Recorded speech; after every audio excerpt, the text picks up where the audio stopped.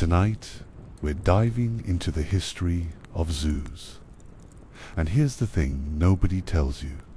The same cages that held animals for royal entertainment in 350 BC are still holding animals today. We've just gotten much better at explaining why. This is history with all the details they skipped in texts, books, the spectacular, the brutal, and the ongoing ethical crisis. Picture this. In 3500 BC, an ancient Egyptian ruler looks at an elephant town enormous.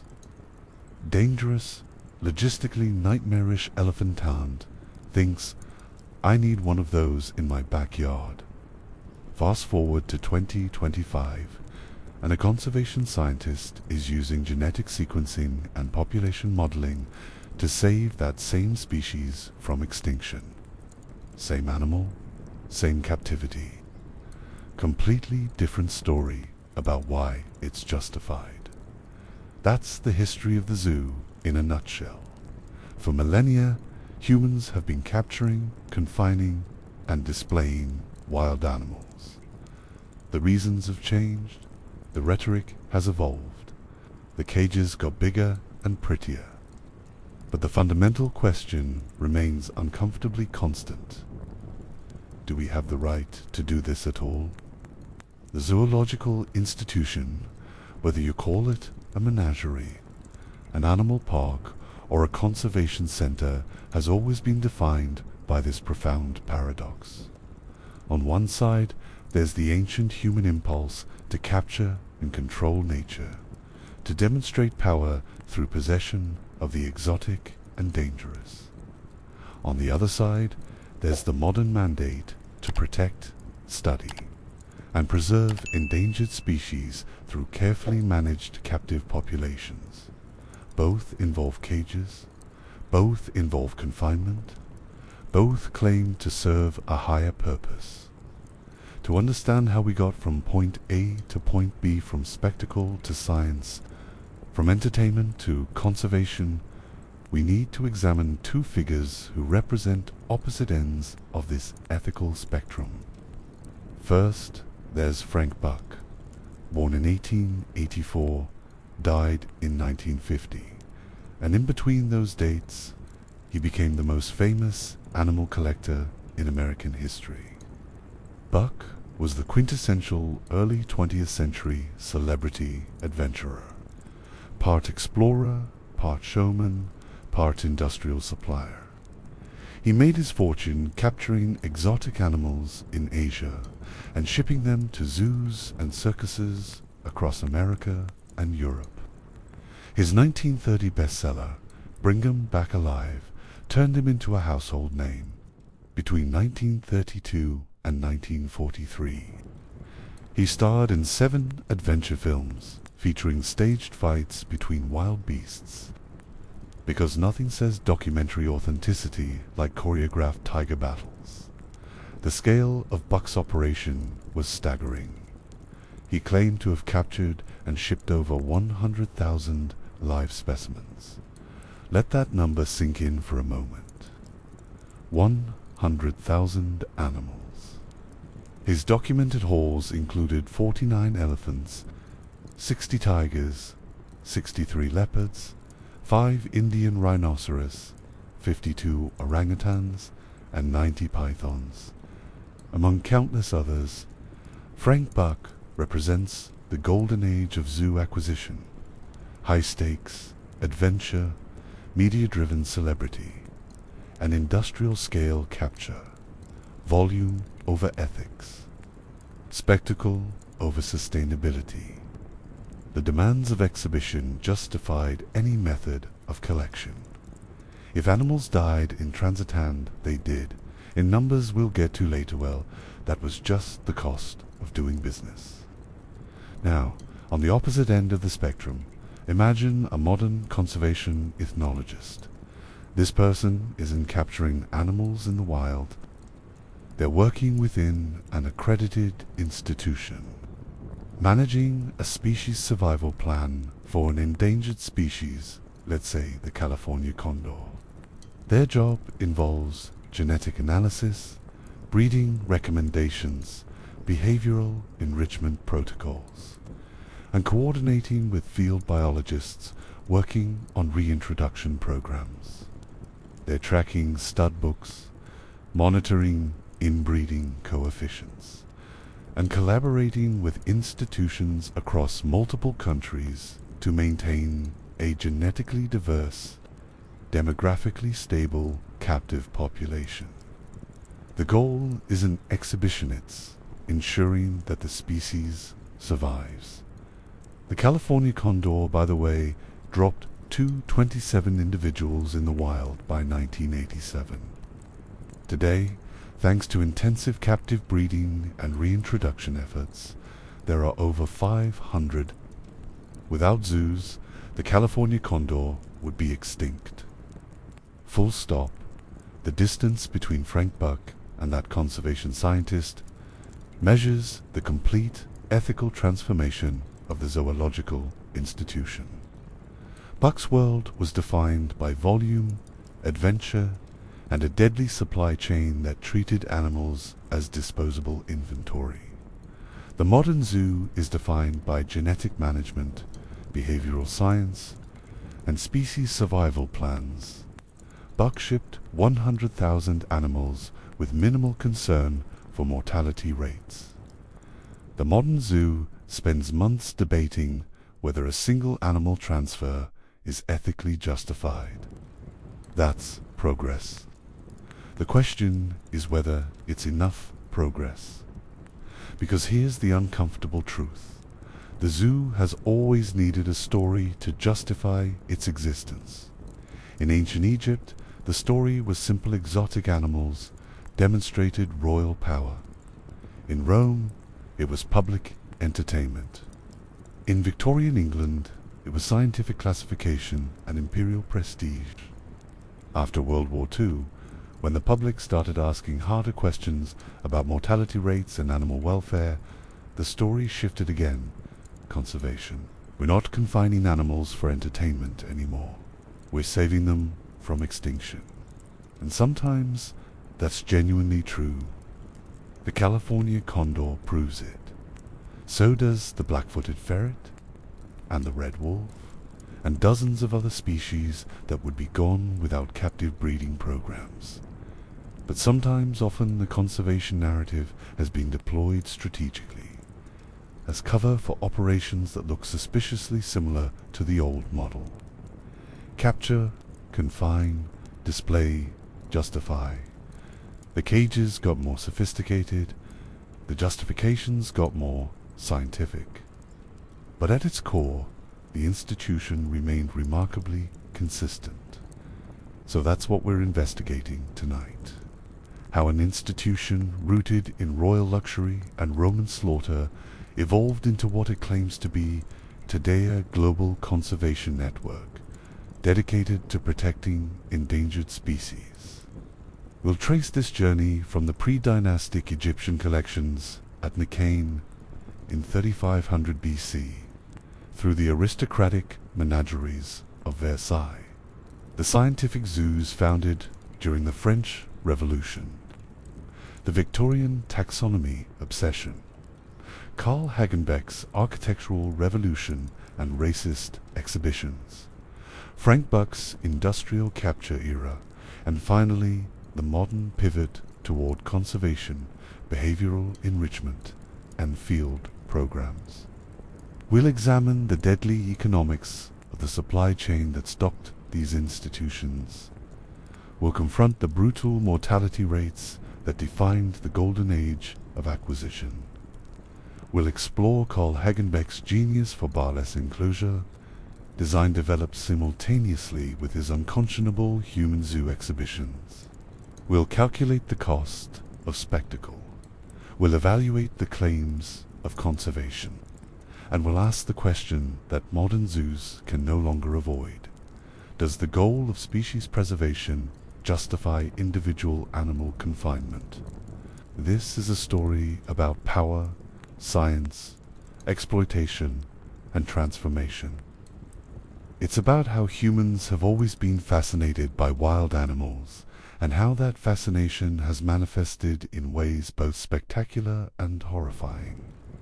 It's about institutions that spent centuries perfecting captivity, and now claim to be working toward making themselves obsolete through rewelding and habitat protection. The zoo's history is humanity's history, our capacity for both cruelty and compassion. Our ability to rationalize exploitation while genuinely working toward conservation. Our endless talent for building better cages while insisting we're pursuing freedom. Ever wondered why modern zoos are so defensive about their mission? It's because they're carrying 5,000 years of baggage. Every time they talk about species survival plans and genetic diversity, they're trying to differentiate themselves from Frank Buck's bloody supply chain and the Roman arenas where exotic animals were slaughtered for entertainment. Every barless enclosure is a statement. We're not like them anymore. The question is whether that's true, or whether it's just the latest chapter in a very long story about humans finding increasingly sophisticated ways to justify keeping wild animals in cages.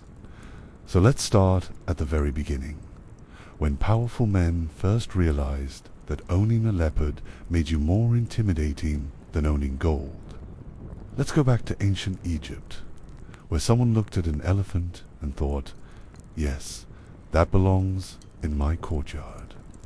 Let's examine how the impulse to capture and display the exotic became institutionalized, formalized, and eventually rebranded as science. This is the complete history of the zoo, from menagerie to modern ark, from spectacle to species survival plan, from Frank Buck to field conservation, whether that represents redemption or just better marketing. Well, that's what we're here to figure out. In 3500 BC, someone in ancient Egypt looked at an elephant and thought, I need one of those in my backyard. And somehow they pulled it off. That decision capturing, transporting, and maintaining a massive, temperamental elephant in pre-dynastic Egypt tells you everything you need to know about the origins of the zoo. This wasn't about science. It wasn't about conservation. It wasn't even about practical utility. It was about power, pure and simple. The earliest known evidence of captive exotic animal collections was discovered in 2009 at the ancient Egyptian city of Nakane, also called Harappan Palace. Archaeologists uncovered remains dating back to circa 3500 BC, and the species list reads like someone was actively trying to create logistical nightmares. Elephants, leopards, hartebeests, hippos, baboons, wild cattle. These weren't domesticated animals. These weren't local fauna kept for practical purposes like food or labor. These were large, powerful, dangerous, and extraordinarily difficult to maintain creatures. Captured specifically because they were exotic and impressive. Think about what it took to keep an elephant alive in pre-dynastic Egypt. You're talking about an animal that can weigh up to 6 tons, requires hundreds of pounds of food daily, needs constant access to water, and has the capacity to kill you if it gets annoyed. There were no modern veterinary protocols, no established guidelines for captive elephant care, no veterinary school to consult, no telephone to call when your elephant got sick, no anesthesia for medical procedures, just trial, error, and presumably a lot of dead elephants before someone figured out a sustainable system. The logistics alone was staggering. Where do you source that much food? How do you transport an elephant from its natural habitat to your palace? What do you do when it gets aggressive? How do you prevent it from simply walking away? The infrastructure required sturdy enclosures, dedicated handlers, constant food supply, water access represented an enormous investment of resources for an animal that served absolutely no practical purpose. And that was exactly the point. The difficulty was the entire appeal. Anyone with resources could own cattle or goats or even horses. Those animals were useful. They provided food, labor, transportation. But an elephant? A leopard that could tear you apart but chose not to because you fed it. That demonstrated something entirely different. That demonstrated control over nature itself. That demonstrated Reed's the ability to acquire animals from distant territories that most people would never see.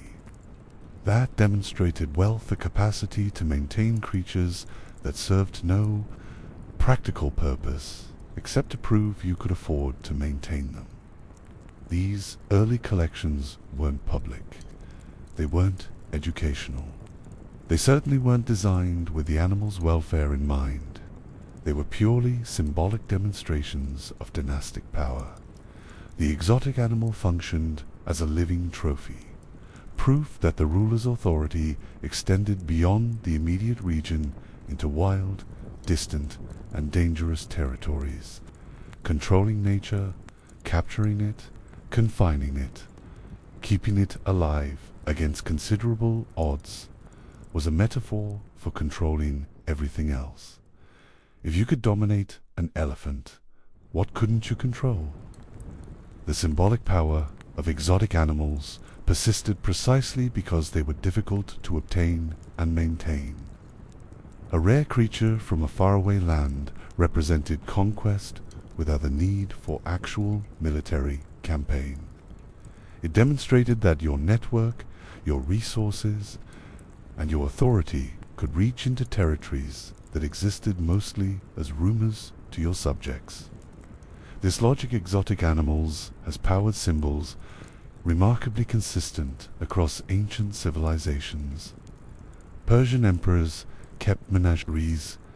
Chinese dynasties maintained imperial animal collections.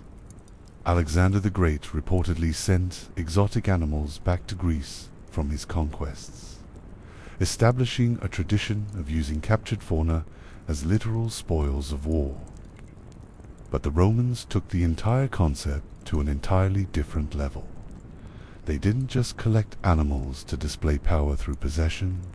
They collected them to destroy them, publicly and repeatedly, on an industrial scale that wouldn't be matched until Frank Buck started filling cargo ships 2,000 years later. The Roman Empire transformed captive exotic animals from static symbols into dynamic entertainment, and in doing so, created the first industrial-scale animal supply chain in human history. The Venetians' public hunts and gladiatorial games required massive quantities of wild animals, and the Romans delivered with the efficiency of a military logistics operation, which, in many ways, it was lions from North Africa, elephants from regions across Africa and India, leopards from multiple continents, bears from northern territories, Jannath, Sebrath, rhinoceros, ostriches, crocodiles, hippopotami, and countless other species were captured, transported across vast distances, and then slaughtered in arenas for public amusement. The scale was staggering in a way that's difficult to comprehend from a modern perspective. Thousands of animals could be killed in a single day of games. The Colosseum's inauguration in 80 AD reportedly featured the slaughter of 9,000 animals over 100 days of celebration. Emperor Trajan's victory games in 107 AD allegedly killed 11,000 animals. These numbers are so large they start to lose meaning, but try to visualize it. Imagine a modern stadium filled with spectators watching as dozens or hundreds of wild animals are killed every hour for days on end. That was normal entertainment in ancient Rome. These weren't symbolic displays or scientific collections. This was entertainment, plain and simple, and it was absolutely central to Roman political and social life. Roman politicians understood that public spectacle wasn't optional. It was the platform. Bread and circuses weren't a suggestion from satirical poets. They were an accurate description of political survival strategy. The politician who provided the most impressive games earned public favor and loyalty.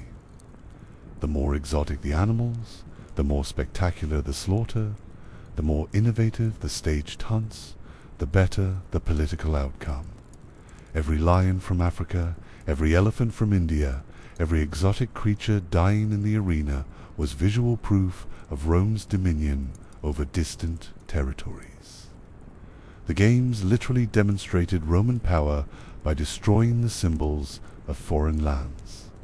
Watching a North African lion be killed by a gladiator or hunter wasn't just entertainment, it was a reenactment of Roman conquest, a metaphor made flesh and blood. This required infrastructure, serious, sophisticated, industrial-scale infrastructure that rivaled Roman military logistics. The Romans built an extensive international trade network dedicated exclusively to procuring exotic animals. Professional traders, hunters, and trappers operated across Africa, the Middle East, and Asia, capturing animals and funneling them toward Rome and other major cities with arenas. Ships specifically designed or designated for animal transport moved creatures across the Mediterranean. Holding facilities near ports provided temporary housing before the animals were moved inland to their final destination. The arena, the animals had to be fed, watered, and kept alive during transport and storage, which meant employing handlers, building specialized enclosures, and establishing supply chains for food. The menageries of this era weren't zoos in any recognizable modern sense. They were temporary holding and training facilities, way stations on a one-way journey to public death. The animals weren't there to be studied or admired long-term. They weren't there for breeding programs or species preservation. They were there to be prepared for their inevitable public slaughter. Some animals were trained to fight each other in staged battles. Some were conditioned to attack humans or other animals on command. Some were simply held until the games required them. But the end point was always the same: spectacular, violent death as entertainment. The economic model was built entirely on volume and accepted loss. High mortality during capture, expected and factored into procurement costs. High mortality during transport, built into the business model. Animals dying in holding facilities before they could be used in the games. Unfortunate but inevitable, and solved by simply capturing more animals. The entire system operated on the assumption that exotic animal life was inherently disposable relative to its value as political spectacle. This wasn't hidden or euphemized. There was no pretense about conservation or education or scientific study.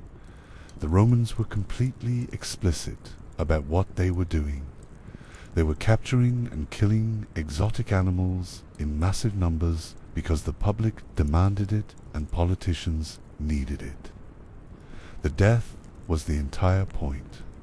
The spectacle required sacrifice, required blood, required the visceral thrill of watching powerful, dangerous animals be dominated and destroyed by human hunters or forced to fight each other to the death. This established a profound and lasting historical precedent that would echo through centuries of animal captivity. The lives of wild, captured animals were secondary, often completely irrelevant to their symbolic, entertainment, or political utility. The creature's welfare, its natural behaviors, its capacity for suffering, its role in its native ecosystem, none of that mattered compared to its function as a tool of power and public amusement. The environmental cost was enormous and occasionally noticed even by contemporary observers. Source regions experienced significant population declines. North African lions, once abundant across the region, were hunted and captured so extensively for Roman games that their populations never fully recovered. By late antiquity, some areas that had been prime sources for exotic animals had been effectively hunted out, forcing traders to push further into unfamiliar territories to maintain supply. The Romans noticed this. There are historical records of authorities occasionally expressing concern about supply sustainability, about declining numbers of certain species, about the difficulty of maintaining the volume of animals required for the games. But the system continued regardless. The demand was too high, the political incentives too strong, the cultural investment too deep, and the animals too expendable. When one source region was depleted, traders simply moved to another. When one species became too difficult to obtain, the games featured different animals. And here's the thing that needs to be understood. This wasn't hidden or shameful. The Romans weren't embarrassed about the mortality. They weren't defensive about the environmental impact. The death was the point. The spectacle required it. The public loved it. Politicians funded it. The empire institutionalized it and celebrated it as a marker of civilization and power. This brutal model mass capture, high mortality, spectacle over survival, systematic exploitation of wildlife populations, treating animals as disposable inventory would tragically resurface in different forms throughout zoo history.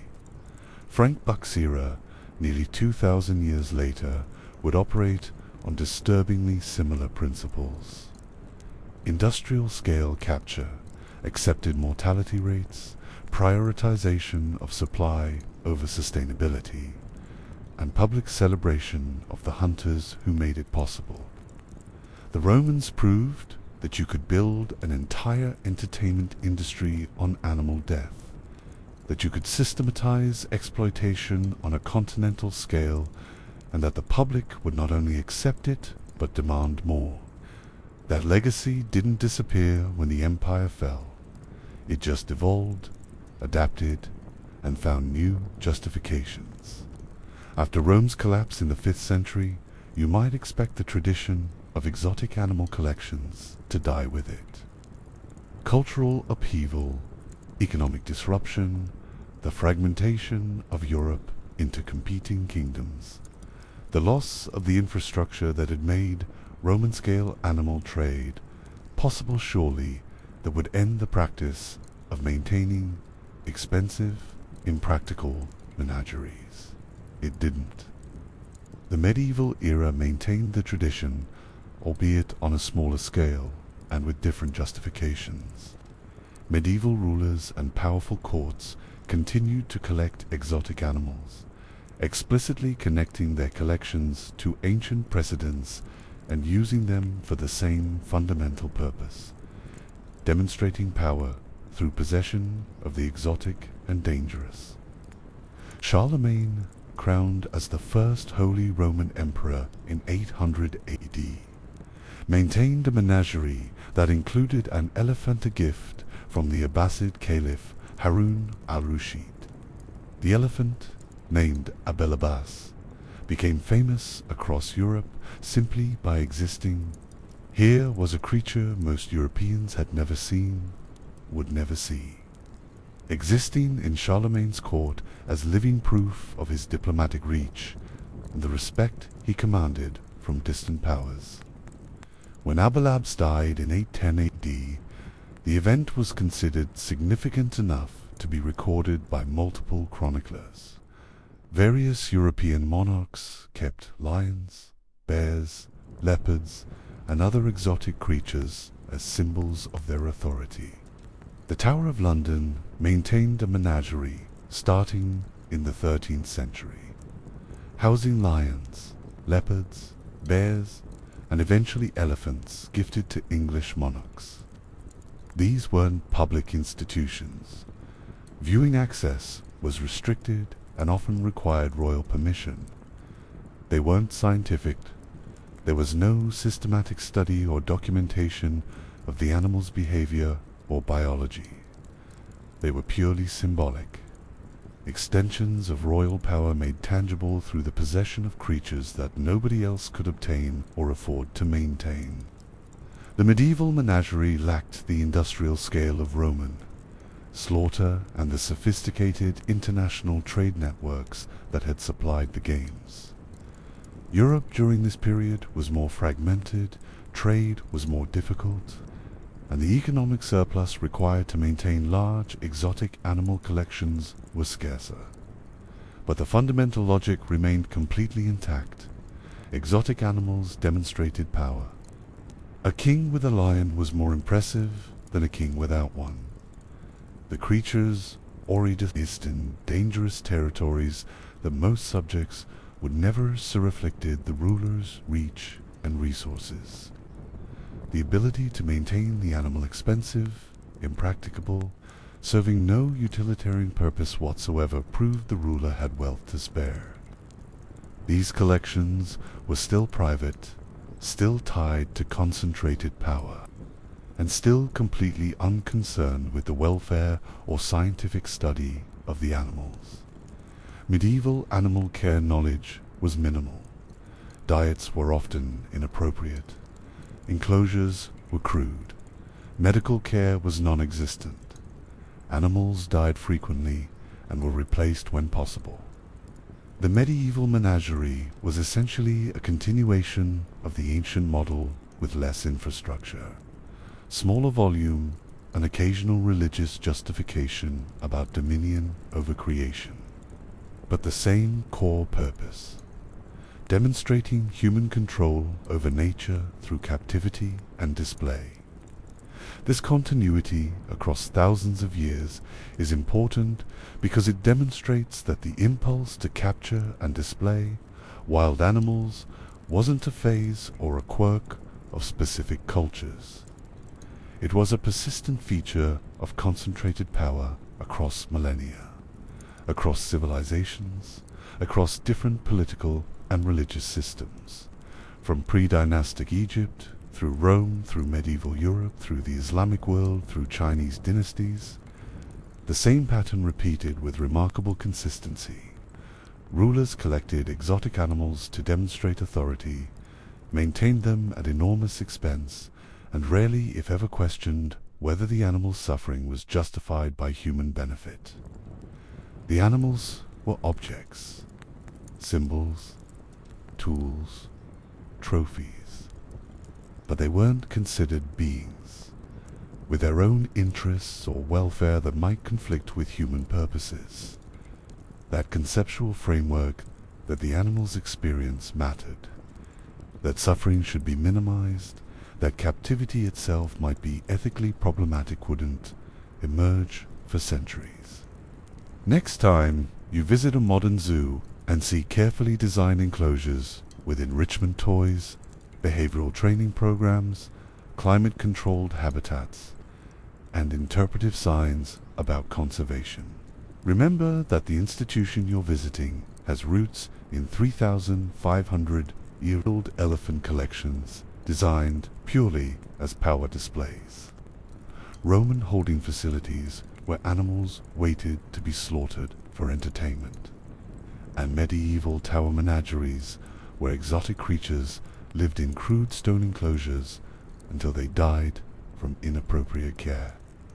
The zoos changed, the justifications evolved, the enclosures improved. The rhetoric shifted from power to science to conservation. But the foundation, humans confining wild animals to serve human purposes, remained constant for thousands of years before anyone with institutional power seriously questioned whether it was ethical. The medieval continuation of the menagerie tradition set the stage for what came next. The formalization of the exotic animal collection as an aristocratic institution with its own terminology, architecture, social function, and explicit philosophical justification. The ancient and medieval precedents had established that powerful people kept exotic animals. The early modern period would refine that tradition into something more organized, more permanent, more architecturally sophisticated, and more explicitly designed to project both wealth and intellectual curiosity. But it still wasn't science. It still wasn't conservation. It still wasn't designed with the animal's welfare as a primary concern. It was still fundamentally about control and display, about demonstrating power through possession of the exotic. That transformation from luxury collection to scientific institution would require a philosophical revolution. It would require the Enlightenment, the rise of natural history as a respected field of study, the development of systematic taxonomy, and eventually political upheaval that would transfer aristocratic animal collections into public scientific hands. But we're getting ahead of ourselves. Before we can understand the scientific zoo, we need to understand the aristocratic menagerie at its peak.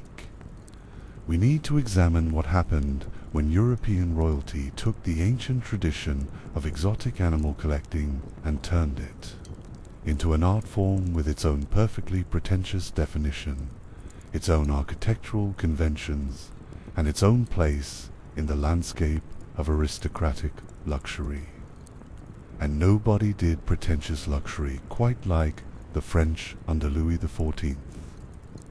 By the 1600s, French aristocrats had refined the menagerie into an art form, and in 1782 they gave it the most perfectly pretentious definition imaginable: an establishment of luxury and curiosity. That phrase captured in the French language methodical encyclopedia tells you everything you need to know about what the menagerie had become. Not a place of science, not a public resource, an establishment of luxury and curiosity. Luxury first, curiosity second, utility nowhere on the list. The term menagerie itself became formalized during this period in 17th century France. Initially, the word referred to the management of household stock, the mundane business of maintaining domestic animals for practical purposes. But like everything else that passed through aristocratic French hands, the term got upgraded. By the mid-1600s, menagerie had evolved to describe something far more prestigious: aristocratic or royal collections of exotic animals maintained at enormous expense purely for pleasure and prestige. This wasn't gradual semantic drift. This was intentional rebranding. The French aristocracy took a word associated with ordinary animal husbandry and transformed it into a term that signified wealth, power, taste, and intellectual sophistication. A menagerie wasn't where you kept chickens. A menagerie was where you kept peacocks from Asia, lions from Africa, and whatever other exotic creatures you could afford to acquire and maintain.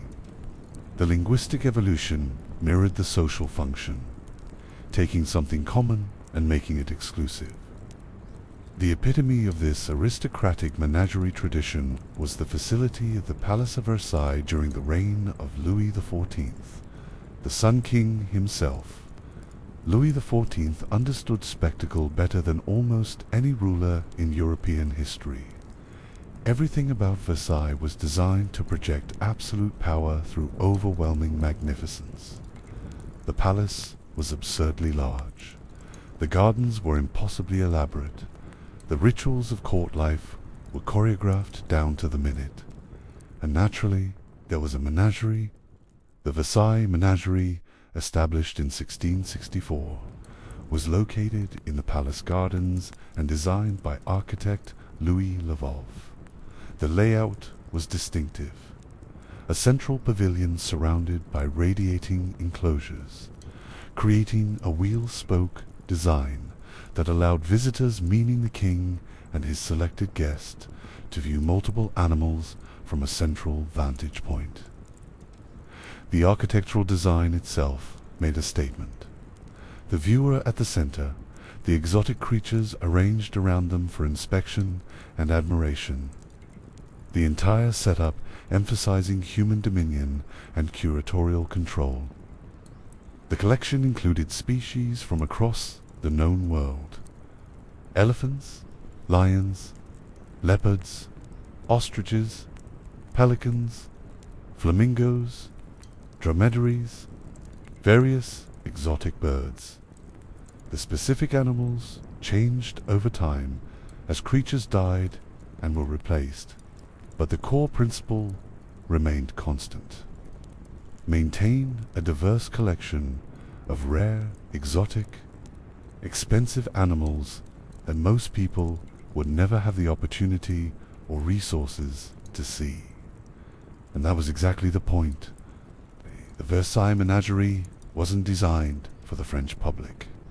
It was designed for the aristocracy and for foreign dignitaries, people who needed to be impressed by French power and wealth.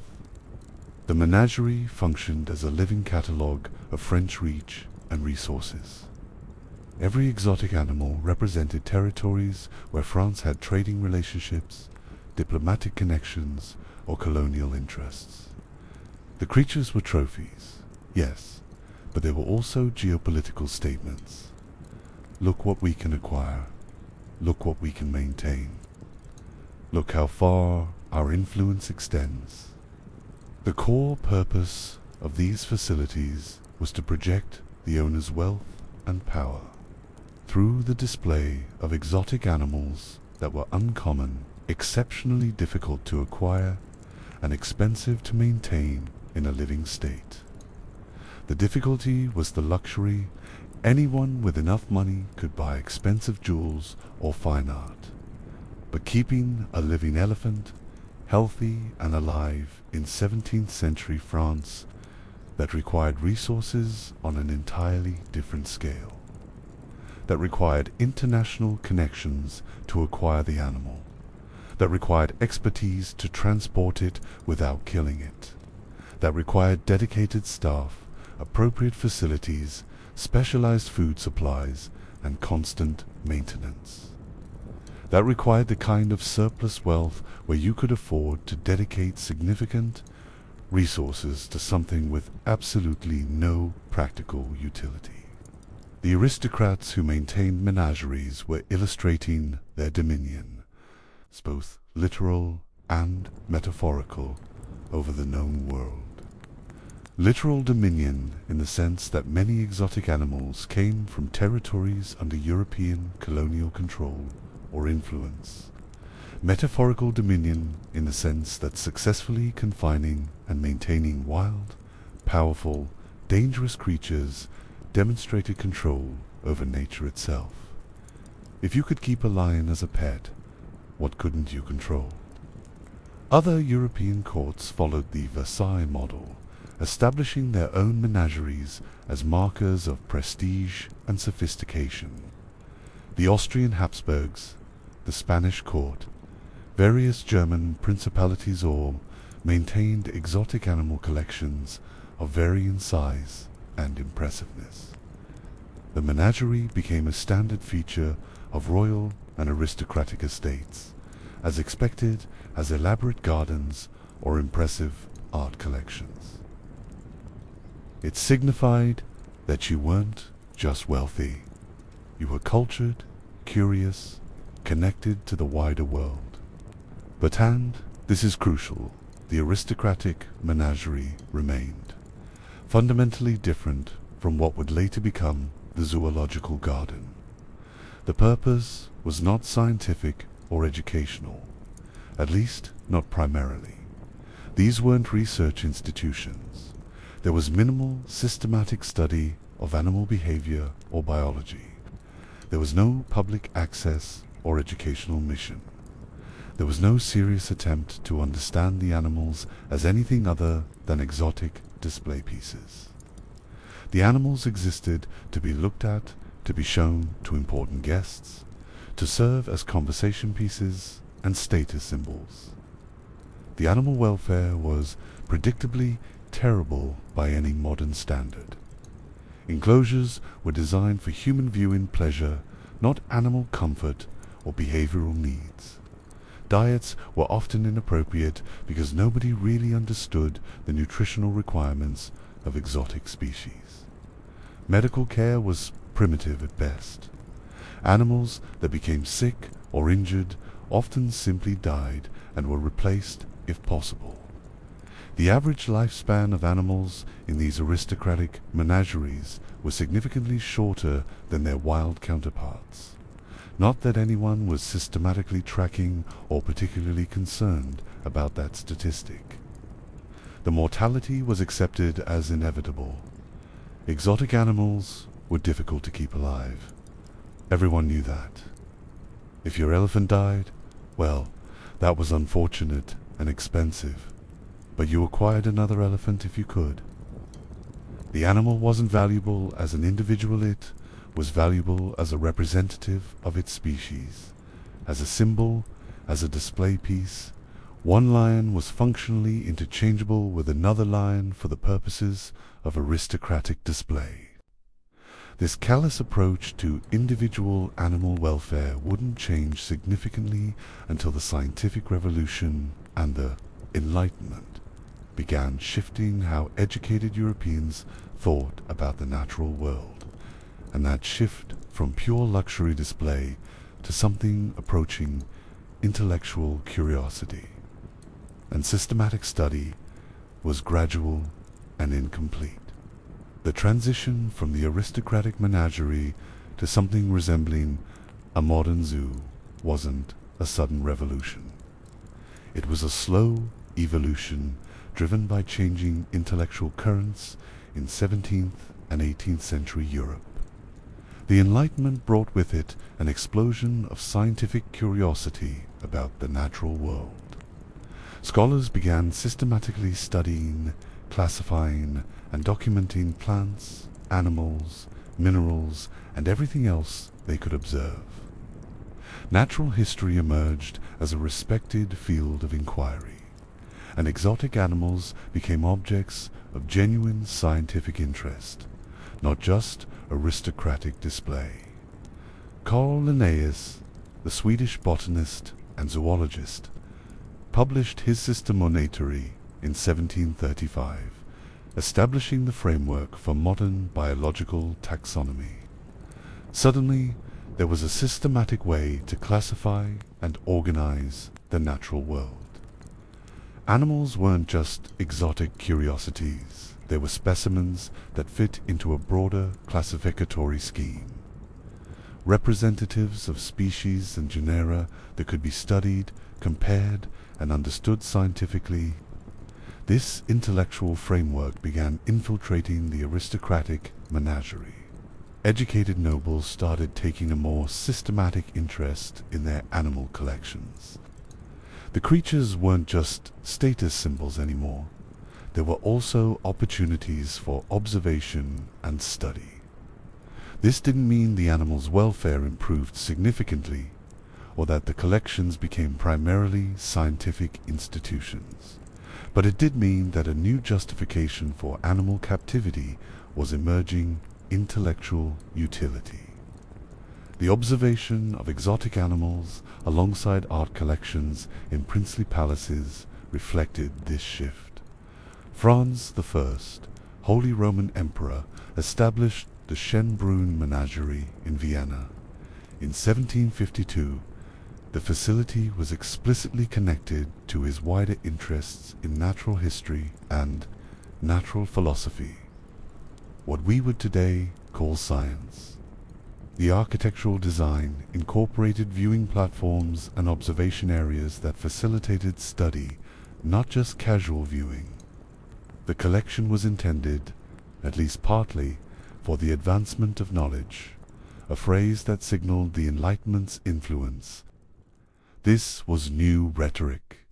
Ancient Egyptian rulers and Roman emperors never claimed they were confining animals for knowledge advancement. They didn't need to. Power and entertainment were perfectly acceptable justifications for animal captivity in those contexts. But by the mid-18th century, European elites needed a more sophisticated rationale. Pure luxury and curiosity was becoming insufficient. The animal collection needed an intellectual purpose to be fully respectable. The transformation from menagerie to zoo is thus fundamentally a shift in justification. From justifying animal ownership based on luxury and power to justifying it based on intellectual utility and scientific progress. Confinement was no longer solely a status symbol. It was increasingly rationalized by the Enlightenment promise that these institutions were necessary for understanding the anatomical and behavioral attributes of wild species. This intellectual restructuring was crucial for what came next.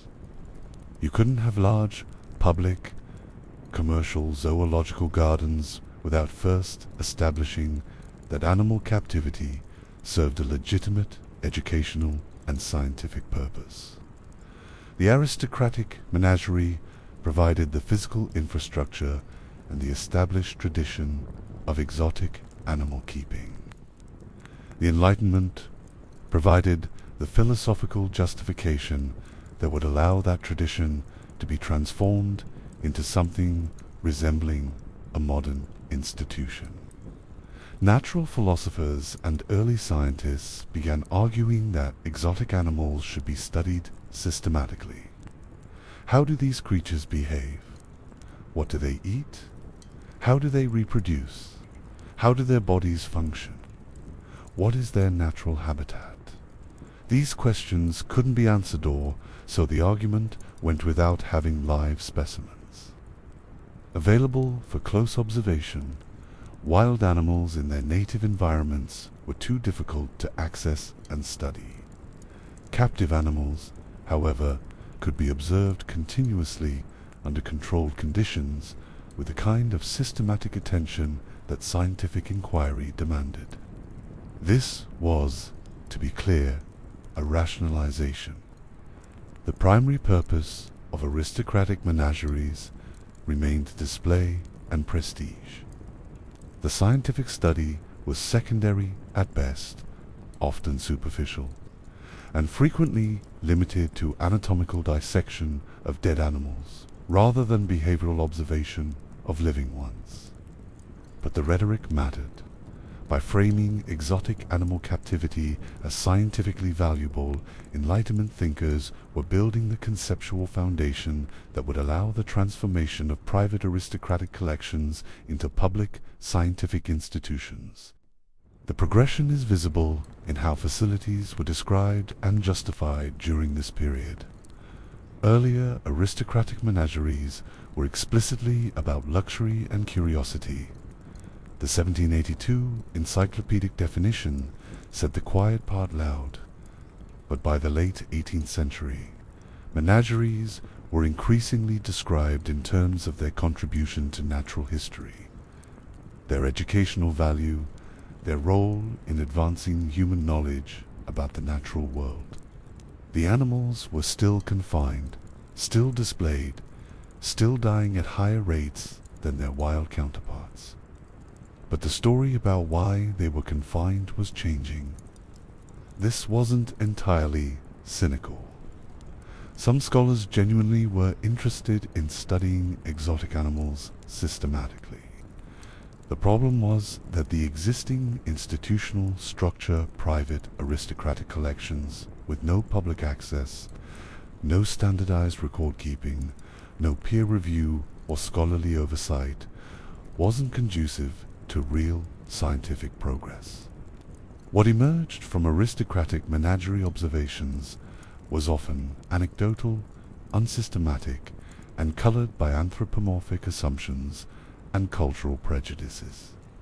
Real scientific study of animals would require different institutions with different structures and different incentive systems.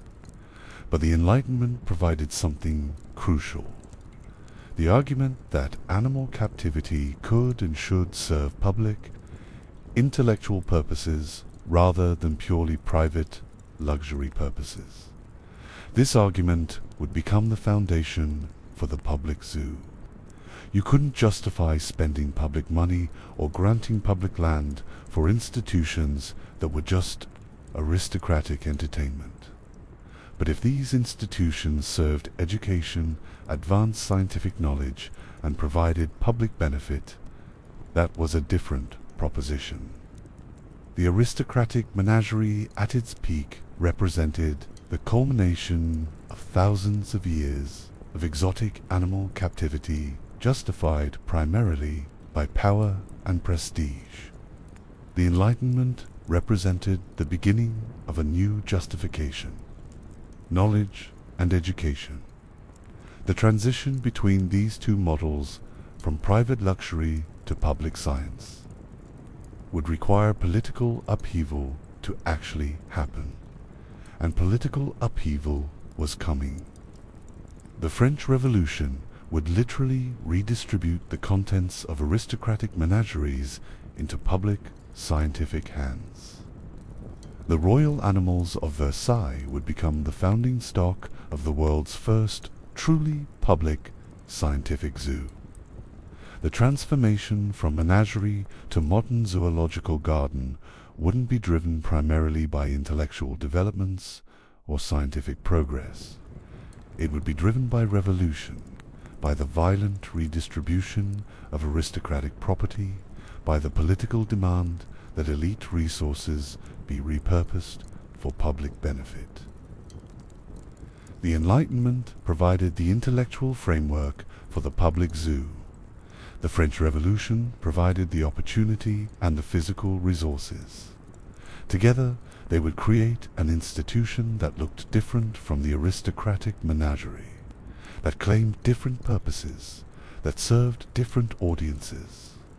But at its core, animals confined in enclosures for human purposes, the fundamental structure remained unchanged. The justification evolved from an establishment of luxury and curiosity to an institution for scientific advancement and public education. The question that would haunt zoos for the next 2 centuries was whether that evolution represented genuine ethical progress, or just more sophisticated marketing for the same basic practice. Humans confining wild animals because we want to, and finding whatever reasons make that confinement socially acceptable. Louis XIV never had to defend his menagerie. It was self-evidently justified by his position and power. The modern zoo director has to constantly explain, justify, and defend their institution's existence. That difference matters. But whether it matters enough, whether the shift from luxury to science actually changed the ethics of captivity, that's the question we're still debating today. And that debate began in earnest when the French Revolution quite literally opened the gates of Versailles and asked, what should we do with all these exotic animals?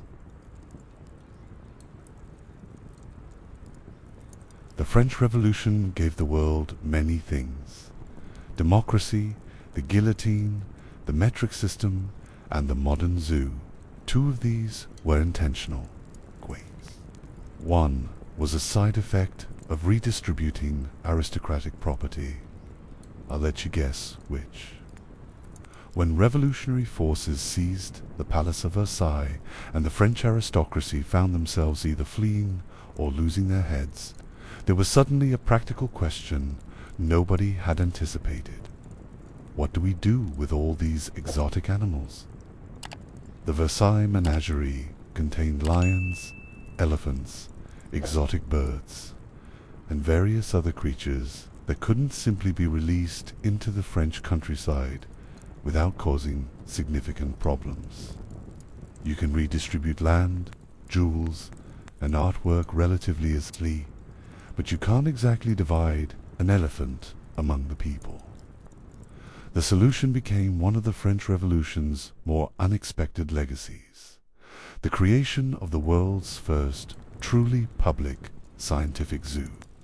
But before we get to that defining moment, we need to understand how the Enlightenment had set the stage by completely reframing how educated Europeans thought about exotic animal collections. The Enlightenment had spent the previous century arguing that the natural world was knowable, understandable, and subject to rational inquiry.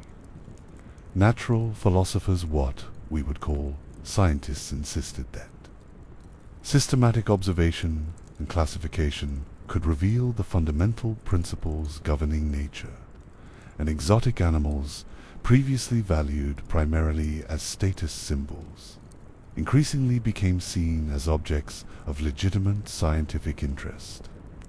The new perspective arising from the Enlightenment recognized zoological gardens as the ideal setting for scientific research. The argument was straightforward and, on its surface, compelling. Scholars needed to safely observe, study, and appreciate the unique characteristics of wild species, and captivity provided the controlled environment necessary for such systematic study. Wild animals in their native habitats were difficult to access, dangerous to approach, and impossible to observe with the kind of consistency that scientific methodology demanded. But captive animals, those could be studied continuously, measured precisely, documented thoroughly. This perspective represented a fundamental shift in how animal confinement was justified. For thousands of years, the justification had been simple: power, prestige, entertainment. The animal existed in captivity because the owner wanted it there and had the resources to maintain it. No further justification required. But the Enlightenment demanded rational justification for everything, including exotic animal captivity. And the justification it provided was scientific utility. The animals weren't just display pieces anymore, they were research subjects. They weren't just symbols of power, they were keys to understanding biological diversity, animal behavior, anatomical structure, and the natural world's fundamental organizing principles. At least, that was the story. And like most Enlightenment stories, it contained genuine insights mixed with convenient rationalizations for existing practices. The reality was more complicated. Most actual observation of captive animals during this period remained superficial and anecdotal. Systematic behavioral studies were rare. Anatomical knowledge was primarily gained through dissection of dead animals, rather than observation of living ones. The conditions in which animals were kept, small enclosures, inappropriate diets, no understanding of behavioral or social needs met, natural behavior difficult or impossible to observe anyway, but the rhetorical shift mattered enormously. By the late 18th century, keeping exotic animals in captivity was no longer justified purely by luxury and curiosity. It was justified by science, education, and the advancement of human knowledge. This intellectual restructuring created the conceptual foundation for the public zoo. You couldn't justify public funding for an aristocratic toy, but you could justify public funding for a scientific institution that advanced knowledge and educated citizens. The Enlightenment provided that justification, and the French Revolution provided the opportunity to put it into practice. The oldest zoo in the world, technically speaking, is the Tiergarten Schönbrunn in Vienna, Austria, which opened in 1752. Founded by Franz I, Holy Roman Emperor, it was designed with early nods towards scientific display, though it retained many features of traditional aristocratic menageries. The architecture was Impressiva's central pavilion with radiating enclosures arranged in an octagonal pattern, similar to the wheel-spoke design at Versailles. The facility was connected to Franz I's wider interests in natural history and was intended to be more than purely decorative. It represented the transitional phase between the aristocratic menagerie and the scientific zoo. Still private, still connected to royal power, but increasingly framed in terms of intellectual pursuit and natural philosophy. The Schönbrunn Menagerie was eventually opened to the public on Sundays, making it accessible to people beyond the aristocracy, though this public access was limited and controlled. It was a step toward the democratization of exotic animal viewing, but only a step. But the definitive establishment of the public, scientific zoother institution that would serve as the model for modern zoos worldwide came not from gradual evolution, but from revolutionary disruption.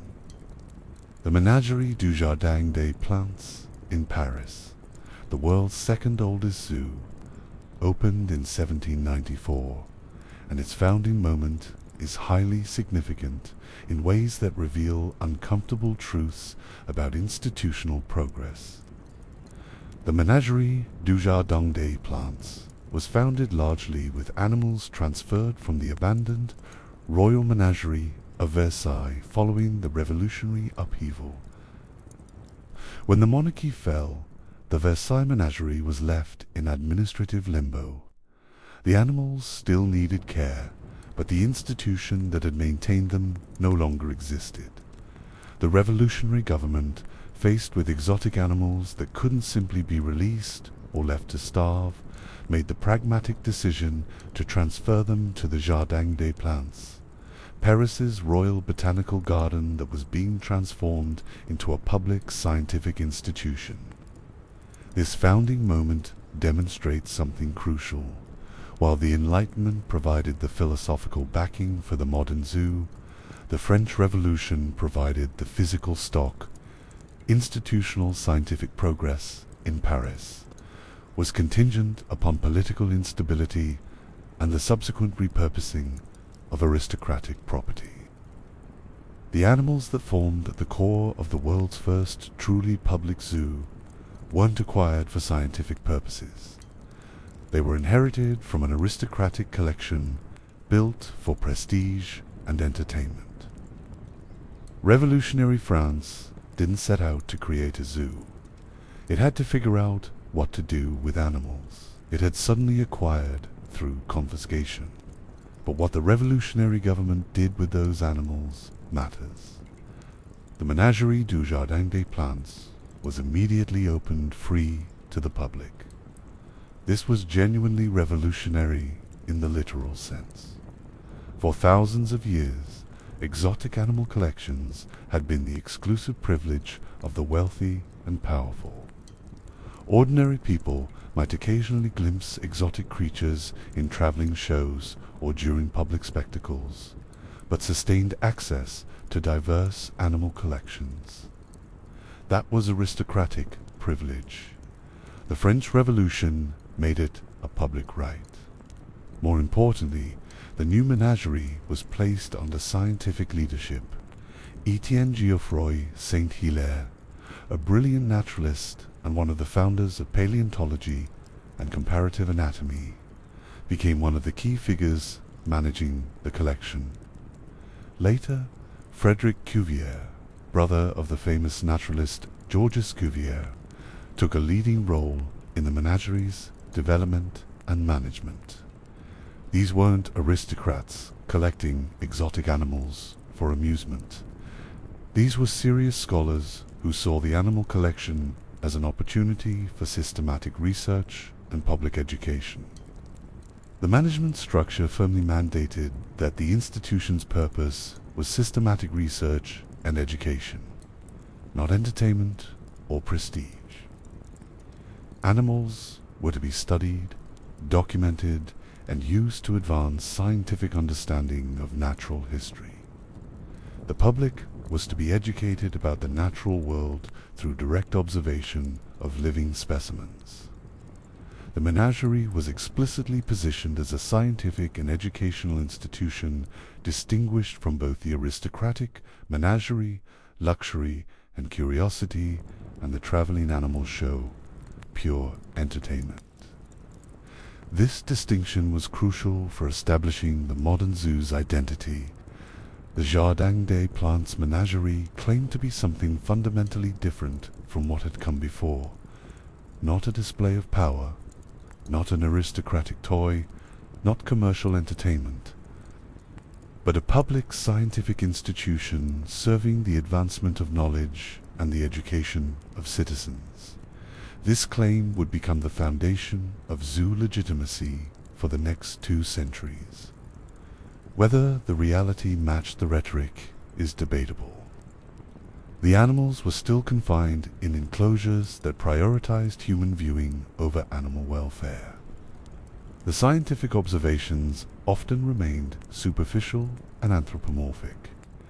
The educational mission was real, but limited by the primitive understanding of animal behavior and ecology at the time. But the institutional framework was genuinely new. Public access, scientific management, educational mission, state funding. This was no longer an aristocrat's private collection. This was a public institution with public responsibilities. The Jardin des Plantes menagerie also benefited from revolutionary redistribution in another way. As the Revolution and subsequent Napoleonic Wars spread across Europe, French forces confiscated exotic animals from aristocratic and royal collections in conquered territories and sent them back to Paris. The menagerie's collection grew not through systematic acquisition, but through the spoils of war and revolution. This created a diverse collection relatively quickly, but it also meant the institution was still fundamentally dependent on the same extractive model that had supplied aristocratic menageries, taking animals from other places and confining them for French benefit. The irony is worth noting. The revolutionary institution that claimed to represent public ownership and scientific progress was stocked with animals that were, quite literally, stolen from aristocrats. Revolutionary redistribution applied to exotic animals just as it did to land and artwork. The animals went from being symbols of aristocratic power to symbols of revolutionary scientific achievement. But the animals themselves didn't experience liberation. They experienced a change of ownership and a new justification for their captivity. Across the English Channel, the British watched the French revolutionary experiment with a mixture of horror and fascination. They had no interest in revolution, but they were very interested in the scientific and educational possibilities of a properly managed zoological collection. And the British, being British, decided they could do it better, more organized, more scientific, more respectable, and definitely more exclusive. The London Zoo was founded in 1826 by the Zoological Society of London, specifically with the explicit, singular purpose of creating a collection for scientific study and the advancement of zoological knowledge. This wasn't about public entertainment or democratic access. This was about pure science, conducted by serious men of learning for the advancement of British natural history. Sir Stamford Raffles, founder of Singapore and noted naturalist, was instrumental in establishing the Zoological Society of London, though he died shortly after its founding. The Society's membership included prominent scientists, naturalists, and wealthy patrons interested in natural history. The explicit goal was to create a living collection that would support scientific research, provide material for anatomical study, and potentially aid in the acclimatization of exotic species that might prove useful for British agricultural or economic interests. The zoological gardens, commonly known as London Zoo, are designed by architect Decimus Burton and established in Regent's Park. The gardens opened to 2 fellows of the Zoological Society in April 1828. This was not public access in the French Revolutionary sense. This was carefully controlled access, limited to society members who had the education, social standing, and wealth to join. The British weren't interested in democratizing exotic animal viewing for the masses. They were interested in creating a respectable scientific institution where serious scholars could conduct serious research without being disturbed by common crowds. The early fellows of the Zoological Society of London included some of the most prominent naturalists and scientists of the era. Charles Darwin, whose voyage on the HMS Beagle would revolutionize biology, was a fellow who utilized the London Zoo collections in his research. Having Darwin as an institutional patron and user of the collection was exactly the kind of scientific legitimacy the Zoological Society sought. This wasn't entertainment. This was the cutting edge of natural history research. The architecture and layout of London Zoo reflected these scientific priorities. Enclosures were designed to facilitate observation and study, not just viewing pleasure. The Society maintained detailed records of animal acquisitions, behaviors, breeding, and mortality, the kind of systematic documentation that was largely absent from aristocratic menageries. There was a library, research facilities, and regular publications sharing scientific observations with the broader scholarly community. The London Zoo also pioneered several innovations that would become standard in modern zoos. The first reptile house opened in 1849, featuring heated enclosures designed specifically for cold-blooded animals, recognition that different species required different environmental conditions, which seems obvious now but was genuinely progressive for the time. The first public aquarium opened in 1853, demonstrating both architectural innovation and the expanding scope of zoological institutions beyond terrestrial mammals. But and this is crucial, London Zoo remained primarily focused on serving the scientific community and educated classes, not the general public. Public access was eventually permitted on a limited basis, primarily as a revenue stream to fund the scientific mission. But the institutional identity remained fundamentally elitist. The British model was clear. Zoos were scientific institutions that happened to allow public viewing, not public entertainment institutions that happened to conduct some science. This distinction between the French and British models matters because it reveals 2 different visions of what the public zoo should be. The French model emphasized democratic access and public education. Exotic animals were no longer aristocratic privileges, but public resources that all citizens should be able to experience. The British model emphasized scientific legitimacy and institutional respectability. Exotic animals were primarily research subjects that required serious scholarly management. with public access as a secondary consideration. Both models represented genuine departures from the aristocratic menagerie. Both claimed scientific and educational purposes as their primary justification. Both established the institutional framework that would define modern zoos, public or quasi-public institutions. Scientific management, systematic record-keeping, architectural design focused on animal display, and explicit missions beyond pure entertainment. By the 1820s, the modern concept of the zoological garden was institutionally and philosophically distinct from the purely political menagerie of previous eras. The zoo was now defined by a tripartite mission: study, education, and classification. Animals weren't just symbols of power anymore. They were scientific specimens, educational resources, and subjects of systematic inquiry. This transformation represented real progress in how Western institutions thought about exotic animals. The progression from luxury and curiosity to scientific advancement and public education meant that animal captivity now had to justify itself through usefulness beyond entertainment or prestige.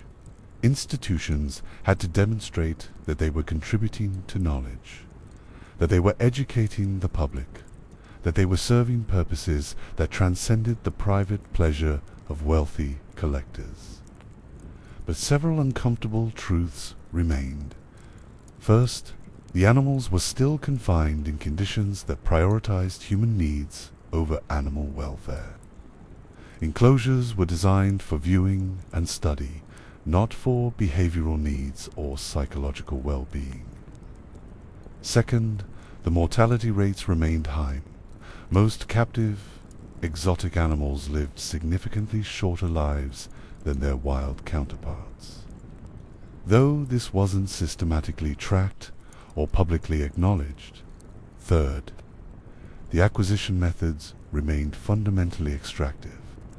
Animals were still being taken from wild populations using methods that caused significant mortality during capture and transport. The scientific justification for captivity was an improvement over pure entertainment, but it didn't fundamentally change the ethics of the practice. The animals still suffered. They still died prematurely. They still were removed from natural habitats and confined in artificial environments. The difference was that now their suffering was justified by human knowledge advancement, rather than human entertainment. Whether that represented ethical progress or simply more sophisticated rationalization would remain an open question. What's undeniable is that the period between 1789 and 1826 established the modern zoo as an institution distinct from what had come before. The French Revolution redistributed aristocratic animals into public scientific hands. The Enlightenment provided the intellectual framework for viewing animal captivity as educational and scientifically valuable. And the Zoological Society of London demonstrated that serious scientific institutions could be built around living animal collections. The stage was now set for the next phase: Victorian expansion, classification, obsession, and the full integration of zoos into the machinery of colonial empire. The scientific justification was established. The institutional frameworks were in place. All that remained was scaling up the system to match the ambitions of industrial age empires. And scale up they did. The Victorians loved three things: taxonomy, empire, and putting things in boxes. Zoos let them do all three at once. The Victorians loved three things: taxonomy, empire, and putting things in boxes. Zoos let them do all three at once. and they approached the project with the same industrial-scale enthusiasm they brought to everything else: railways, factories, colonial conquests, and collecting absolutely everything that could be classified, labeled, and displayed. The Victorian era saw an explosion of zoological institutions across Europe, and the timing wasn't coincidental. This was the peak of global colonialism, the height of industrialization, and the golden age of scientific classification. European powers were conquering territories across Africa, Asia, and the Pacific, and they needed ways to demonstrate and celebrate their conquest back home. What better way than displaying the exotic creatures from those conquered territories in specially built institutions that proclaimed both scientific sophistication and imperial reach? Major zoos were established across German states with remarkable speed. Berlin in 1841, Frankfurt in 1856, Hamburg in 1863. Other European cities followed the same pattern: Amsterdam, Antwerp, Dublin, Copenhagen. Each major city wanted its own zoological garden, both as a marker of cultural sophistication and as a demonstration of the city's and nation's place in the global colonial economy. If you were a serious European city, you needed a museum, a university, and a zoo. The zoo proved you were connected to the wider world, that you had access to its resources, that you were participating in the grand project of cataloguing and controlling nature. These early Victorian collections functioned essentially as living museums, and that phrase captures both their purpose and their limitations. Like museums, they were organized according to scientific classification. The taxonomy established by Linnaeus and refined by subsequent naturalists, animals were grouped by family, genus, and species. The layout of the zoo was meant to reflect the organization of the natural world as understood by contemporary science. Walking through a Victorian zoo was supposed to be an educational experience, a living textbook of natural history where you could observe the actual creatures, corresponding to the scientific names you'd learned. Also, like museums, the conditions were often terrible for the exhibits. Victorian museums prioritized display and preservation over context. Victorian zoos prioritized organizational efficiency and visitor viewing over animal welfare. The architectural standard that emerged during this period featured small, functional cages surrounded by iron bars. The enclosures were designed to be secure, easy to clean, and to provide unobstructed viewing for visitors. What they emphatically were not designed for was animal comfort, behavioral needs, or psychological well-being. Imagine being a lion, a creature that naturally roams territories spanning dozens of miles, confined to a cage perhaps 20 feet by 15 feet, with concrete floors, iron bars on all sides. No environmental enrichment, no hiding places, no ability to escape constant human observation. Now imagine spending your entire life in that cage. That was the Victorian zoo experience for most animals. The bars weren't just practical, they were aesthetic. They signified control, containment, dominion. The Victorian zoo visitor was meant to see wild, dangerous animals rendered completely powerless, made safe for observation through the imposition of iron and stone. The visual message was clear.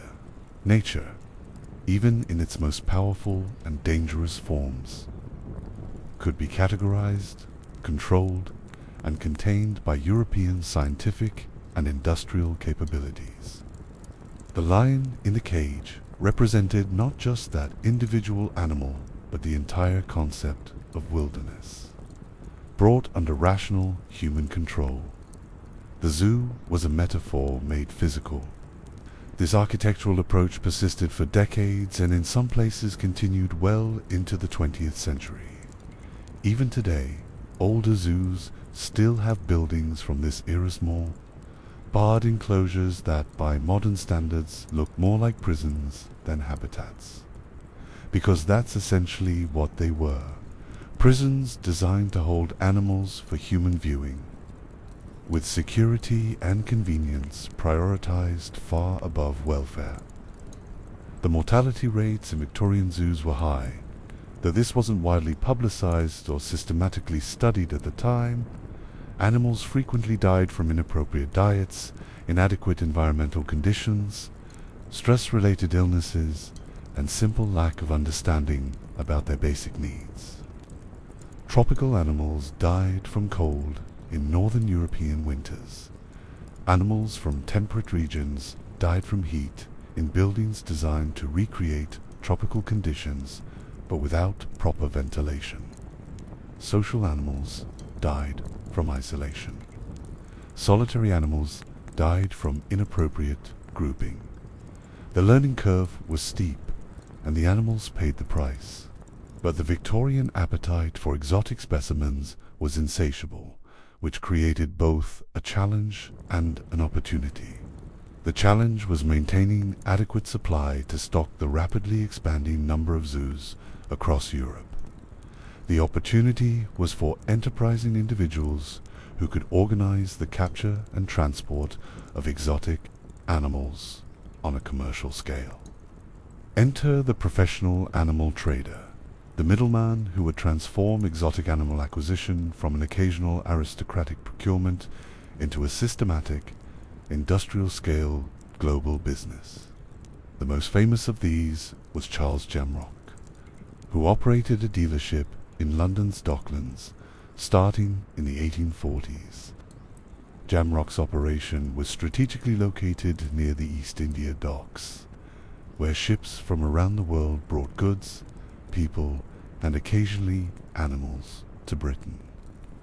Sailors sometimes brought exotic creatures back from their voyages, either as unofficial cargo or as personal acquisitions they hoped to sell. Jamrock recognized a business opportunity. He would purchase these animals, house them temporarily, and then sell them to zoos, circuses, private collectors, and anyone else willing to pay. But Jamrock didn't just wait for random sailors to bring him animals. He organized expeditions. He employed collectors who traveled to Africa, Asia, and other regions specifically to capture animals for the European market. He established relationships with local hunters and trappers in various territories. He developed logistics systems for transport, temporary housing, and distribution. He maintained facilities where animals could be held, assessed, and prepared for sale. He published price lists and catalogs. He advertised his services to institutions across Europe. Charles Jamrock turned exotic animal trading into a proper business with all the infrastructure and professionalization that implied. The scale was remarkable. Jamrock's dealership supplied animals to zoos across Britain and continental Europe. His inventory at any given time might include lions, elephants, tigers, bears, monkeys, exotic birds, reptiles, and dozens of other species. He became the primary supplier for many Victorian zoos, the go-to source when an institution needed to expand or replace its collection. If a zoo needed a particular species, they wrote to Jamrock. If Jamrock didn't have it in stock, he'd arrange to acquire it. This professionalization of the animal trade was enabled by technological infrastructure that the Victorian era took for granted, but which represented revolutionary improvements over previous centuries. Improved firearms, railways, steamboats, and telegraphs. Each of these technologies dramatically streamlined the global supply process, making mass capture and transport feasible on an industrial scale. Improved firearms made capturing large, dangerous animals safer and more efficient for hunters. Previously, capturing a live elephant or lion required elaborate traps, significant manpower, and considerable danger. Better guns didn't eliminate the danger or difficulty, but they did make the process more reliable. They also, unfortunately, made it easier to kill adult animals and capture their younger practice. That became common because young animals were easier to transport and more likely to survive captivity than adults caught after full maturity. Railways revolutionized inland transport previously. Moving captured animals from interior regions to coastal ports required weeks or months of overland travel with high mortality.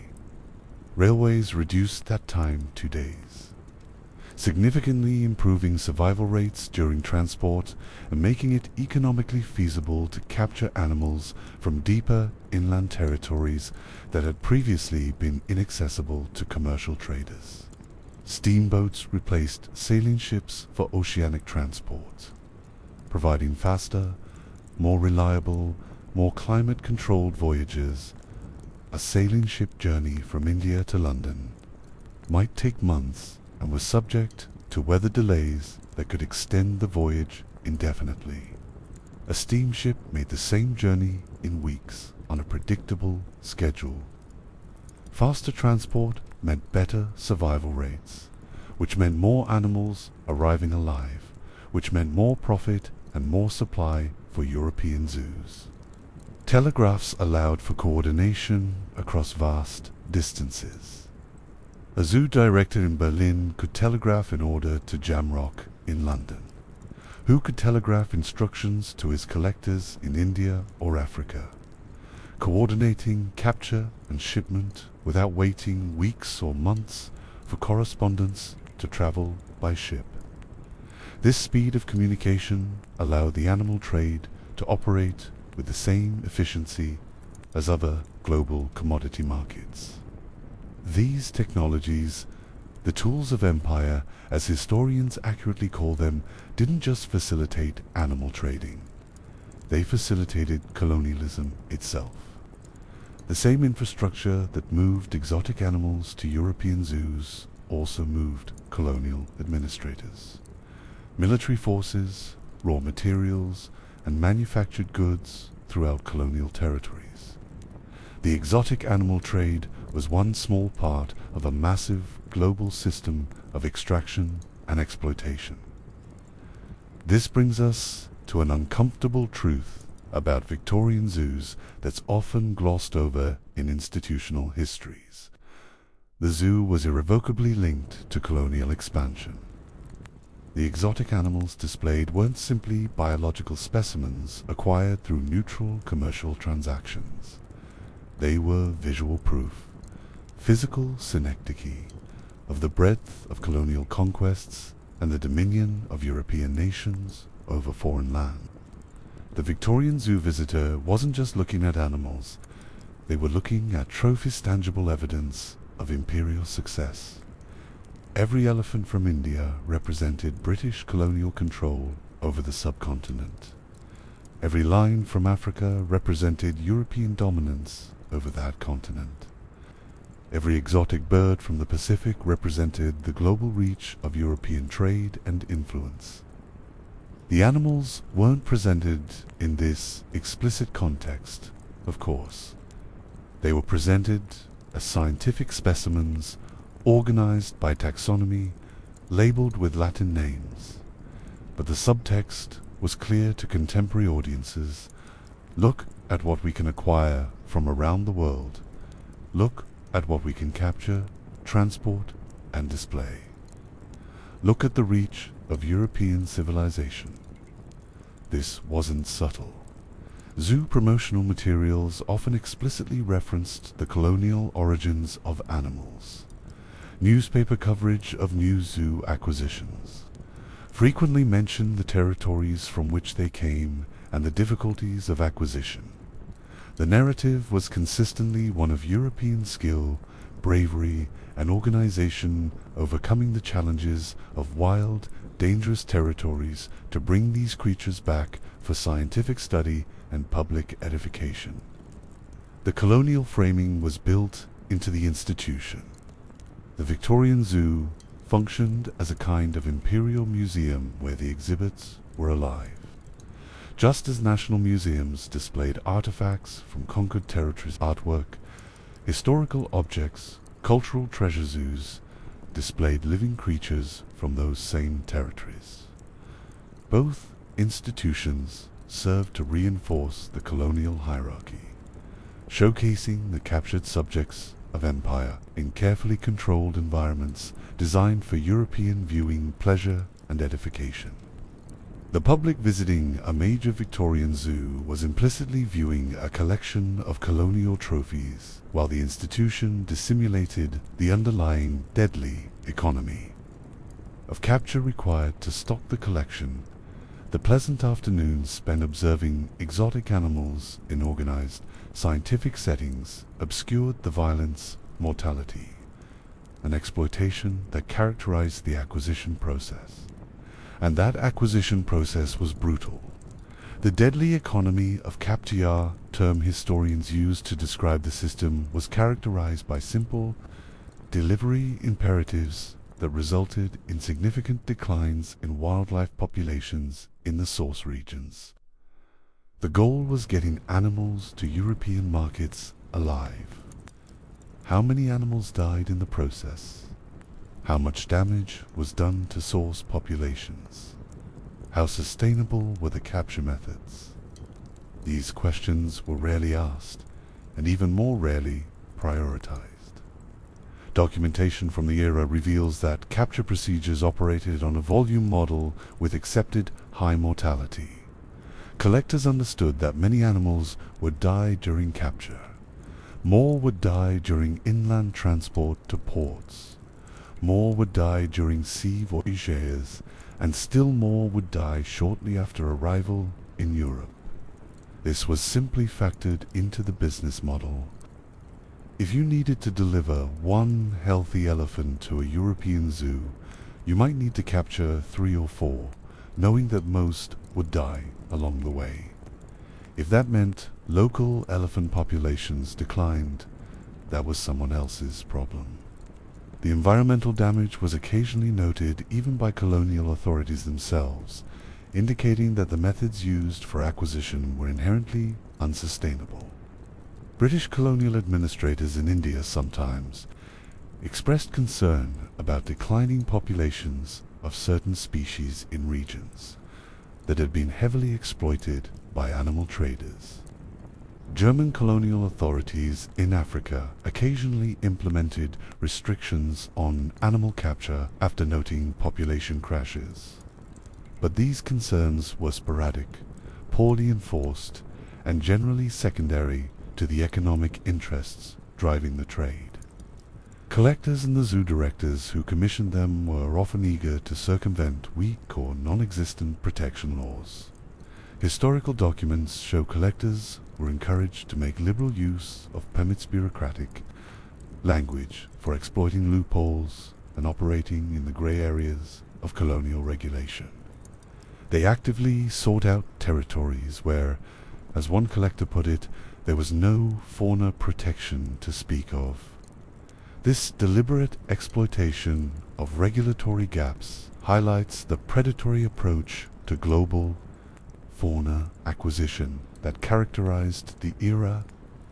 Why operate in territories with strong wildlife protections when you could simply move operations to territories with none? The animals were there for the taking. The colonial infrastructure provided the logistics, and European zoos provided the demand. The system worked beautifully for everyone except the animals and the ecosystems being depleted. Zoo directors occasionally deployed the narrative of conservation strategically to justify the destructive rare animal trade. This early use of conservation rhetoric is worth examining because it established patterns that would persist for decades.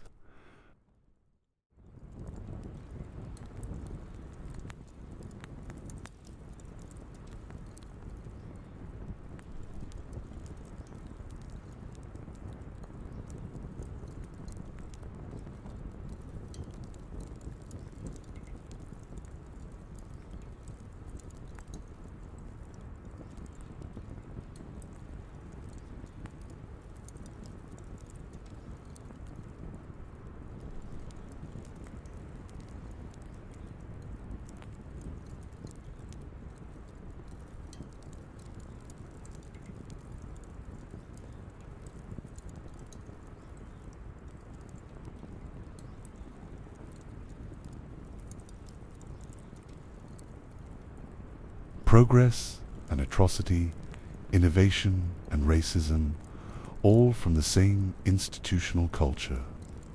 The Victorian Zoo reached its architectural peak just as it reached its ethical nadir, and the man responsible for both was about to change everything. Carl Hagenbeck looked at traditional zoo cages and thought, what if we just ... hid the bars? It was a brilliant idea. It was also deeply problematic, and it changed zoos forever. That sentence basically summarizes Hagenbeck's entire legacy. Revolutionary architectural innovation built on a foundation of colonial exploitation and racist exhibition practices. He's the patron saint of contradictions. The man who simultaneously freed animals from visible cages while confining human beings in them for entertainment. Understanding Hagenbeck means understanding how progress and atrocity can emerge from the same institutional culture, the same business model, the same worldview. Carl Hagenbeck was born in 1844 in Hamburg, Germany, into a family already involved in the exotic animal trade. His father, Gottfried Claes Carl Hagenbeck, dealt in fish but occasionally traded in more exotic creatures when opportunities arose. Young Carl inherited and dramatically expanded the family business, transforming it from a modest local operation into one of the most successful animal collection and dealing enterprises in the world. By the time of his death in 1913, Hagenbeck had become perhaps the most influential figure in the history of zoo design. The animal trade, and this is the uncomfortable, part ethnographic exhibition of human beings. Hagenbeck's career spanned the peak decades of European colonial expansion and the height of Victorian scientific racism. He operated in a cultural context where displaying exotic animals and exotic people were seen as complementary educational enterprises, both serving to demonstrate European superiority and satisfy European curiosity about the wider world. This context doesn't excuse what he did, but it explains how someone could simultaneously pioneer progressive animal welfare innovations and organize profoundly racist human exhibitions without seeing any contradiction. Let's start with what Hagenbeck is celebrated for: revolutionizing zoo architecture and animal display. Because that achievement is real, influential, and genuinely improved conditions for captive animals, even as it raised new ethical questions about the purpose and function of zoos.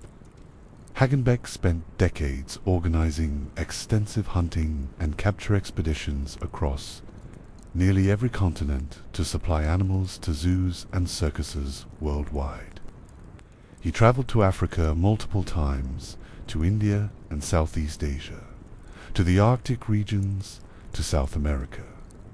He employed collectors and hunters, established relationships with local intermediaries, and built logistics networks for animal capture and transport.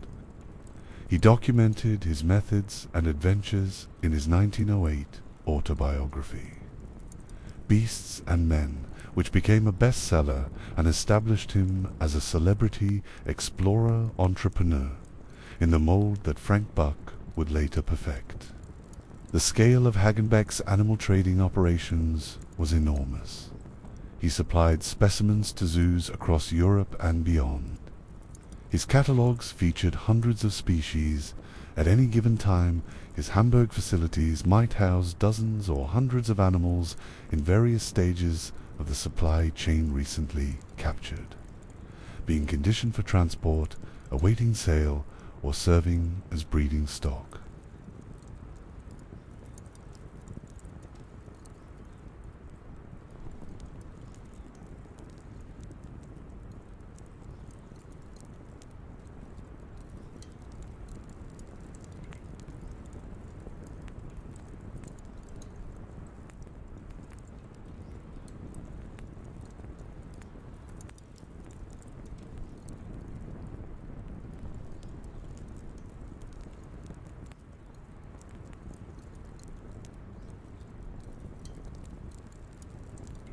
Hagenbeck developed and refined this barless methodology through his extensive experience with animal training and his popular entertainment exhibits. Before building his permanent zoo, he had created traveling exhibitions that showcased animals in more naturalistic settings. The most famous of these was the Arctic Panorama, which featured live penguins, seals, and polar bears in a constructed environment meant to evoke Arctic landscapes. This functioned as a prototype for the larger permanent installations at the Tierpark, allowing Hagenbeck to test design concepts, observe how animals responded to different enclosure features, and refine his approach based on what worked theatrically. The Arctic Panorama was notable for another reason. Hagenbeck had observed that animals behaved more naturally and were more engaging to watch when they were provided with environmental complexity rather than barren enclosures. Penguins were more active when they had pools to swim in and rocks to climb on. Bears exhibited more diverse behaviors when given varied terrain. This wasn't sophisticated ethology. The scientific study of animal behavior was still in its early stages, but it was practical observation that led to better design choices. Hagenbeck's outstanding skills as an animal collector were leveraged not just for commercial zoo supply, but also by governments with colonial ambitions. In 1905, the German Empire contracted Hagenbeck to capture 1,000 camels for use in German East Africa, modern Tanzania. The Germans wanted pack animals that could handle African conditions, and Hagenbeck had the organizational capacity to fulfill that order. He successfully captured and transported 1,000 camels, demonstrating that his logistics capabilities rivaled military supply operations. This military-commercial connection reveals how deeply the exotic animal trade was integrated into colonial infrastructure. Hagenbeck wasn't just supplying zoos and Circassiae, was supplying empires. The same networks that captured animals for display also captured animals for colonial, military, and economic exploitation. The same expertise that enabled spectacular zoo exhibits also enabled imperial conquest. By 1907, when Tierpark Hagenbeck opened, Carl Hagenbeck had achieved remarkable success.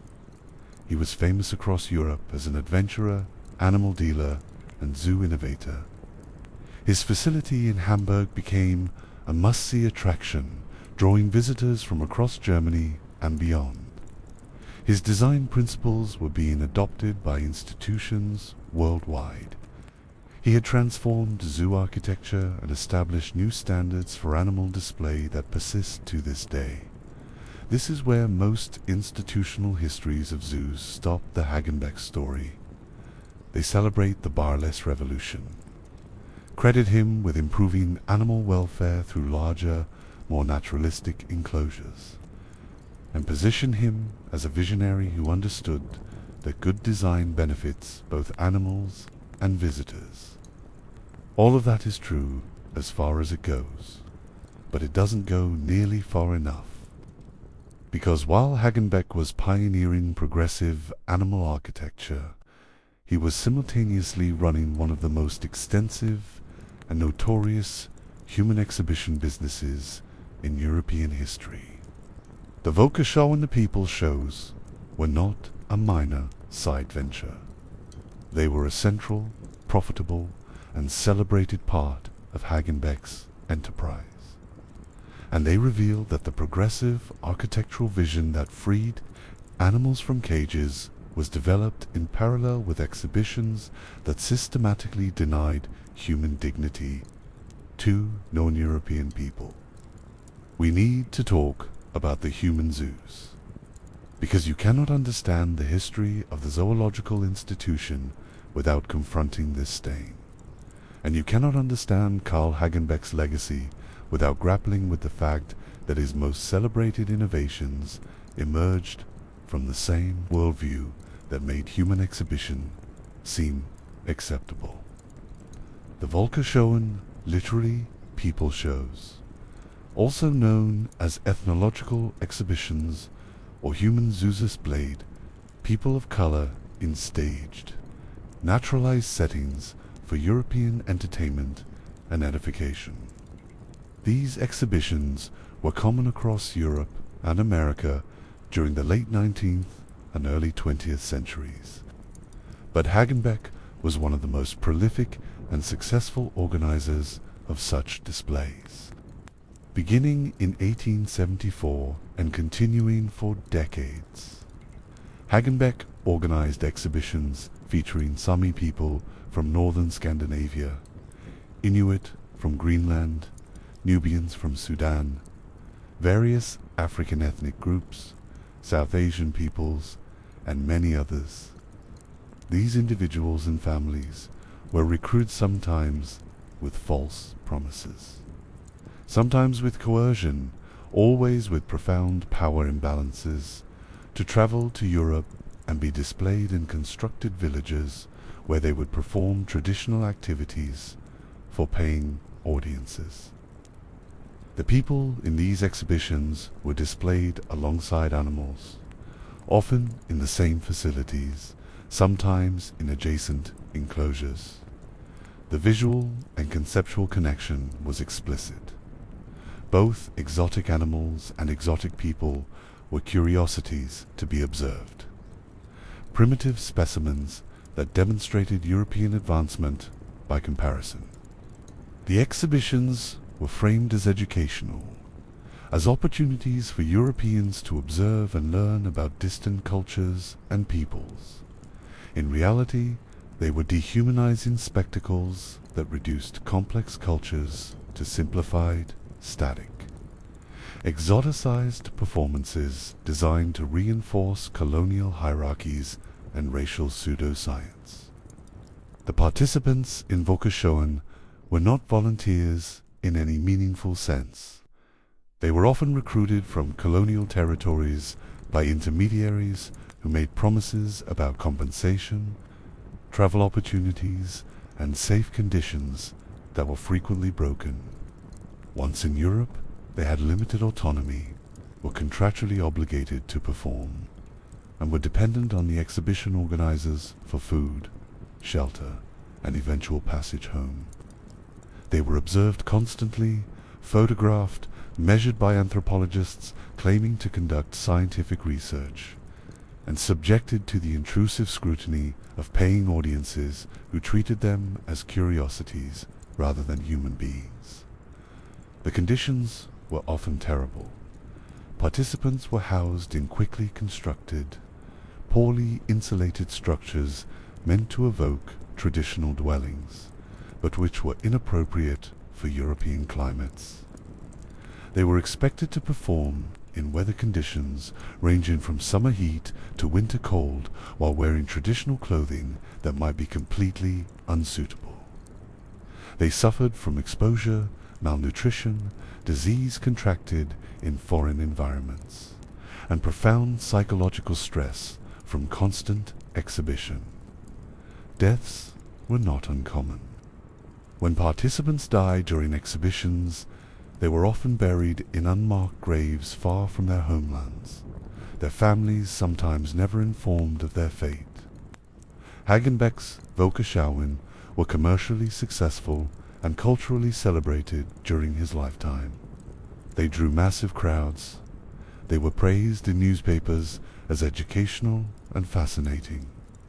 They were visited by scientists and anthropologists who claimed to be conducting legitimate research by observing and measuring the exhibited peoples. They were integrated into world's fairs and colonial exhibitions as standard entertainment. The exhibitions were not hidden or shameful in their own time. They were mainstream, respectable, and considered progressive examples of public education about world cultures. This is crucial to understand. The same society that celebrated Hagenbeck's Barless Zoo, designed as a humane innovation, also celebrated his human zoos as educational enterprises. The same logic that justified confining animals for public observation and scientific study also justified displaying human beings for the same purposes.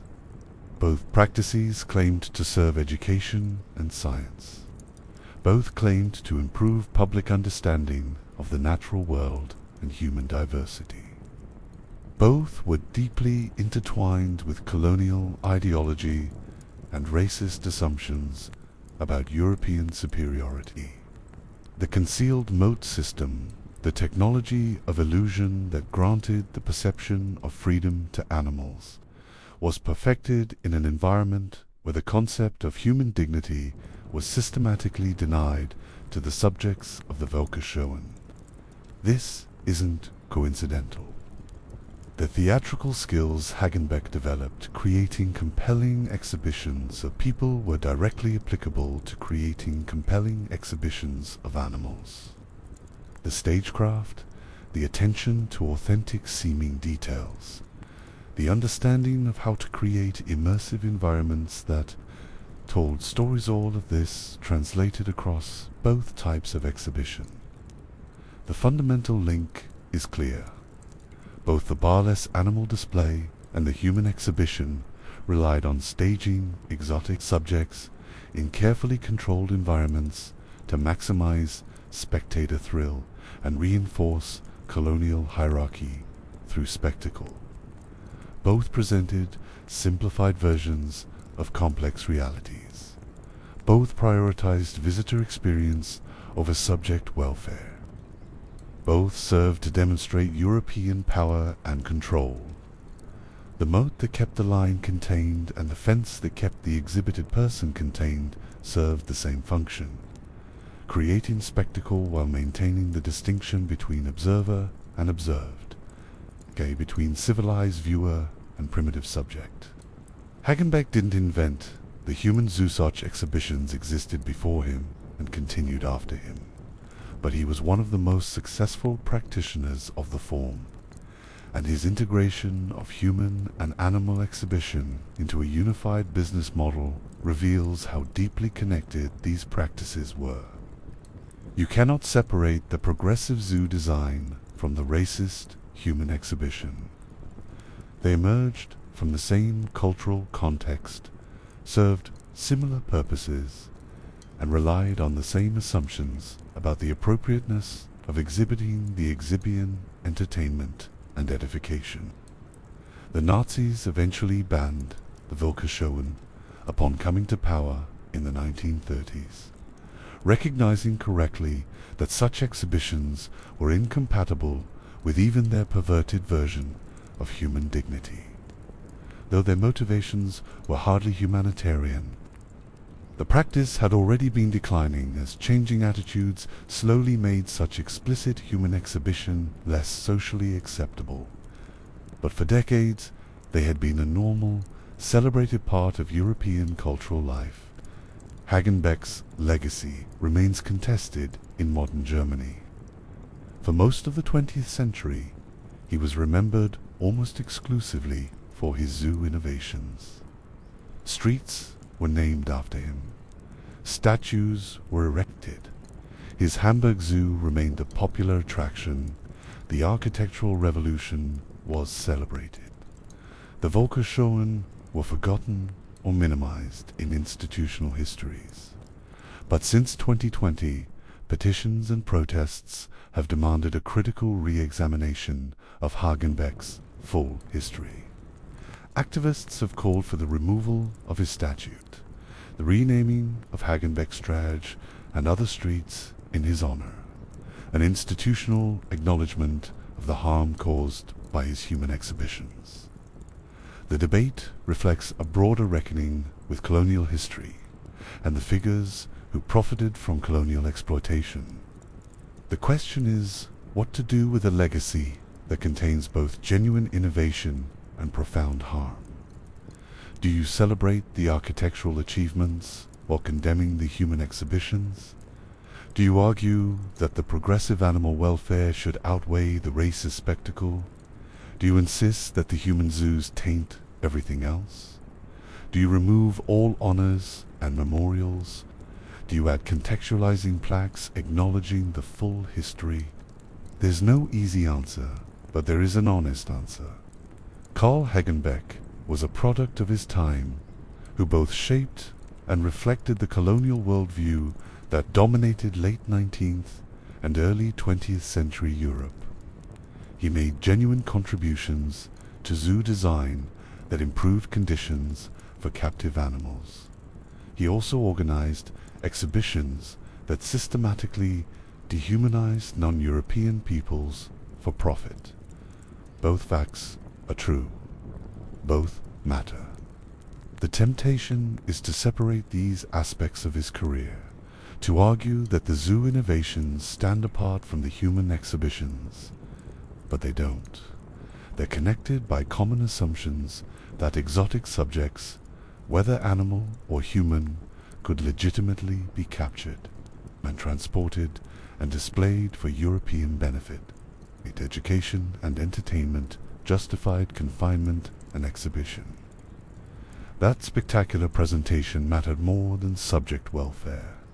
That European control over nature and over primitive peoples was both achievable and desirable. Hagenbeck's barless enclosures represented real progress in animal welfare larger spaces, environmental complexity, opportunities for more natural behaviors. But they served fundamentally the same purpose as traditional barred cages, confining animals for human viewing. The innovation was making that confinement less visible, more aesthetically pleasing, more immersive for visitors. The animals were still confined. The control was still total. The purpose display for human benefit unchanged. Similarly, the Volksshowen claimed to educate Europeans about diverse cultures while actually presenting reductive, exoticized stereotypes that reinforced existing prejudices. The exhibitions claimed to preserve traditional ways of life while actually staging performances for tourist consumption. The rhetoric claimed respect and scientific interest, while the reality was exploitation and dehumanization. Both practices, progressive animal exhibition and racist human exhibition, emerged from the same institutional culture. Both were celebrated by the same audiences. Both were justified through similar appeals to education and science. Both were enabled by colonial infrastructure and power imbalances. Understanding this connection is essential to understanding zoo history honestly. Modern zoos have largely moved beyond Hagenbeck-style panoramic exhibits. Recognizing that mixed species displays often cause stress even when physical barriers keep animals safe, contemporary ethology shows that prey animals exhibit increased anxiety when predators are visible, that natural behaviors are suppressed by constant observation, that environmental complexity needs to serve animal needs rather than just creating compelling visitor views. But the Hagenbeck legacy persists in the fundamental approach modern zoos take, creating naturalistic environments that make captivity less visible while maintaining complete control. The bars are gone, replaced by glass moats, cleverly designed sightlines. The cages are bigger, more complex, more thoughtfully designed. But the fundamental relationship, humans confining animals for human purposes, remains. That's Hagenbeck's enduring influence. He proved that you could make captivity look like freedom, that you could design environments where confinement felt less oppressive, even though the control remained absolute. That innovation has been refined and improved over the past century, informed by actual ethology and genuine welfare concerns that Hagenbeck lacked. Modern immersion exhibits do prioritize animal welfare in ways Hagenbeck's panoramas didn't. But the theatrical impulse-making captivity, compelling for visitors, remains central to zoo design. Carl Hagenbeck died in 1913, celebrated as a visionary and successful entrepreneur. His zoo survived 2 world wars and continues operating today. His design principles influenced virtually every zoo built in the 20th century. His architectural revolution made modern zoos possible by providing a model that was simultaneously more humane and more spectacular than what preceded it. But his legacy also includes the Volksschulen, the systematic exhibition of human beings as exotic curiosities, the integration of racist spectacle into mainstream entertainment. That legacy cannot be separated from the rest. Hagenbeck's genius for exhibition applied to both animals and people, and recognizing that uncomfortable truth is essential to understanding how zoos fit into broader patterns of colonial exploitation and control. The barless enclosure represented progress, the human zoo represented atrocity. Both came from the same person, the same worldview, the same historical moment. That's the Hagenbeck legacy. Revolutionary and reprehensible, innovative and exploitative, celebrated and condemned. And while European zoos were wrestling with these architectural innovations and ethical compromises, across the Atlantic, an American was about to take the animal acquisition business to scales that would have impressed even the Romans. His name was Frank Buck, and he was going to make Carl Hagenbeck's collection operations look modest by comparison. While Carl Hagenbeck was liberating animals from cages, he was simultaneously confining human beings in them. And yes, you read that correctly. Here's where the story gets deeply uncomfortable, and there's no way to soften it or explain it away.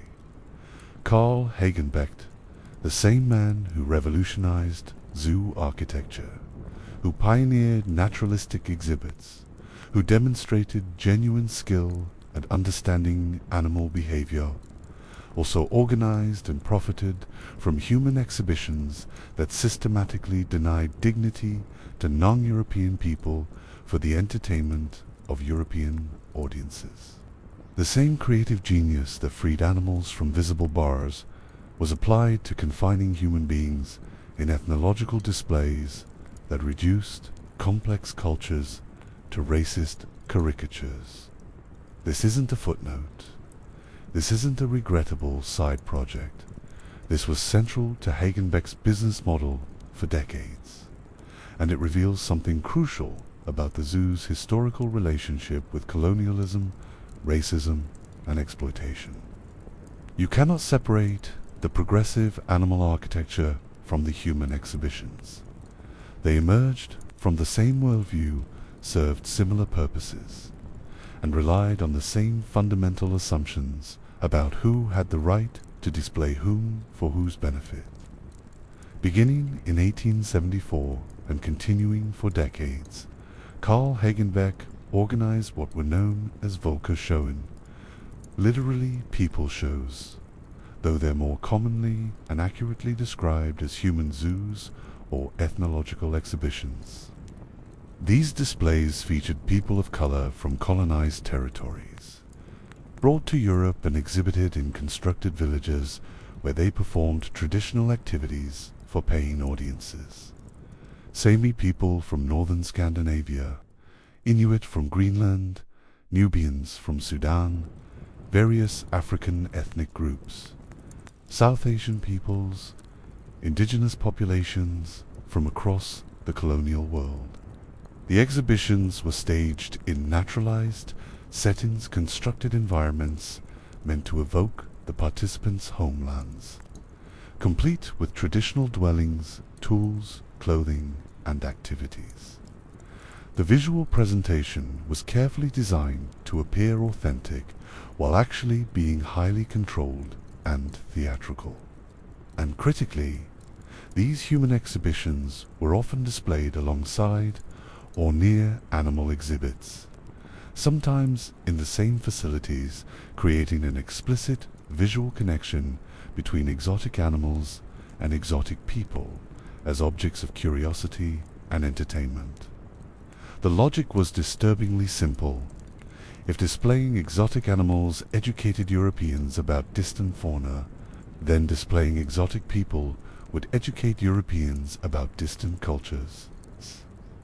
The problem, one of many problems, is that the education provided was filtered through colonial prejudice, scientific racism, and European assumptions of superiority. The exhibitions didn't present nuanced, complex understandings of diverse cultures. They presented simplified, exoticized stereotypes designed to reinforce existing hierarchies. The implicit message was clear. These are primitive peoples from backward regions. Fascinating curiosities that demonstrate how far European civilization has advanced by comparison. The participants in these exhibitions were not volunteers in any meaningful sense. They were recruited Dauphin through intermediaries operating in colonial territories with promises about compensation, travel opportunities, and conditions that were frequently broken once people arrived in Europe. Some were explicitly coerced. Others were recruited through economic desperation created by colonial policies that had disrupted traditional economies and livelihoods. The power imbalances were extreme and systematic. Once in Europe, participants had limited autonomy. They were contractually obligated to perform for audiences on demanding schedules. They were dependent on exhibition organizers for food, shelter, and eventual passage home, though eventual sometimes meant months or even years of continuous exhibition before return transport was arranged. They were constantly observed, photographed, measured by anthropologists claiming to conduct scientific research, and subjected to the intrusive scrutiny of paying audiences who treated them as curiosities rather than human beings with dignity and agency. The conditions were frequently terrible. Participants were housed in quickly constructed, poorly insulated structures meant to evoke traditional dwellings, but which were completely inappropriate for European climates. They were expected to perform in weather conditions ranging from summer heat to winter cold, while wearing traditional clothing that might be completely unsuitable for the actual temperatures. They suffered from exposure, malnutrition, diseases contracted in foreign environments, and profound psychological stress from constant exhibition and inability to escape public observation. Deaths were not uncommon. People died during exhibitions from illness, exposure, or simple exhaustion from the demanding performance schedules and inadequate care. When participants died far from their homelands, they were often buried in unmarked graves. Their families sometimes never informed of their deaths. The mortality wasn't hidden, exactly, it was just treated as an unfortunate but acceptable cost of doing business, similar to how animal mortality was accepted as inevitable in the exotic animal trade. What makes this particularly devastating in the context of zoo history is the direct connection between the technologies and philosophies developed for animal exhibition and their application to human display. The same skills Hagenbeck developed, creating compelling animal exhibits, understanding how to construct convincing environments, how to stage subjects for maximum visual impact, how to manage logistics of transport and housing, how to satisfy audience desire for exotic spectacle were directly transferable to organizing human exhibitions. The concealed moat system, the brilliant architectural innovation that made bar less animal enclosures possible, was perfected in an institutional environment where the concept of human dignity was systematically denied to the subjects of the Volksshoen. The hidden barriers that gave animals the illusion of freedom were developed alongside the very visible barriers that confined people for entertainment. The theatrical staging that made animal exhibits more compelling was refined through practice organizing human displays. This isn't coincidental. The fundamental link is clear. Both the bar-less animal display and the human exhibition relied on staging exotic subjects in carefully controlled environments to maximize spectator thrill and reinforce colonial hierarchy through spectacle. Both presented simplified versions of complex realities. Both prioritized visitor experience over subject welfare. Both served to demonstrate European power and control over both nature and the colonized world. The moat that kept the lion contained and the fence that kept the exhibited person confined served the same function, creating spectacle while maintaining the absolute distinction between civilized viewer and primitive subject. Hagenbeck's Volksshoen were commercially successful and culturally celebrated during his lifetime. They drew massive crowd stands of thousands of visitors paying admission to observe the human displays. They were praised in newspapers as educational and fascinating opportunities for Europeans to observe distant cultures without the inconvenience and expense of actually traveling to those regions. They were visited by scientists and anthropologists who claimed to be conducting legitimate research by observing and measuring the exhibited peoples.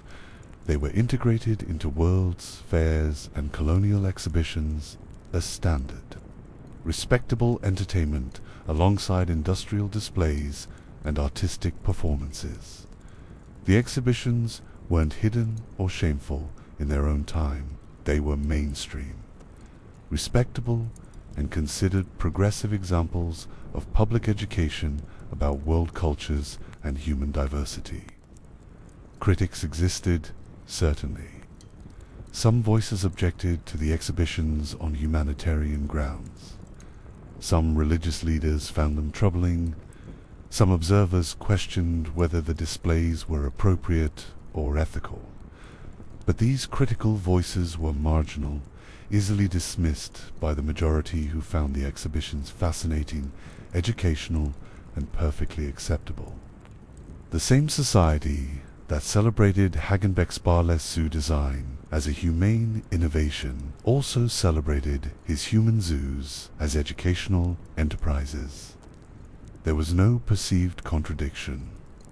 The logic that justified confining animals for public observation and scientific study also justified displaying human beings for the same purposes. Both practices claimed to serve education and science. Both claimed to improve public understanding of the natural world in one case, of human diversity in the other. Both were deeply intertwined with colonial ideology and racist assumptions about European superiority. The scope of Hagenbeck's Volksshoen operations was extensive. He organized dozens of exhibitions over several decades, featuring hundreds of people from across the colonized world. He became one of the most prolific organizers of such displays. Though he was far from alone, human zoos were common across Europe and America during this period. But Hagenbeck's particular contribution was integrating human and animal exhibition into a unified business model and institutional framework. His facilities often displayed both simultaneously. His promotional materials advertised both as complementary attractions. His organizational expertise applied equally to capturing animals and recruiting people. The participants themselves, the people displayed in these exhibitions, deserve to be centered in this history. There were individuals with names, families, communities, and lives that were disrupted or destroyed by these displays. There were people who had agency and dignity that was systematically denied by the exhibition structure. They were human beings subjected to treatment that was inherently dehumanizing regardless of the specific conditions or the intentions of organizers. Many participants endured significant trauma from the experience. Being constantly observed, unable to escape public scrutiny, required to perform stereotyped behaviors on demand. Separated from families and communities, subjected to measurement and documentation by scientists treating them as specimens rather than people. These experiences caused profound psychological harm that persisted long after exhibitions ended and people returned home. If they returned home, some participants never returned. Some died during exhibitions and were buried far from their homelands. Some decided or were forced to remain in Europe after exhibitions ended, finding themselves stranded without resources or means to return. Some returned home but found that their communities had changed during their absence, or that they themselves had been changed by the experience in ways that made reintegration difficult. The long-term consequences extended far beyond the exhibitions themselves. The children of participants faced particular vulnerability. Families were sometimes exhibited together, meaning children spent formative developmental periods in environments that were profoundly unhealthy constant public exposure. Performance demands, inadequate education, separation from broader community. Some children born during exhibitions grew up in Europe rather than their parents' homelands, creating identity complications and cultural disconnection. The intergenerational trauma of participation extended to descendants who inherited the psychological and social consequences. By the early 20th century, attitudes toward human exhibitions were slowly beginning to shift. The practice continued, but increasing criticism emerged from humanitarian groups, some religious organizations, and evolving anthropological perspectives that recognized the inherent problems with displaying people as ethnological specimens. The criticism wasn't universal or even majority opinion, but it represented growing discomfort with practices that had previously been unquestioned. The Nazis eventually banned the Volksshowen when they came to power in the 1930s. This fact deserves particular attention because it's both significant and deeply ironic. The Nazi regime, which would perpetrate some of the worst atrocities in human history and was fundamentally built on racist ideology, recognized that ethnological exhibitions of human beings were incompatible with even their perverted conception of human dignity. The ban wasn't motivated by humanitarian concern. The Nazis' own racial theories and genocidal policies demonstrate that clearly, but they apparently found the spectacle of human zoos embarrassing or politically problematic in ways that their own far worse actions somehow weren't. The fact that it took the Nazis to shut down human zoos should tell us something uncomfortable about how normalized these exhibitions had become, and how long European society tolerated practices that even genocidal fascists found unacceptable for PR reasons. The ban didn't represent moral enlightenment. It represented the exhibitions becoming strategically inconvenient for a regime that was planning and implementing far worse exploitation and murder of people they deemed inferior. Modern Germany has been wrestling with Karl Hagenbeck's legacy increasingly since 2020. Petitions and protests have demanded critical re-examination of how Hagenbeck is commemorated and celebrated. Streets named after him, like Hagenbeckstraße in Hamburg, have been targeted by campaigns seeking renaming, His statue faces calls for removal or, at minimum, contextualization through plaques explaining the full scope of his activities, including the Volkerschauung. The debates reflect broader reckonings with colonial history and the figures who profited from colonial exploitation. Do architectural innovations that improved conditions for thousands of captive animals outweigh participation in systems that caused suffering to hundreds of people?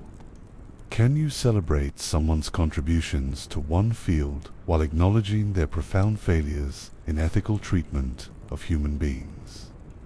Should public commemoration focus on achievements or require comprehensive moral assessment? Different people reach different conclusions based on their values and priorities. What's undeniable is that the full history must be told for too long. Institutional histories of zoos celebrated Hagenbeck's architectural innovations while minimizing or omitting entirely his involvement in human exhibitions. That selective memory served institutional interests. It allowed zoos to claim Hagenbeck's legacy as inspiration, while avoiding confrontation with the uncomfortable reality that progressive animal welfare was developed alongside racist human exploitation. But selective memory is dishonest history. Carl Hagenbeck was a complex figure who made genuine contributions to zoo design, while also organizing exhibitions that denied human dignity to hundreds of people. Both facts are true. Both matter. The architectural innovations that influence zoo design today emerged from the same person and the same or worldview that made human exhibitions seem acceptable. Understanding the connection is essential to understanding zoo history honestly. The contemporary question is what institutions do with this legacy. Some European zoos and museums that benefited from Hagenbeck's innovations have begun acknowledging his involvement in Volkerschauung in their institutional histories and public interpretive materials. Some have added contextualizing information to exhibits or archives that discuss Hagenbeck. Some have participated in research projects examining the history of human exhibitions and working to identify participants and provide information to descendant communities. But institutional reckoning has been uneven and often grudging. Many facilities still celebrate Hagenbeck, primarily or exclusively for architectural innovations, while treating the Volkerschauung as unfortunate historical footnote rather than central aspect of his business model and legacy. The selective celebration serves institutional interests it allows. Continued association with the positive aspects of Hagenbeck's legacy while distancing from the negative aspects, but it's fundamentally dishonest about the integrated nature of his activities. The broader significance extends beyond Hagenbeck as an individual. The Volkerschauung represent the zoo's deepest ethical failure, the moment when the logic justifying animal confinement was weaponized to justify human confinement. The exhibitions revealed that institutions and societies comfortable with displaying exotic animals were often comfortable displaying exotic people using similar justifications and methods.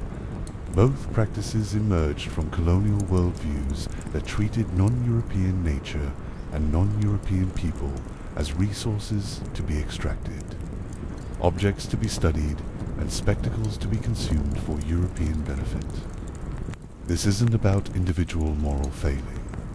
This is about systemic institutional practices and cultural assumptions that normalized exploitation. Hagenbeck wasn't operating alone or in secret. He was working within established systems, meeting existing demand, and receiving social approval and commercial success for activities that society found acceptable. The problem wasn't one bad actor. It was cultural norms that that made such actions seem reasonable and justified. The connection between zoos and human. Zoos matters because it reveals that the institution's ethical problems weren't just about animal welfare. They were about fundamental assumptions regarding who had the right to display whom, for whose benefit, and under what justifications. The same logic that made capturing and displaying wild animals seem educational and scientific also made capturing and displaying non-European people seem educational and scientific. Both practices were presented as advancing human knowledge. Both claimed to serve public education. Both were actually about power, spectacle, and reinforcing colonial hierarchies. Understanding this history is essential for anyone engaging with contemporary zoo debates. When institutions claim they've transformed from entertainment venues to conservation organizations, when they deploy rhetoric about education and species preservation, when they position themselves as ethical stewards of wildlife. We need to remember that similar language was used to justify human exhibitions that we now recognize as profoundly unethical. The rhetoric of education and science doesn't automatically validate practices. The claims must be examined critically against evidence and outcomes. The Volkshowen ended. The practice became socially unacceptable, though this process took far too long and happened far too slowly. The last such exhibitions occurred in the 1930s, 1940s. Though some arguable examples persisted even later in various forms. Contemporary European society largely recognizes these exhibitions as shameful history that should not be repeated. That recognition matters and represents genuine moral progress. But the institutions built during the era when both animal zoos and human zoos seemed acceptable still exist. The architectural principles developed by people like Hagenbeck still influence zoo design. The educational and scientific justifications still get deployed to defend animal captivity. The question is whether current institutions have genuinely grappled with the full scope of their historical legacy, or whether they've selectively remembered the parts that serve institutional interests while minimizing the parts that don't. The elephant in the room, and, for once this isn't just a callback, jockeys whether the same institutions that exhibited human beings for profit can credibly claim moral authority on questions of captivity, dignity, and ethical treatment of living beings. The transformation from human zoo to respected conservation institution would require not just changing practices, but confronting the full history honestly and demonstrating sustained commitment to ethical treatment that extends beyond institutional self-interest. Some zoos have done this work. Some have commissioned historical research into their connections to Volkshowen and colonial exhibitions. Some have created educational programming that addresses this history rather than obscuring it. Some have worked with descendant communities of people exhibited to provide information, acknowledgement, and in some cases, repatriation of remains of people who died during exhibitions. This represents meaningful accountability and genuine institutional reckoning. Other institutions have done minimal engagement with this history. Some still celebrate figures like Hagenbeck without adequate contextualization. Some present institutional histories that omit or minimize involvement in human exhibitions. Some treat this as distant past that's irrelevant to current operations rather than foundational history that shaped institutional development and cultural assumptions. This represents continued evasion and selective memory that undermines institutional credibility. The history of human zoos and the zoo's relationship to colonialism, racism, and exploitation isn't separable from the history of zoo architecture, conservation claims, and institutional development. It's the same history. The same people built both. The same systems enabled both. The same cultural assumptions justified both. You cannot honestly assess whether zoos have transformed into ethical conservation institutions without confronting the full scope of what they were and what they facilitated.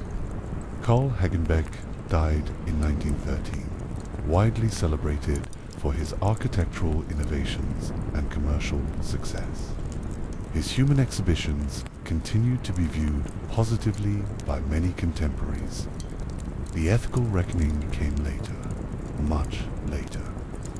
After cultural assumptions had shifted enough to recognize what should have been obvious, that displaying human beings as exotic curiosities was inherently degrading regardless of how it was justified or presented.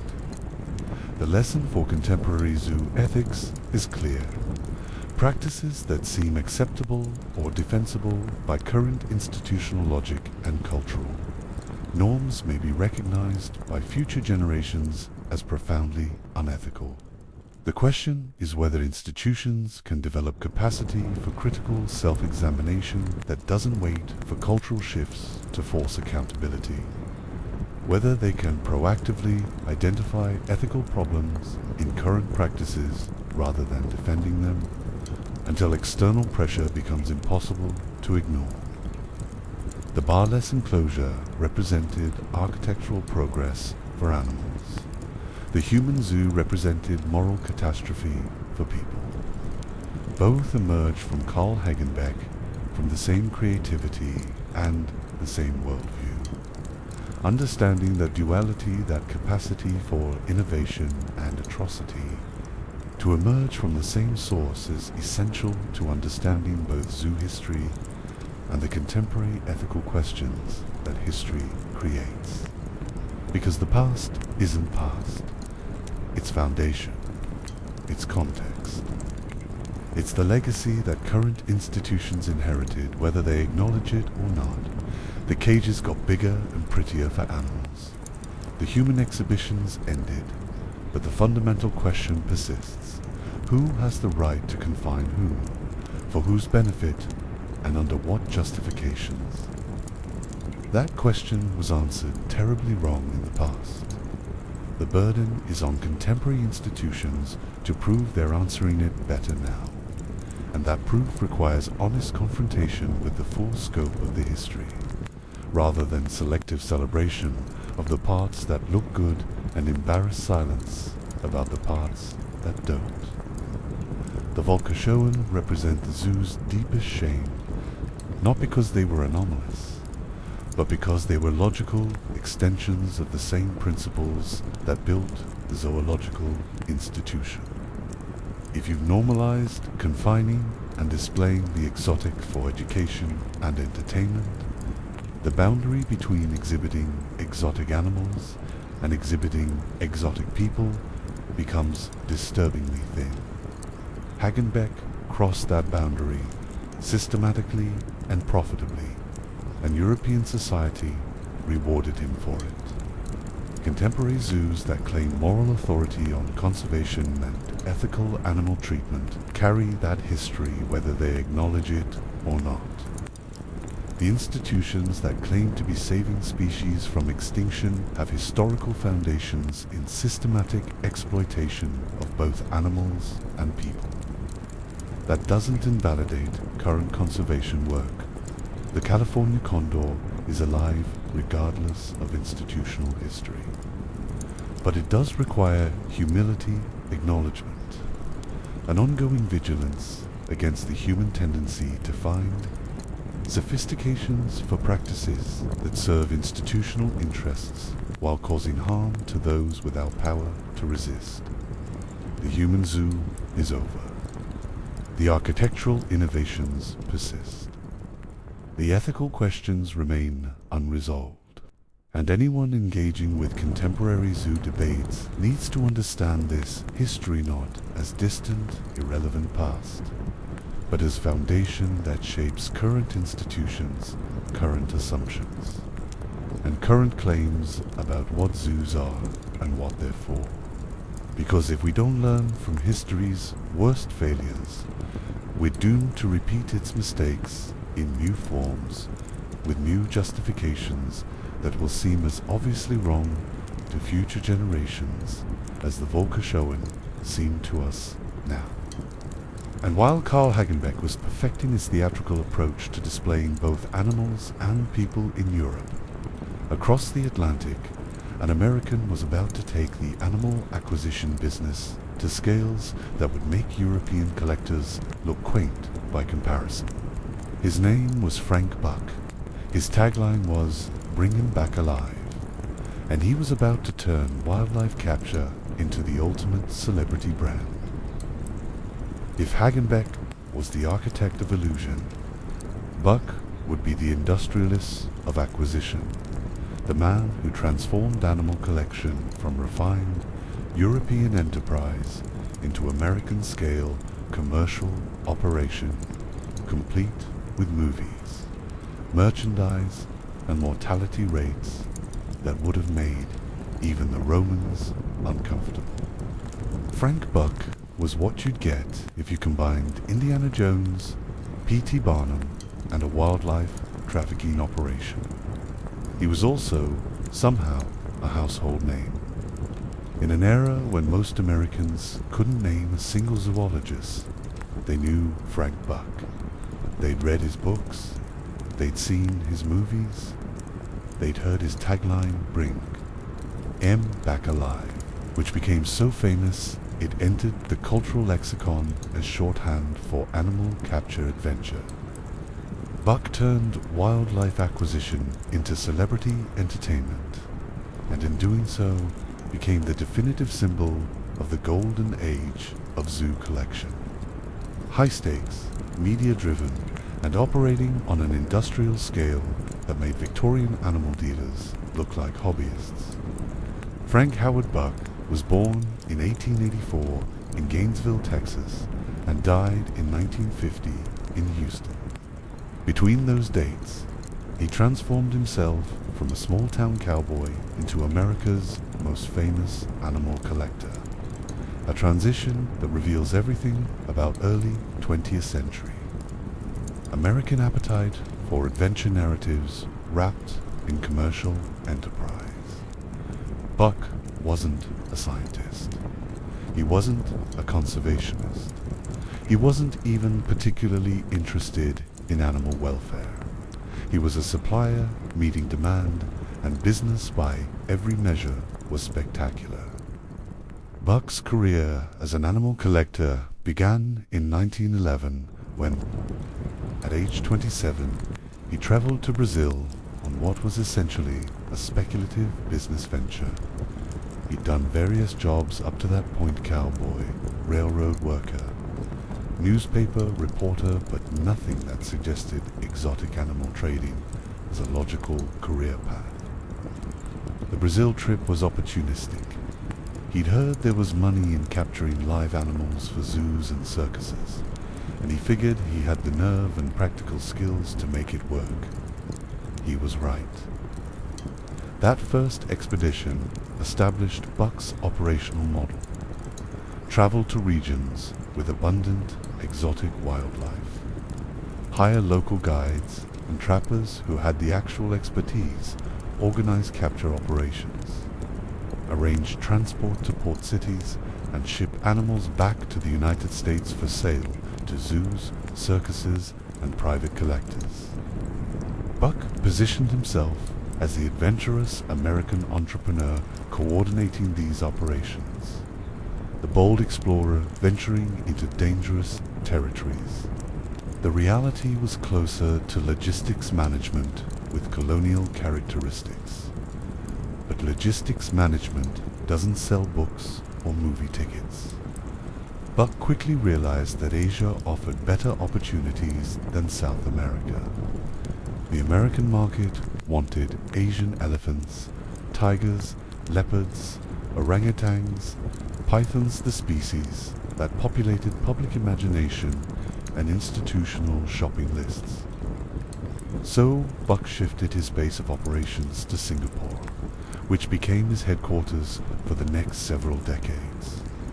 Singapore was perfectly positioned as a colonial port city with access to the entire Southeast Asian region, established trade networks, and the kind of loose regulatory environment that made large-scale animal capture feasible without excessive bureaucratic interference. Between 1911 and 1949, Buck organized multiple expeditions throughout Asia, Malaysia, Borneo, Thailand, Burma, India, wherever exotic animals could be found and captured. He wasn't doing the actual tracking and capturing himself, despite what his books and films suggested. He was employing local hunters, trappers, and guides who had traditional knowledge of wildlife behavior and capture techniques. Buck's role was organizing these operations, financing expeditions, managing logistics, arranging transport, and maintaining relationships with buyers back in America. He was a middleman, but an exceptionally successful one who understood that the real product wasn't just animals, it was the story of capturing them. And Buck understood storytelling better than perhaps anyone in the animal trade. In 1930, he published Bring 'Em Back Alive, a best-selling autobiography that presented his adventures in prose, that combined genuine observation with dramatic embellishment and conveniently omitted uncomfortable details about mortality rates and ethical compromises. The book was enormously successful, transforming Buck from a relatively unknown animal dealer into a celebrity adventurer. Americans loved the narrative, the brave, resourceful American businessman venturing into dangerous jungles, outwitting dangerous animals, risking death to bring exotic creatures back for the education and entertainment of the American public. The book's success led directly to Buck's film career, which cemented his status as a household name. Between 1932 and 1943, Buck starred in 7 adventure films that purported to document his expeditions and experiences. The films had titles like Bring 'Em Back Alive, 1932, Wild Cargo, 1934, Fang and Claw, 1935, and Jungle Menace, 1937. They featured Buck as the heroic protagonist, navigating dangerous situations, capturing exotic animals, and providing thrilling entertainment for American audiences. The films were, to put it charitably, selective about authenticity. They featured sensational, staged fights to the death between wild beasts, tigers versus pythons, crocodiles versus water buffalo, choreographed animal battles that had nothing to do with genuine wildlife behavior and everything to do with satisfying audience expectations for spectacle. These weren't documentaries in any honest sense. They were adventure entertainment that borrowed the trappings of documentary film while prioritizing drama over accuracy. Hollywood's eternal commitment to authenticity strikes again. But audiences didn't care about the staged nature of the action. They wanted adventure, danger, and exotic spectacle, and Buck delivered. The films were commercially successful, playing in theaters across America and establishing Buck's public persona so thoroughly that by the mid-1930s, he was genuinely famous. His name recognition rivaled movie stars. Children collected trading cards featuring images from his films. He did promotional tours, gave lectures, appeared on radio programs. Frank Buck became the American image of the exotic animal adventurant runtrepreneur. This celebrity status wasn't just ego gratification, it was excellent for business. Buck's fame meant that zoos, circuses, and exhibitions actively sought him out as a supplier. Having animals captured by Frank Buck carried cachet. It was marketable. Institutions could advertise that their new elephant or tiger had been personally acquired by the famous Frank Buck, adding celebrity association to the existing appeal of exotic animals. Buck's personal brand became valuable commercial property, and he leveraged it effectively. The scale of Buck's operations was genuinely staggering, even accounting for possible exaggeration in his self-reported numbers. Buck claimed to have captured and shipped over 100,000 live specimens during his career. 100,000. That number deserves a moment of consideration because it represents industrial-scale extraction that dwarfed Victorian animal traders' operations. Books documented hauls, verified through shipping records and institutional acquisitions, included 49 elephants, 60 tigers, 63 leopards, 5 Indian rhinoceros, 52 orangutans, and 90 pythons. And 90 pythons, those are just the charismatic megafauna. The full inventory included countless monkeys, exotic birds, reptiles, small mammals, hundreds of different species shipped in quantities ranging from dozens to hundreds of individuals. If Victorian collectors like Charles Jamrock operated at industrial scale, Buck operated at something approaching mass production. This volume was only possible because Buck had systematized the entire Capture 2D livery pipeline.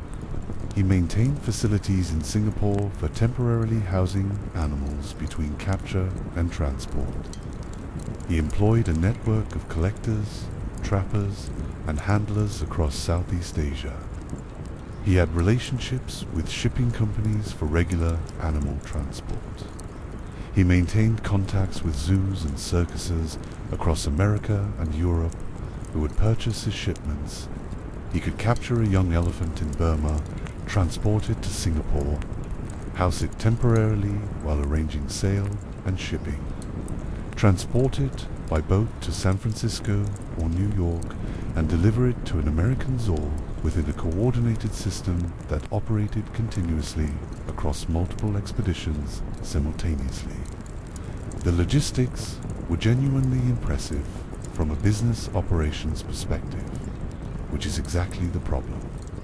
Buck had turned wildlife extraction into efficient commerce, applying modern business practices to animal capture in ways that maximized volume and profit while externalizing costs.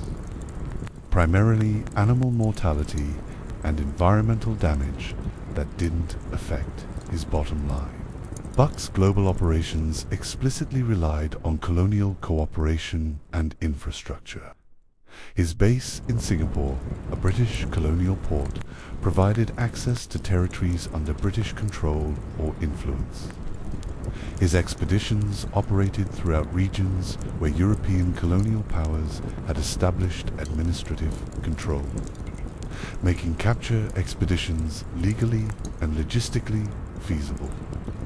Buck cultivated relationships with colonial authorities who could provide permits, arrange local assistance, and generally facilitate operations that might otherwise face restrictions.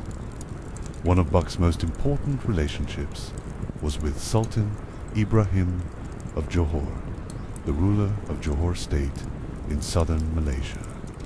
Sultan Ibrahim was a personal friend and frequent collaborator who granted Buck access to territories for animal capture, provided local assistance, and generally enabled Buck's operations throughout the region. This relationship exemplified how colonial and semi-colonial power structures facilitated commercial wildlife extraction.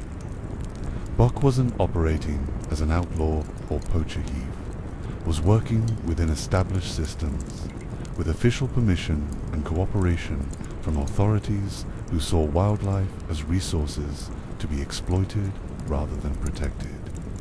Buck's institutional connections extended to major American zoological and exhibition projects. He served briefly as director of the San Diego Zoo in the early 1920s, though his tenure was short because Buck's skills were in capture and supply, not institutional management. Running a zoo required administrative abilities, scientific knowledge, and day-to-day operational commitment that didn't align with Buck's adventure-oriented business model. He was better suited to supplying zoos than running them. But Buck's involvement in major public exhibitions demonstrated his commercial reach and influence. He supplied animals for the Century of Progress International Exposition in Chicago 1933 to 1934, where exotic animal displays were major attractions. He supplied animals for the 1939 New York World's Fair, one of the largest and most attended exhibitions in American history.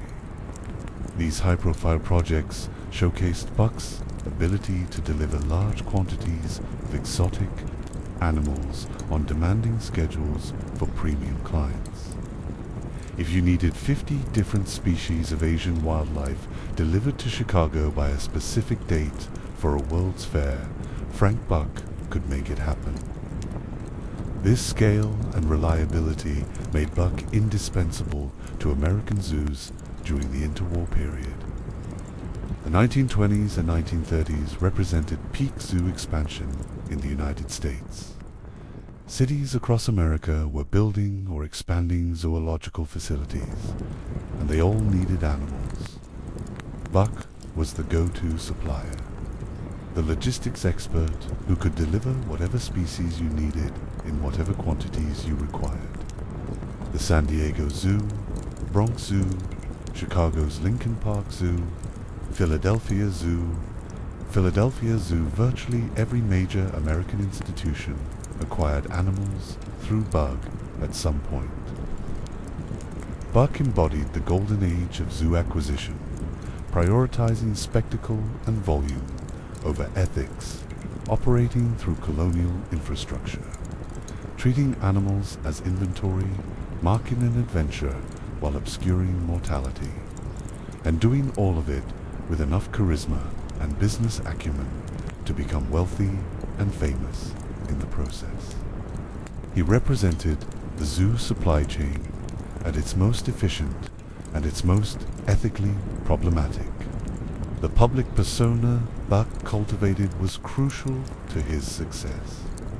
He presented himself as the daring adventurer naturalist, the man who understood animals through direct experience in dangerous situations. His books and films emphasized close calls, dangerous encounters, clever strategies for capturing elusive animals. He was the American frontiersman transplanted to Asian jungles, bringing resourcefulness and determination to the challenge of acquiring exotic wildlife. The narrative was compelling because it fit perfectly with American self-mythology. The independent entrepreneur succeeding through skill and courage in challenging foreign environments. What this persona carefully avoided was anything resembling critical self-examination. Buck's writings and films never seriously addressed mortality rates during capture and transport. They never questioned whether the extraction was sustainable. They never grappled with the ethics of removing animals from wild populations for commercial sale. They never acknowledged that the adventure was enabled by colonial power structures that gave Western traders access to Asian wildlife. While local populations faced increasing restrictions and penalties for similar activities, Buck's success was predicated on not asking these questions, on maintaining the adventure narrative without examining its costs. And the American public, by and large, didn't want those questions asked either. They wanted the excitement, the exotic animals in their local zoos, the thrilling stories of capture and transport, the mortality, the environmental impact, the colonial exploitation. Those were uncomfortable details that interfered with entertainment. By the late 1930s, Frank Buck was at the peak of his celebrity and commercial success. He was famous, wealthy, well-connected, and operating at a scale that made him arguably the most successful animal supplier in history. His Bring Him Back Alive brand was internationally recognized. His films played 2 packed theaters. His animal shipments supplied America's growing zoo industry. He had achieved exactly what he'd set out to do: build a successful business empire based on exotic animal capture and supply, wrapped in adventure narrative and celebrity status. Buck's story represents the culmination of centuries of animal collection tradition. From ancient Egyptian elephant collectors, through Roman arena suppliers, through Victorian animal dealers, through Hagenbeck's commercial empire, the progression leads directly to Buck. The capture operation as media empire, wildlife extraction as entertainment brand, animal trading as celebrity profession. He was the logical endpoint of an institutional trajectory that had prioritized acquisition volume and public spectacle for thousands of years. But Buck's celebrity also marked the beginning of the end for this model. By the 1940s, attitudes were slowly beginning to shift. The public was starting to ask questions about conservation, about sustainability, about animal welfare. The supply chain Buck had mastered was becoming more difficult to justify. World War II disrupted international trade networks, including animal transport. Post-war regulatory frameworks began emerging that would eventually restrict large-scale commercial wildlife capture. Buck continued working until his death in 1950, but his final decade saw diminishing returns. The world that had made his career possible: colonial access, minimal regulation, public celebration of capture, zoos prioritizing volume over welfare, was slowly changing. Not quickly enough to prevent decades more environmental damage and animal mortality, but changing nonetheless. Frank Buck's legacy is complex in ways he never acknowledged and probably never understood. He was genuinely skilled at animal capture, possessed real knowledge about wildlife behavior learned through field experience, and built a logistics operation that demonstrated sophisticated business acumen. He also participated in and profited from a system that treated wild animals as disposable inventory, operated through colonial exploitation, caused significant environmental damage, and prioritized entertainment spectacle over ethical considerations. His tagline, "Bring Him Back Alive," is darkly ironic in retrospect. He did bring many animals back alive. He also brought many back dead, and many never made it back at all, dying during capture or transport before reaching American shores. The slogan emphasized the successful deliveries while conveniently omitting the failures, the mortality, the cost. It was brilliant marketing precisely because it told the story buyers wanted to hear while obscuring the story they didn't. Buck's career represented the peak moment when animal capture could still be celebrated as a venture without serious ethical scrutiny, when the supply chain's deadly economics could be hidden behind celebrity, charisma, and entertainment value, when zoos could still prioritize collection volume without facing sustained criticism about sustainability or welfare. That moment was ending. Buck didn't realize it, but his success was built on systems and assumptions that were approaching their expiration date. The conservation movement was emerging. Scientific understanding of ecology and population dynamics was advancing. Public attitudes toward animal welfare were evolving. Regulatory frameworks were beginning to restrict activities that had previously been unrestricted. But all of that was still ahead. In the 1930s, at the peak of his career, Frank Buck was simply the most famous and successful animal collector in America, possibly the world. He'd turned wildlife capture into entertainment, supply chains into adventure stories, and commercial extraction into celebrity brand. What Buck carefully avoided discussing, what his public persona was specifically designed to obscure, was the system behind the showman, the infrastructure of acquisition, the colonial networks that enabled his operations, the mortality rates that were accepted as inevitable business costs, the environmental damage caused by industrial-scale extraction, the exploitation of local knowledge and labor, the regulatory gaps deliberately sought and exploited. For that story, the uncomfortable reality behind the adventure. Narrative we need to look beyond Buck's carefully crafted public image and examine the actual mechanics of early 20th century animal acquisition. We need to talk about colonialism, supply chains, and the deadly economics that made Buck's 100,000 captured animals possible. Because Buck didn't capture animals by being nice about it, and the scale of his operations was only possible because of global systems that treated both wildlife and colonized peoples as resources to be extracted for Western profit. That's the story Buck never told.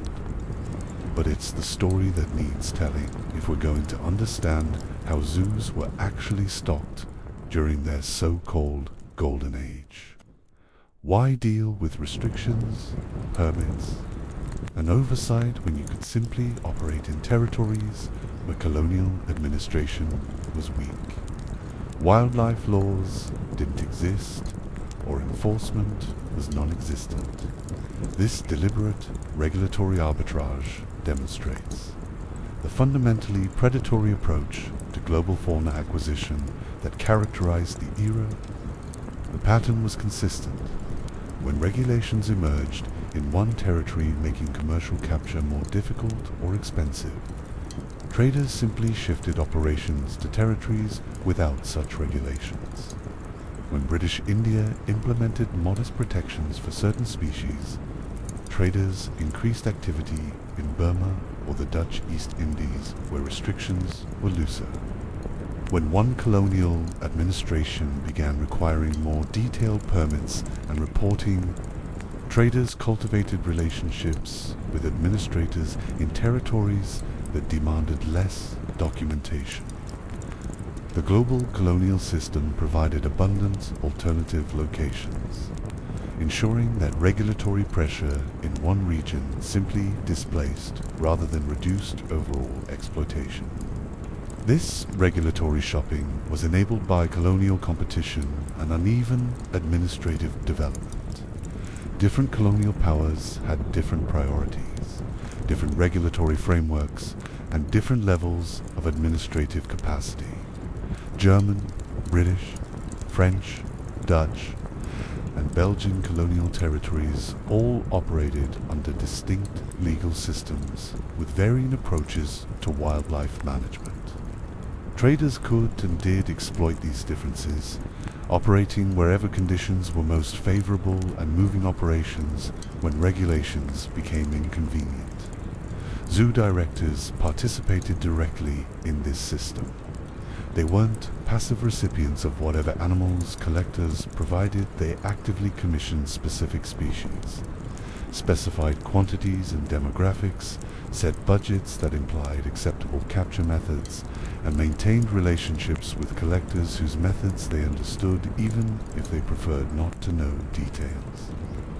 When a zoo director ordered 20 young elephants from Frank Buck, both parties understood that the most cost-effective capture method involved killing adult elephants to obtain calves.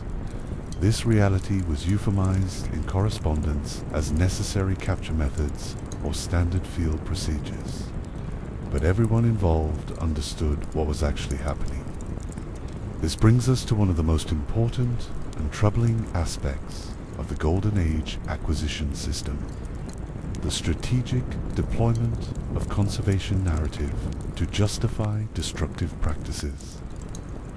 Zoo directors increasingly framed their animal acquisitions in terms of conservation, saving the species at all cost through captive breeding programs, rescuing endangered species through ex situ display, preserving wildlife that would otherwise go extinct in rapidly changing wild environments. This conservation rhetoric emerged primarily in the early 20th century as public attitudes began shifting and some voices started questioning the ethics and sustainability of large-scale commercial wildlife capture. Zoo directors needed to differentiate their institutions from circuses, traveling shows, and private collectors, all of which were increasingly seen as questionable. Conservation provided that differentiation. Zoos weren't exploiting wildlife, they were saving it. They weren't participating in unsustainable extraction. They were creating insurance populations against wild extinction. The cages weren't prisons, they were arks. The problem was that the evidence doesn't support these claims as the primary motivation driving Golden Age acquisition. Zoo directors prioritized securing prestigious stock for ex situ display. The conservation motive, when it existed at all, was secondary to the institutional imperative to maintain impressive collections that attracted visitors and funding. Endangered status sometimes made species more desirable for collections precisely because rarity increased prestige. Having an animal that other zoos couldn't obtain was valuable for institutional competition. The captive breeding that zoo directors justified as conservation was often poorly designed, scientifically unsound, and primarily aimed at maintaining stock for display rather than serious population recovery programs.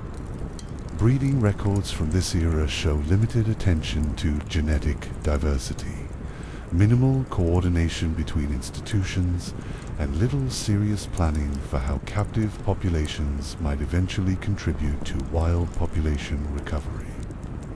The breeding was real. The conservation justification was largely post hoc rationalization.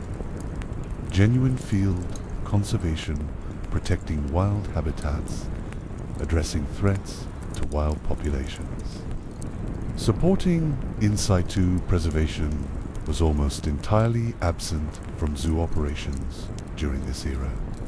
Zoo budgets went overwhelmingly to specimen acquisition, facility construction, and institutional operations.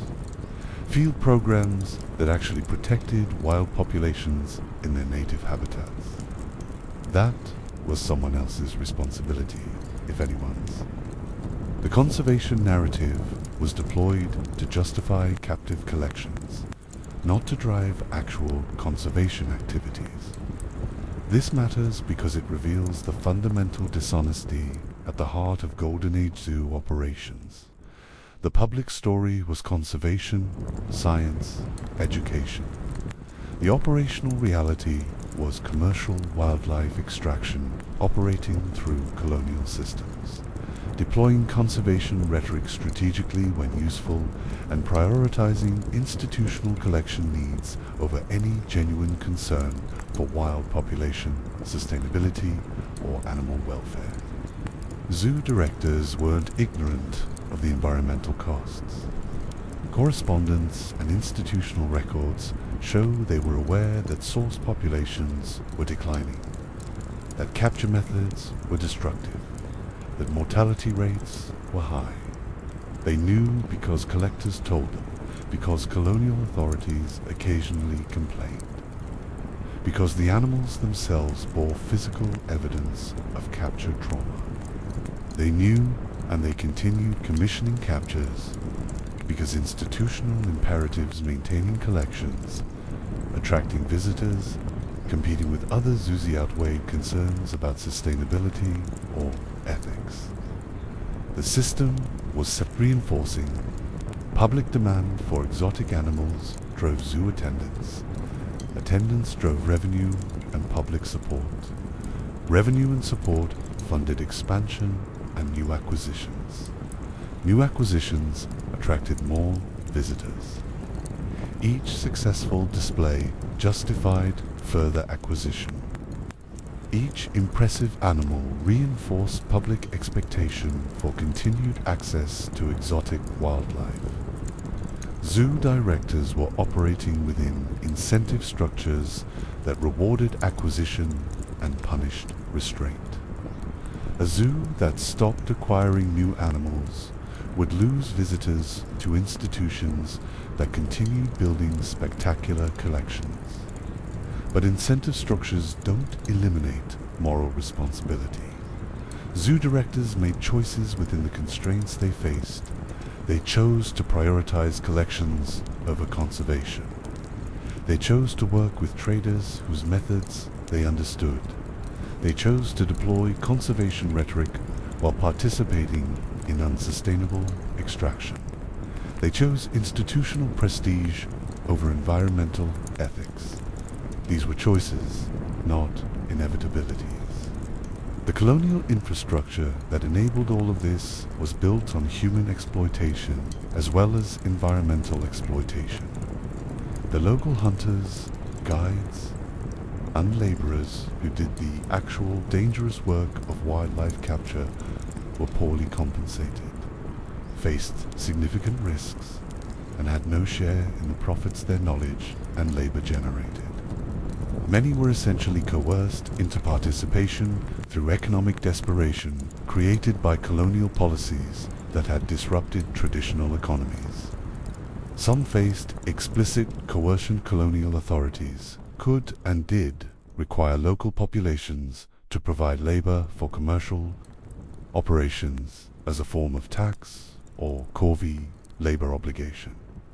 The asymmetrical benefit sharing characteristic of colonial environmental predation meant that all risks and costs fell on colonized populations and their environments, while profits flowed to Western traders and institutions. Local wildlife populations were depleted. Local expertise was exploited. Local labor was used and underpaid. Local economies were disrupted by restrictions on traditional resource use. And the benefic zoo collections, commercial profits, scientific specimens, public entertainment all accrued to Western institutions and audiences. This wasn't hidden or subtle. Contemporary critics, though relatively few, pointed out these contradictions. Some naturalists and early conservationists objected to unsustainable capture methods. Some colonial administrators expressed concern about population declines. Some animal welfare advocates questioned the mortality rates and conditions during transport. But these critical voices were marginalized, dismissed as impracticable or sentimental, and ultimately ignored by institutions that had too much invested in the existing system to consider fundamental changes. The situation wouldn't change until multiple factors converged, shifting public attitudes toward wildlife and conservation, emerging regulatory frameworks that restricted commercial wildlife trade, the scientific evidence of population declines becoming undeniable, technological changes that reduced dependence on wild capture, and eventually institutional recognition that the old model was becoming legally, economically, and ethically unsustainable. But all of that was still ahead. In the 1930s, at the peak of Frank Buck's career, the system was operating at maximum efficiency. The colonial infrastructure was mature and extensive. The regulatory environment was permissive or non-existent. The technologies for capture and transport were proven and reliable. Public demand was high. Zoo expansion was accelerating. The conservation rhetoric was established and accepted. The deadly economy of capture was humming along, delivering unprecedented numbers of exotic animals to Western institutions. The cost of that system environmental damage, animal mortality, colonial exploitation, human labor extraction was deliberately externalized, hidden behind adventure narratives and conservation claims. Frank Buck's books and films presented capture as heroic adventure. Zoo directors presented acquisitions as scientific achievement and conservation necessity. The public experienced the results as educational entertainment, exotic animals safely displayed in local institutions. Nobody wanted to talk about the elephants shot to obtain calves. Nobody mentioned the animals that died during capture or transport. Nobody calculated the environmental impact of removing thousands of individuals from wild populations. Nobody examined the colonial power structures that made the entire system possible. Nobody interrogated whether conservation claims were supported by actual conservation actions. Nobody asked whether the benefits of zoo collections justified the costs of obtaining them. These questions were inconvenient. They interfered with business. They complicated fundraising. They challenged public enjoyment. They threatened institutional legitimacy. So they weren't asked, or when asked, they weren't answered honestly. But the costs were real. Even if they were hidden, every exotic animal in a zoo represented a complex supply chain built on extraction and exploitation. Every impressive collection represented environmental damage in source regions. Every celebrated acquisition represented uncounted animals that died during capture and transport. Every conservation claim papered over operational realities that contradicted the rhetoric. The history of zoo acquisition during the Golden Age isn't a story of adventure and conservation.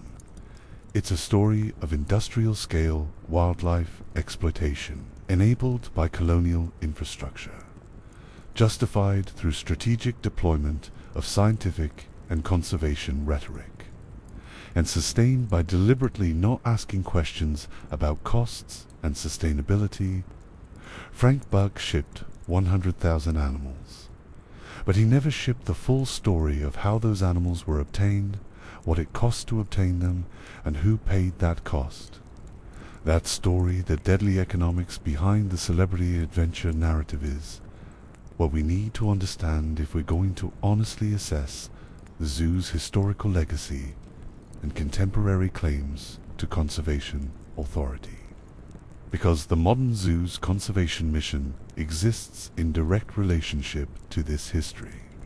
Every species survival plan, every field conservation program, every claim about protecting endangered species carries the weight of decades when the institution participated in unsustainable extraction and used conservation rhetoric as cover for destructive practices. The question isn't whether modern zoos are doing genuine conservation work. Now many are. The question is whether that contemporary conservation work represents authentic institutional transformation or just the latest version of strategic narrative deployment. Whether the mission has genuinely changed or just the story about the mission. To answer that, we need to look at one more aspect of the Golden Age supply chain that reveals just how brutal the system actually was. We need to talk numbers. We need to talk about how many animals actually died. We need to examine the mortality rates that Buck and other traders accepted as normal business costs. Because talking about supply chains and colonial infrastructure in abstract terms makes it sound cleaner than it was. But when you look at the actual mortality data, when you calculate how many animals died to deliver the survivors that stocked zoo collections, the deadly economy becomes undeniable. And those numbers, they're worse than you think. Frank Buck didn't capture 100,000 animals by being nice about it. Behind the adventure films and best-selling books was a global supply chain built on colonial power, local exploitation, and regulatory loopholes the size of cargo ships.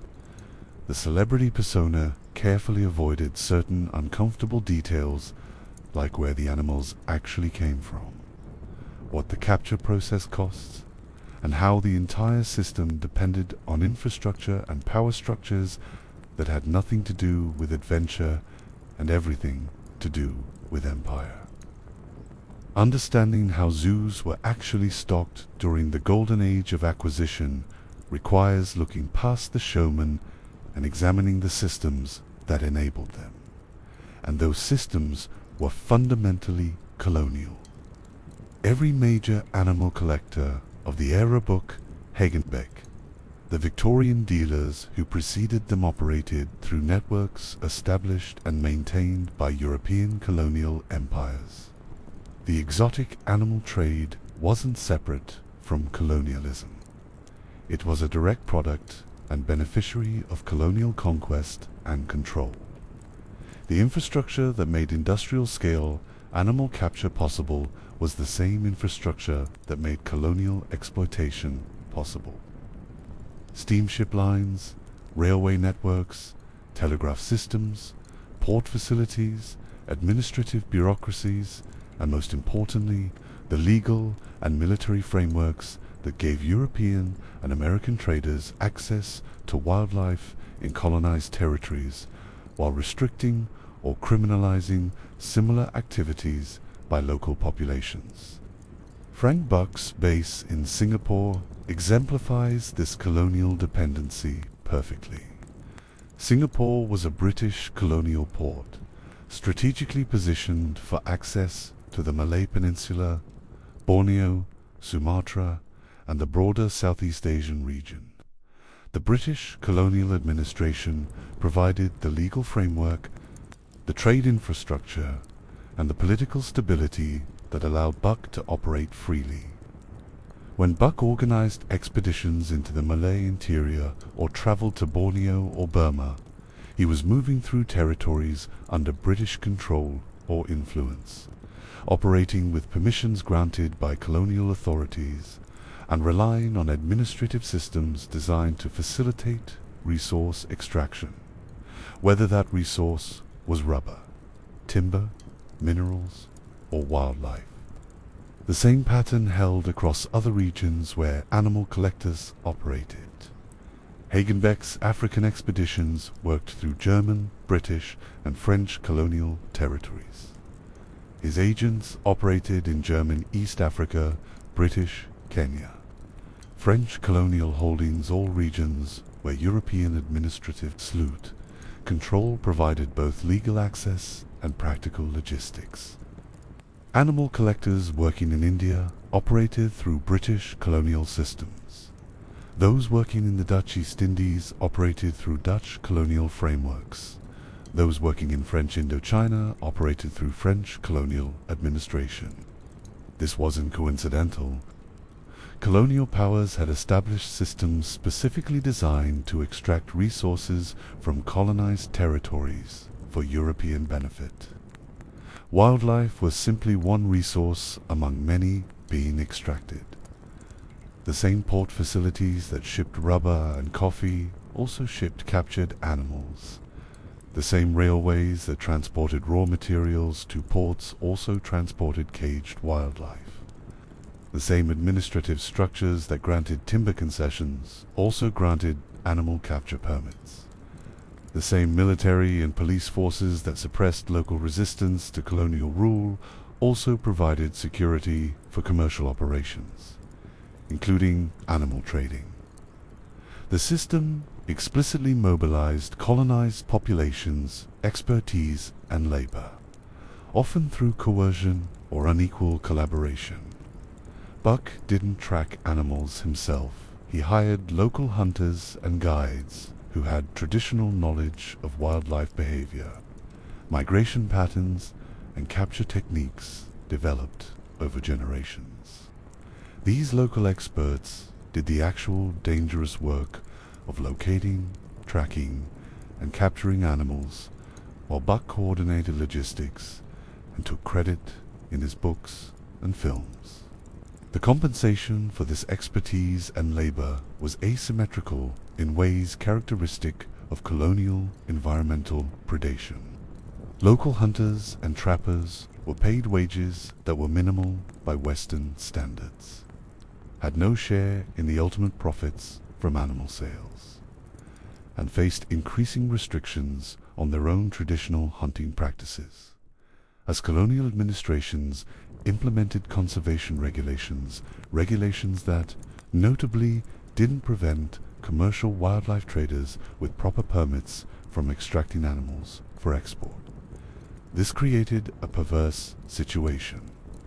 Local populations who had sustainably hunted and trapped wildlife for subsistence and traditional practices for centuries increasingly faced criminalization under colonial conservation laws, while commercial traders from Europe and America were granted permits to capture and export wildlife on industrial scales for profit.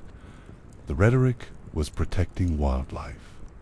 The reality was controlling access to wildlife as a commercial resource and ensuring that the profits from that resource flowed to colonial powers and Western traders rather than local populations.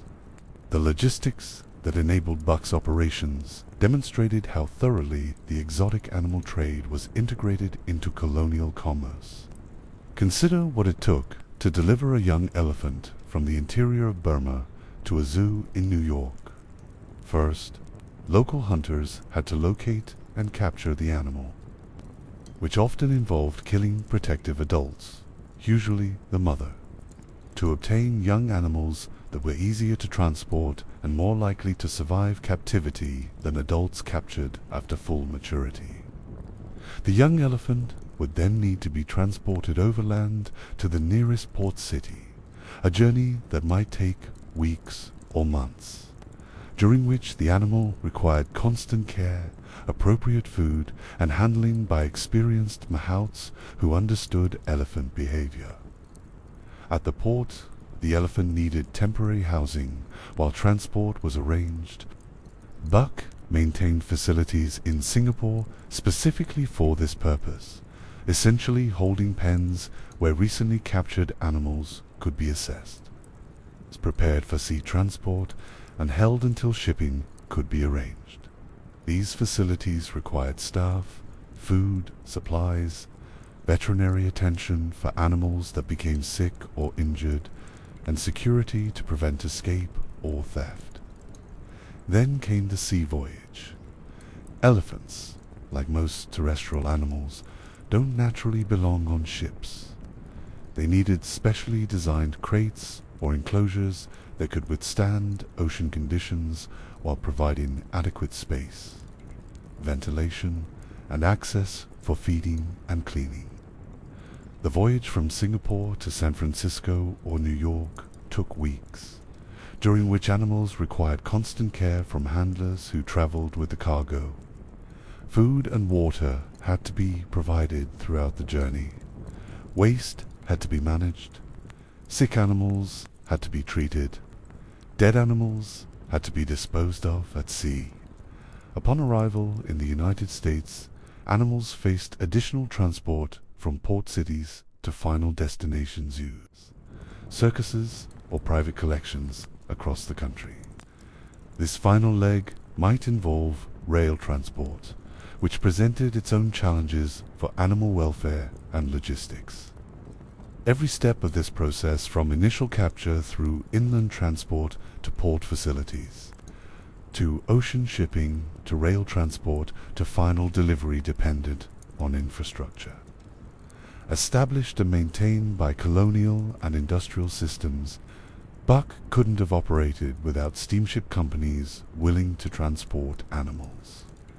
He couldn't have functioned without railway networks connecting interior regions to ports. He couldn't have succeeded without colonial administrators granting permits and providing legal frameworks.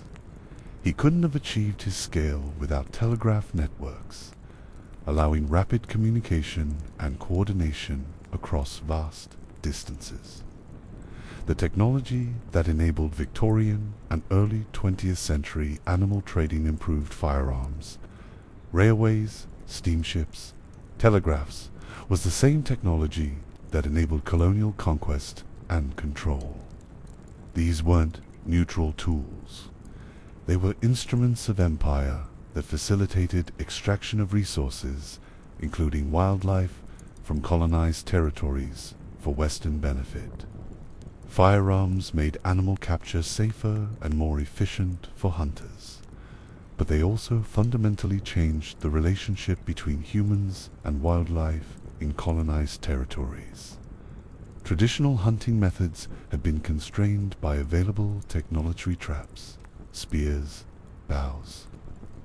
These methods, while certainly capable of killing animals, couldn't achieve the kind of rapid, large-scale extraction that became possible with modern rifles. A hunter with a high-powered rifle could kill a protective mother elephant from a safe distance and capture a calf far more easily than would be possible with traditional weapons. The technology enabled industrial-scale extraction that traditional methods couldn't match. Railways transformed animal capture by making interior regions accessible for commercial exploitation. Previously, animals captured far from coastal ports faced overland journeys that often resulted in death from stress, inappropriate care, or simple exhaustion. Railways reduced transport time from weeks or months to days, significantly improving survival rates and making it economically feasible to capture animals from regions that had previously been too remote for commercial exploitation.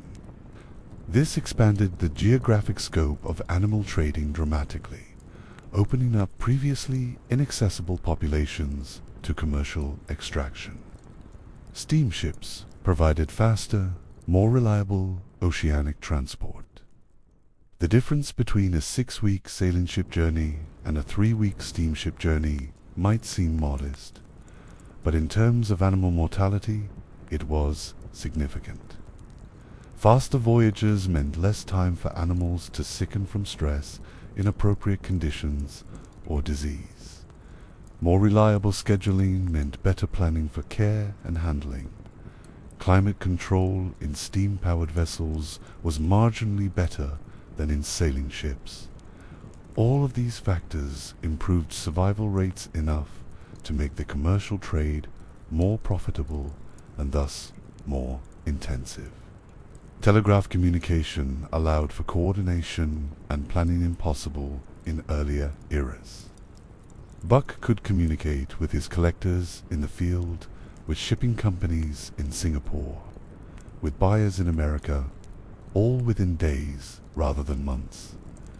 This enabled much more efficient operations. He could coordinate multiple simultaneous expeditions, arrange transport to match capture schedules, confirm sales before animals left port, and generally manage a complex international operation with a responsiveness that would have been impossible relying on mail carried by ship. But all of this technological infrastructure, all of these communications networks, all of these transport systems, they existed to serve colonial extraction.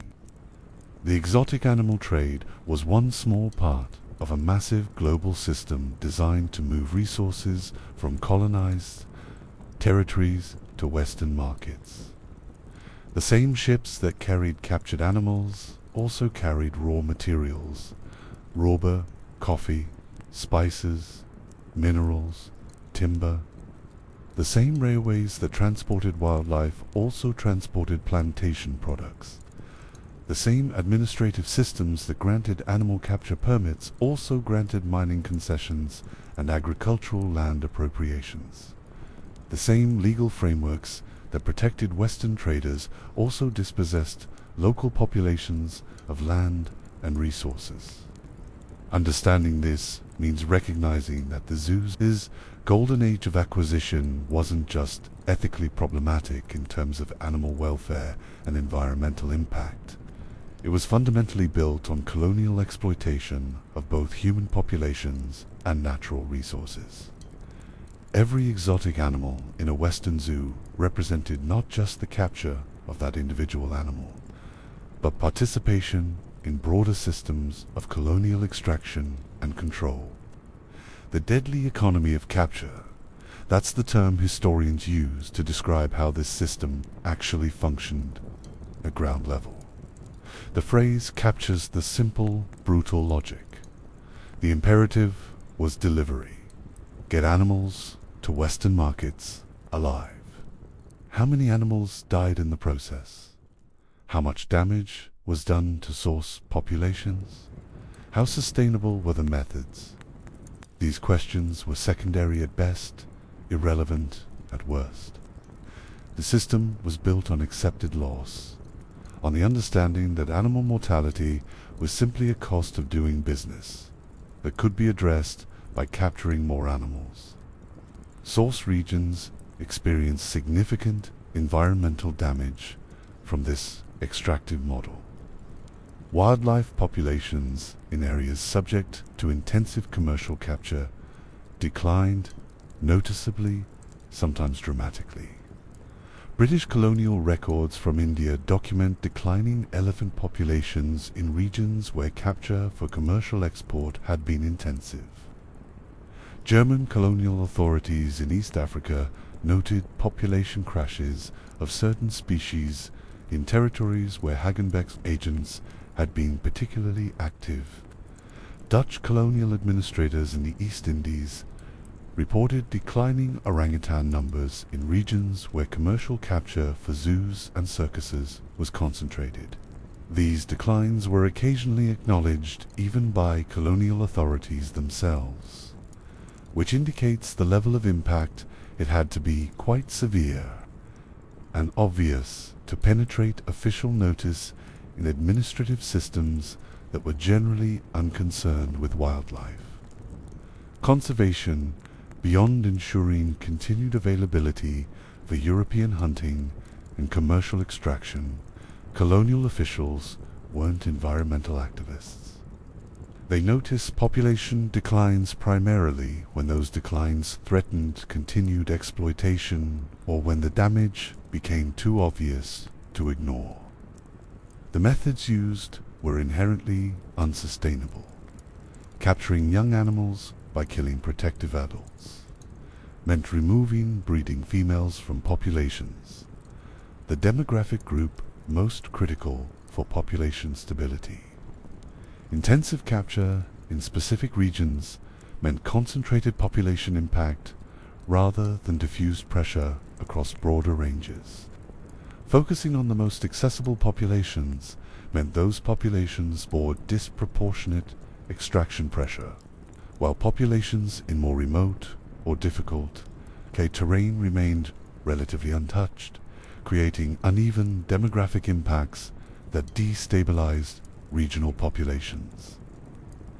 And the commercial logic incentivized all of this. Traders like Buck needed to maximize captured animals while minimizing costs. The most cost-effective approach was concentrating effort in regions with abundant wildlife, accessible terrain, cooperative or coerced local labor, and minimal regulatory interference. This naturally led to intensive exploitation of specific regions rather than sustainable, distributed harvesting across broader areas. The result was severe local population impacts, which traders addressed not by changing methods, but by simply moving operations to new regions. When previously productive areas became depleted, the regulatory environment such as it existed was deliberately weak or non-existent. In most regions where animal trading occurred, colonial administrators were generally uninterested in wildlife conservation. Beyond ensuring continued availability for commercial exploitation and recreational hunting by European colonists, regulations that did exist were often poorly enforced, easily circumvented, or simply didn't apply to commercial traders with proper permits and connections. Documentary evidence reveals how traders and zoo directors operated within and around this regulatory environment. Collectors were encouraged to make liberal use of permits.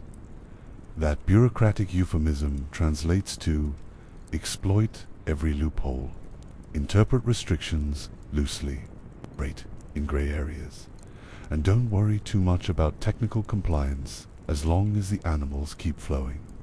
Correspondence between zoo directors and collectors frequently includes instructions to work within whatever legal framework provides the least resistance. Even more revealing, traders actively sought out territories where there was no fauna protection to speak of.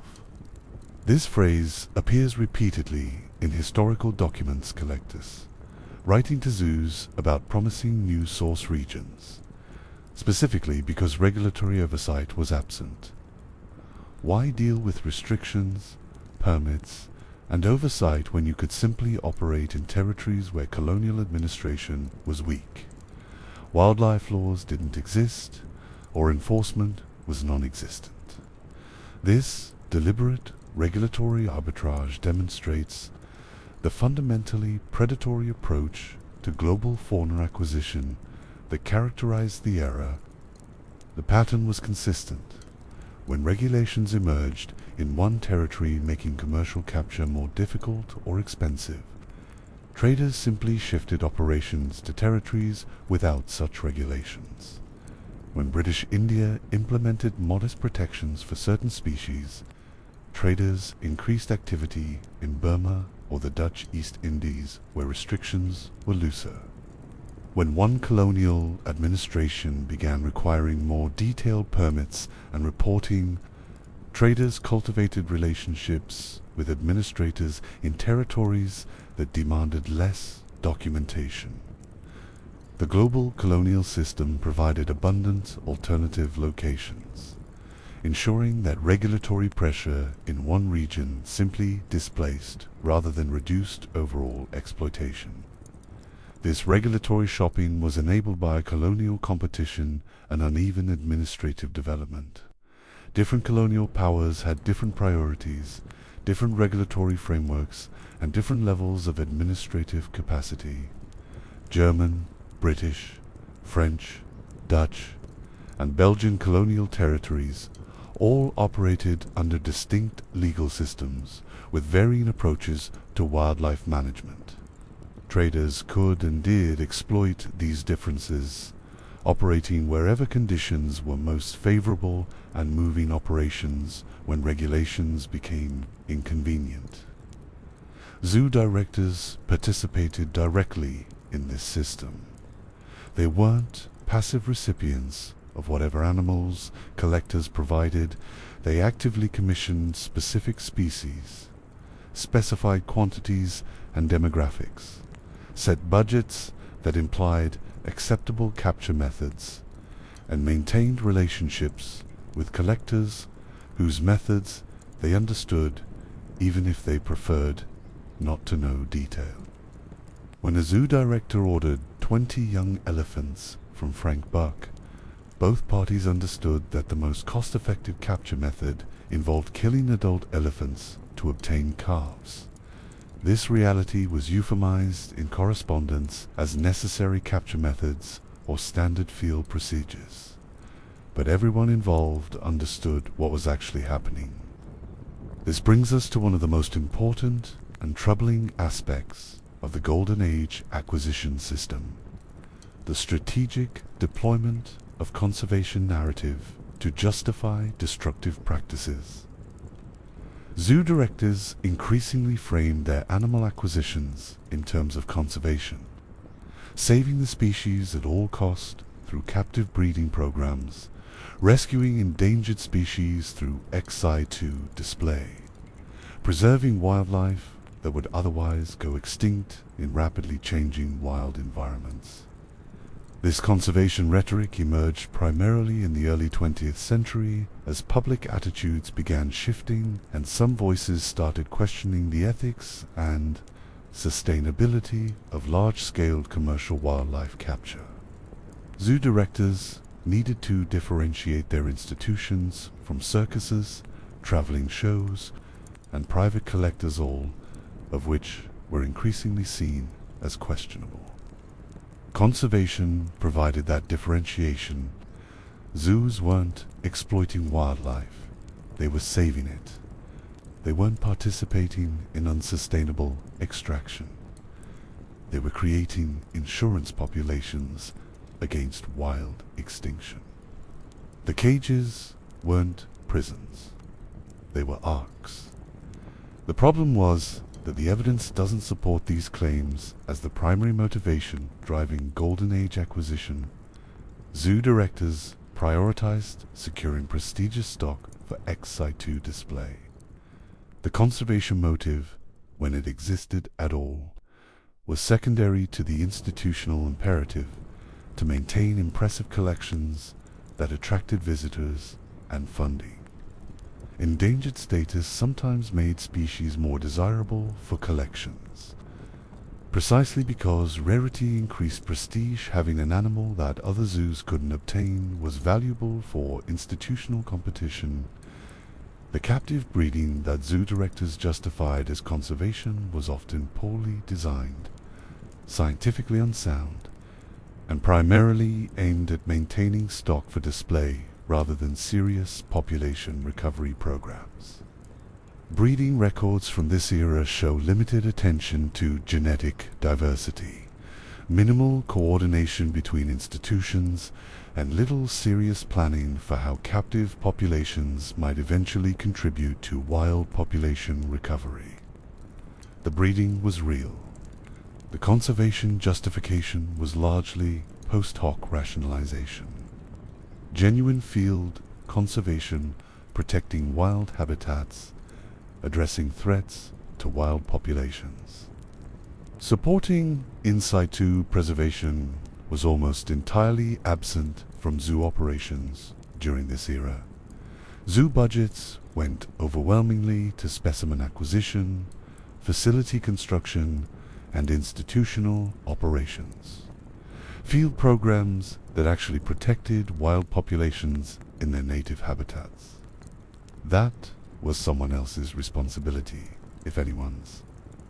The conservation narrative was deployed to justify captive collections, not to drive actual conservation activities. This matters because it reveals the fundamental dishonesty at the heart of Golden Age zoo operations. The public story was conservation, science, education.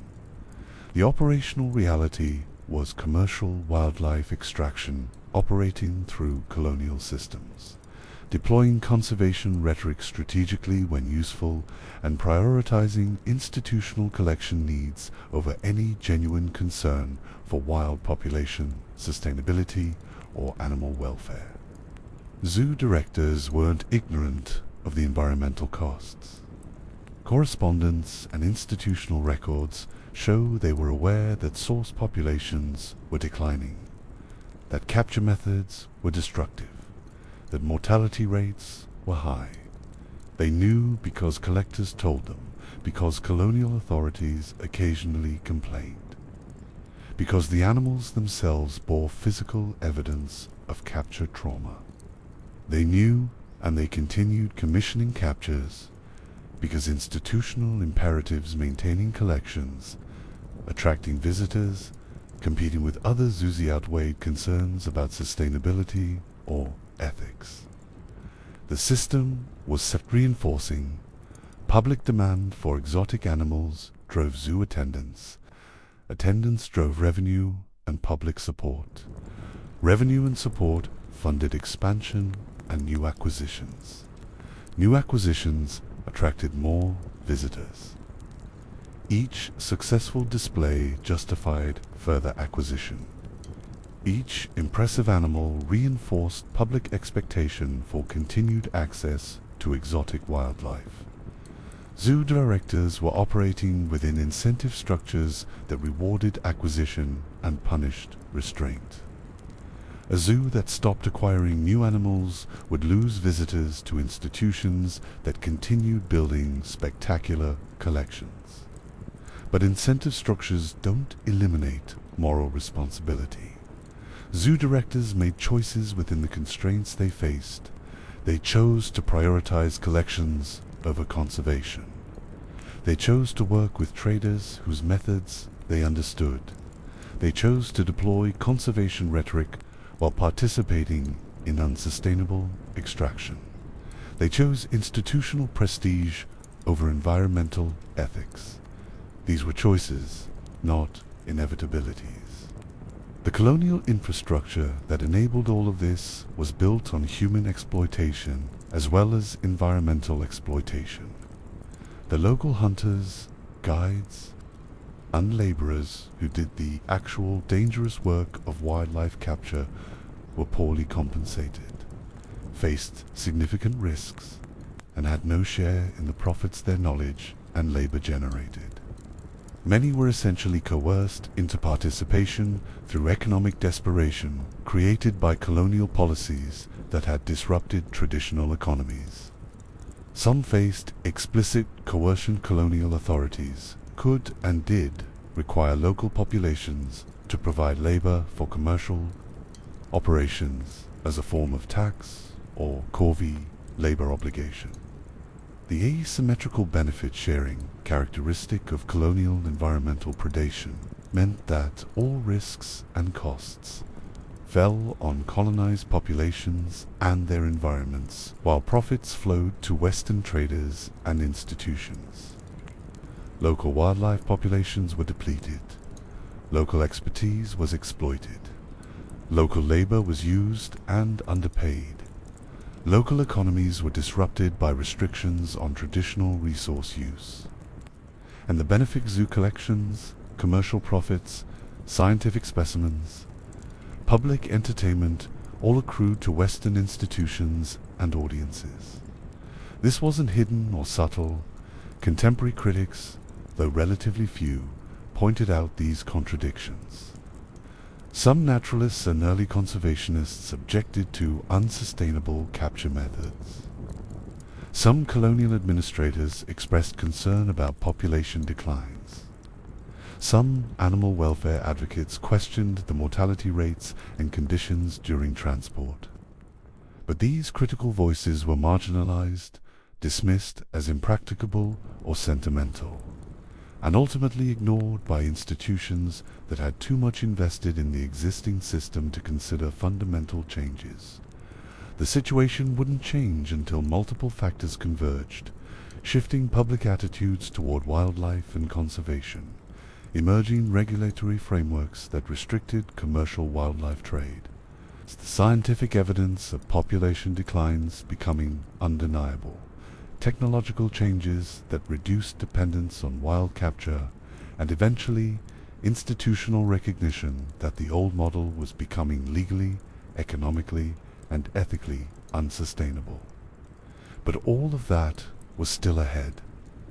In the 1930s, at the peak of Frank Buck's career, the system was operating at maximum efficiency. The colonial infrastructure was mature and extensive. The regulatory environment was permissive or non-existent. The technologies for capture and transport were proven and reliable. Public demand was high. Zoo expansion was accelerating. The conservation rhetoric was established and accepted. The deadly economy of capture was humming along, delivering unprecedented numbers of exotic animals to Western institutions. The cost of that system and environmental damage, animal mortality, colonial exploitation, human labor extraction was deliberately externalized, hidden behind adventure narratives and conservation claims. Frank Buck's books and films presented capture as heroic adventure. Zoo directors presented acquisitions as scientific achievement and conservation necessity. The public experienced the results as educational entertainment, exotic animals safely displayed in local institutions.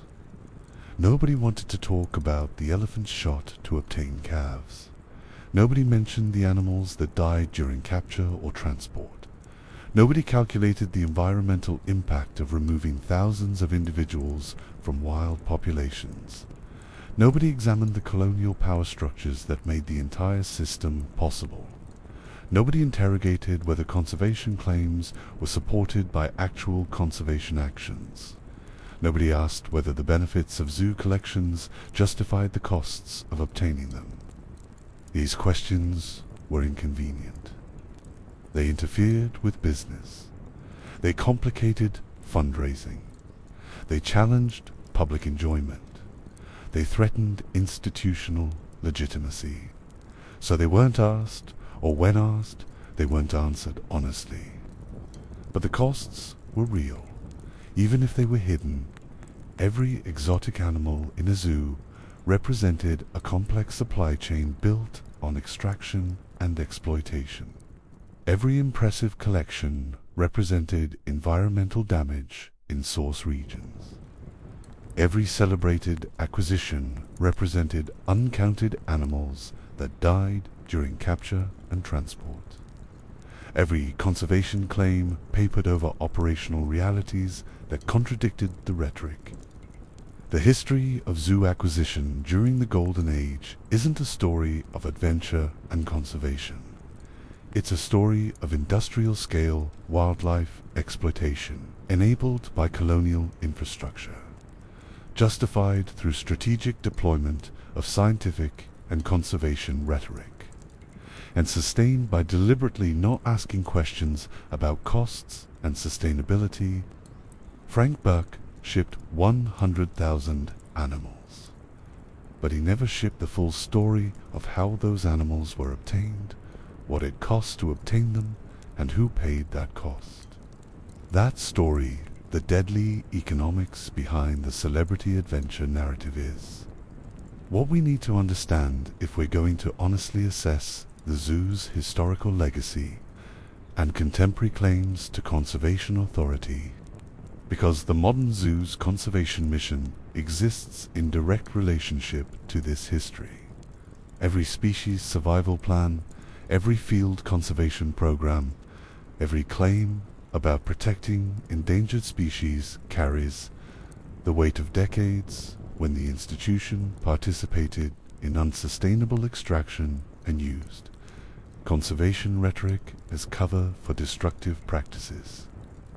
The question isn't whether modern zoos are doing genuine conservation work. Now many are. The question is whether that contemporary conservation work represents authentic institutional transformation or just the latest version of strategic narrative deployment. Whether the mission has genuinely changed or just the story about the mission. To answer that, we need to look at one more aspect of the Golden Age supply chain that reveals just how brutal the system actually was. We need to talk numbers. We need to talk about how many animals actually died. We need to examine the mortality rates that Buck and other traders accepted as normal business costs. Because talking about supply chains and colonial infrastructure in abstract terms makes it sound cleaner than it was. But when you look at the actual mortality data, when you calculate how many animals died to deliver the survivors that stocked zoo collections, the deadly economy becomes undeniable. And those numbers, they're worse than you think. Frank Buck claimed he brought them back alive. He just didn't mention how many he brought back dead, or how many died trying. That omission the careful silence about mortality rates in his books, his films, his promotional materials wasn't accidental. It was essential to maintaining the adventure narrative and the conservation justification that made his business socially acceptable and commercially successful. Because if the American public knew the actual numbers, if they understood the death rates that characterized the golden age of zoo acquisition, the adventure story would look less like heroic enterprise and more like industrial-scale slaughter with occasional survivors.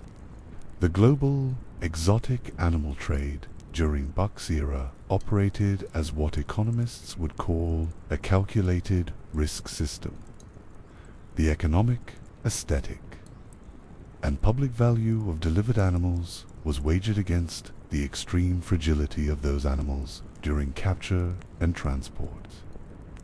That clinical description obscures a brutal reality. The system accepted massive animal mortality as an unavoidable business cost, factored death into pricing models, and made virtually no serious effort to reduce mortality because doing so would have been expensive and would have reduced volume and profit. The historical mortality rate for transported animals was, to use the careful language of academic historians, staggering. That's the word that appears repeatedly in historical analyses of the Golden Age animal trade. Staggering, not significant or notable or concerning.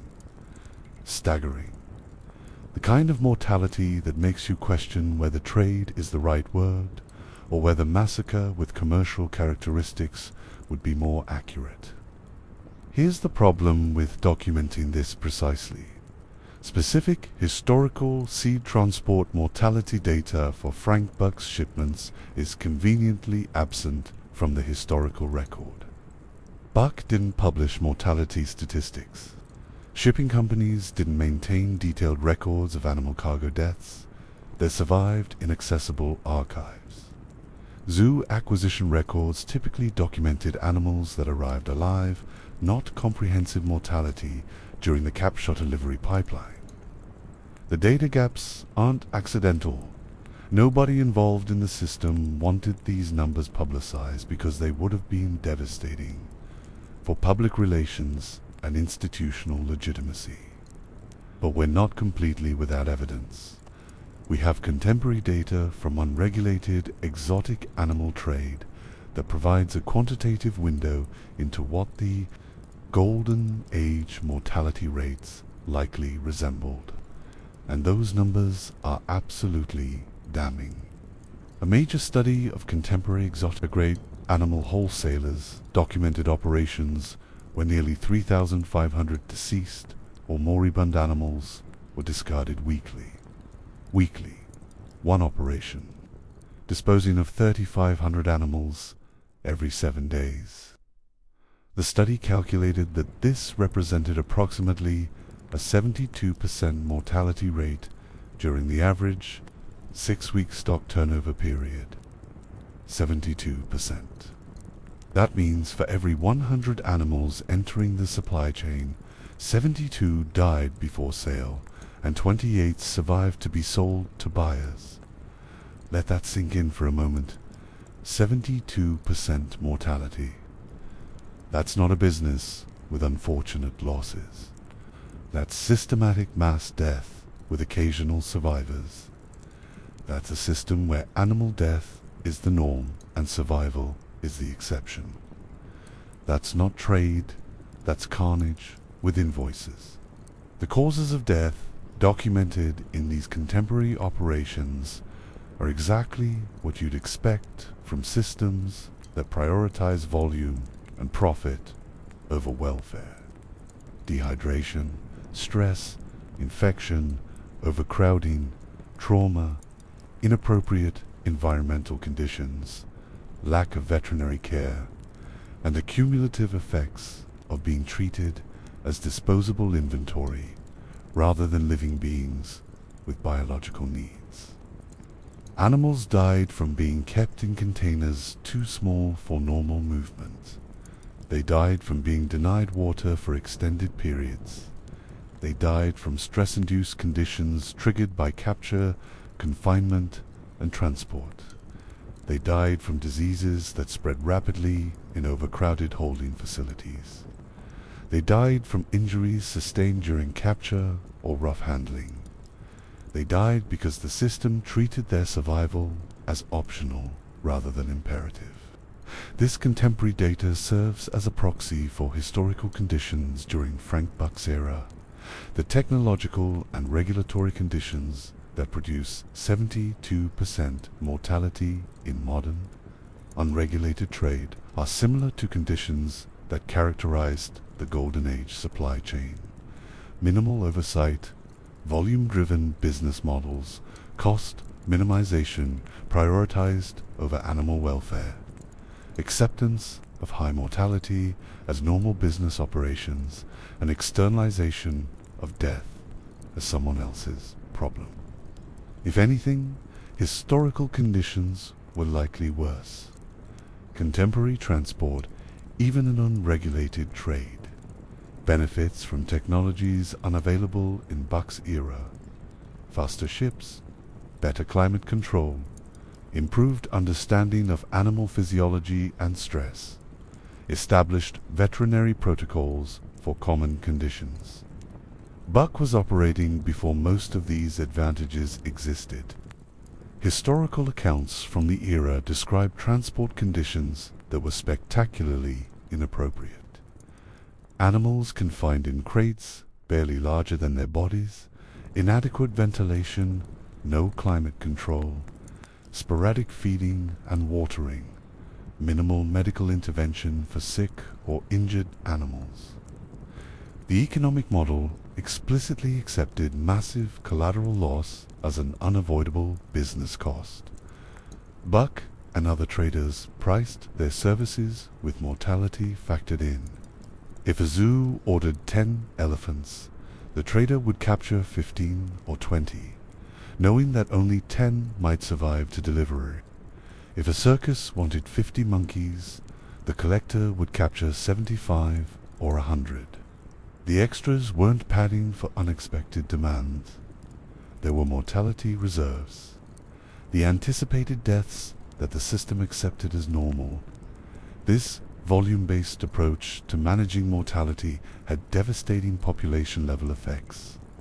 To deliver one healthy adult elephant, traders might need to kill several adult elephants to obtain and capture multiple calves, knowing that only 1 or 2 calves would survive the transport process. The actual impact on wild populations was thus exponentially higher than delivery numbers suggested.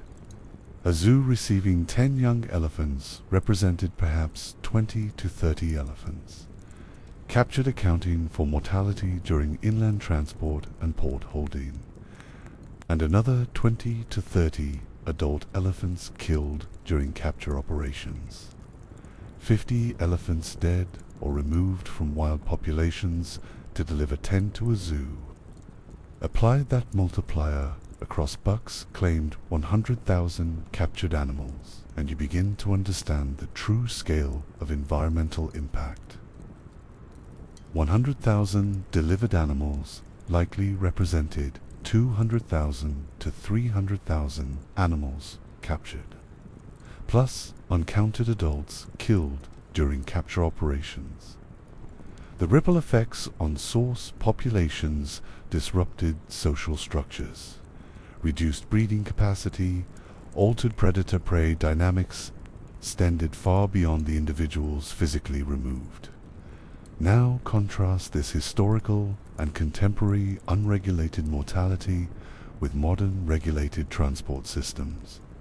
Contemporary long-haul livestock, transport of sheep and goat species that are domesticated, selected for hardiness, transported using proven protocols and subject to welfare regulations, shows approximately 0.025% mortality rate. That's not 25%. That's 0.025%. Essentially near zero mortality. For every 1,000 animals transported, approximately 0 to 1 die during transport. The difference between 72% and 0.025% isn't incremental improvement hits. The difference between a system that treats animals as disposable inventory and a system that treats them as living beings whose survival is non-negotiable. That gap represents not better technology, but different values, different priorities, different answers to the question of whether animal death during transport is acceptable. Modern livestock transport achieves near-zero mortality because regulations require it, because welfare standards demand it, because economic incentives align with animal survival. Dead livestock have no market value, and because decades of research have established proven protocols for maintaining animal health during transport. The mortality rate approaches zero, not because sheep are easier to transport than exotic wildlife. They are not, but because the system is designed and regulated to prioritize survival. The Golden Age exotic animal trade achieved 72% mortality because the system was designed and operated to prioritize volume and profit, because regulations were absent or unenforced, because welfare standards didn't exist, and because the economic model accepted death as a manageable cost factored into pricing. The mortality wasn't an unfortunate side effect of challenging logistics. It was the predictable outcome of a system that treated animal life as expendable. This brings us to the deadly arithmetic that defines Buck's legacy. Frank Buck shipped 100,000 animals during his career. Contemporary unregulated trade data suggests up to 72% mortality before sale. Historical accounts indicate Golden Age mortality rates were staggering, likely comparable to or worse than contemporary unregulated trade. Modern regulated transport achieves 0.025% mortality, proving that high death rates are inevitable. Their choices embedded in system design and operational priorities. Let's be conservative and assume Buck's operations achieved 50% mortally better than contemporary unregulated trade, though historical evidence doesn't clearly support this optimism. 50% mortality across 100,000 animals means 50,000 animals died during Buck's operations. 50,000. That's not a supply chain, that's a death machine that occasionally delivered survivors. But even that number dramatically understates the full impact, because it only counts animals that entered Buck's direct supply chain. It doesn't count animals killed during capture operations to obtain young animals. It doesn't count animals that died before reaching Buck's facilities. It doesn't count population-level effects from removing breeding individuals. It doesn't count ecosystem disruption from intensive local extraction. The true death toll associated with Buck's 100,000 deliveries is likely double or triple the direct mortality, perhaps. 100,000 to 150,000 animals dead to deliver 100,000 alive. And Buck was just one trader, albeit the most famous and successful. Hagenbeck operated similar supply chains. Gemrock before him supplied Victorian zoos using comparable methods. Dozens of smaller traders operated across Africa, Asia, and South America throughout this period. Every major zoo, circus, and private collection in the Western world was stocked through this system. The cumulative environmental impact across the Golden Age of acquisition, roughly 1840s through 1950s, represents millions of animals captured, transported, and largely killed in the process. The mortality wasn't evenly distributed across species. Some animals proved relatively hardy during transport, certain bird species. Some reptiles, smaller mammals, adapted to varied environments. Others experienced catastrophic mortality rates. Primates were notoriously difficult to transport successfully. Their intelligence, stress-sensitive and susceptible to diseases that spread rapidly in transport conditions. Large mammals like elephants and rhinoceros had lower capture mortality, but extremely high transport mortality because their size made appropriate care during sea voyages nearly impossible. Marine mammals were almost impossible to transport successfully before modern technologies. Mortality rates for captured dolphins, seals, and similar species approached 100% during this era. The species that appear most commonly in Golden Age zoo collections aren't necessarily the most abundant or accessible species. They're the species that survive transport at rates high enough to make commercial trading viable. The absence of certain species from historical zoo collections doesn't indicate those species weren't captured. It indicates they died too consistently during transport to justify continued capture attempts. The collections represent survivors, not comprehensive wildlife, diversity.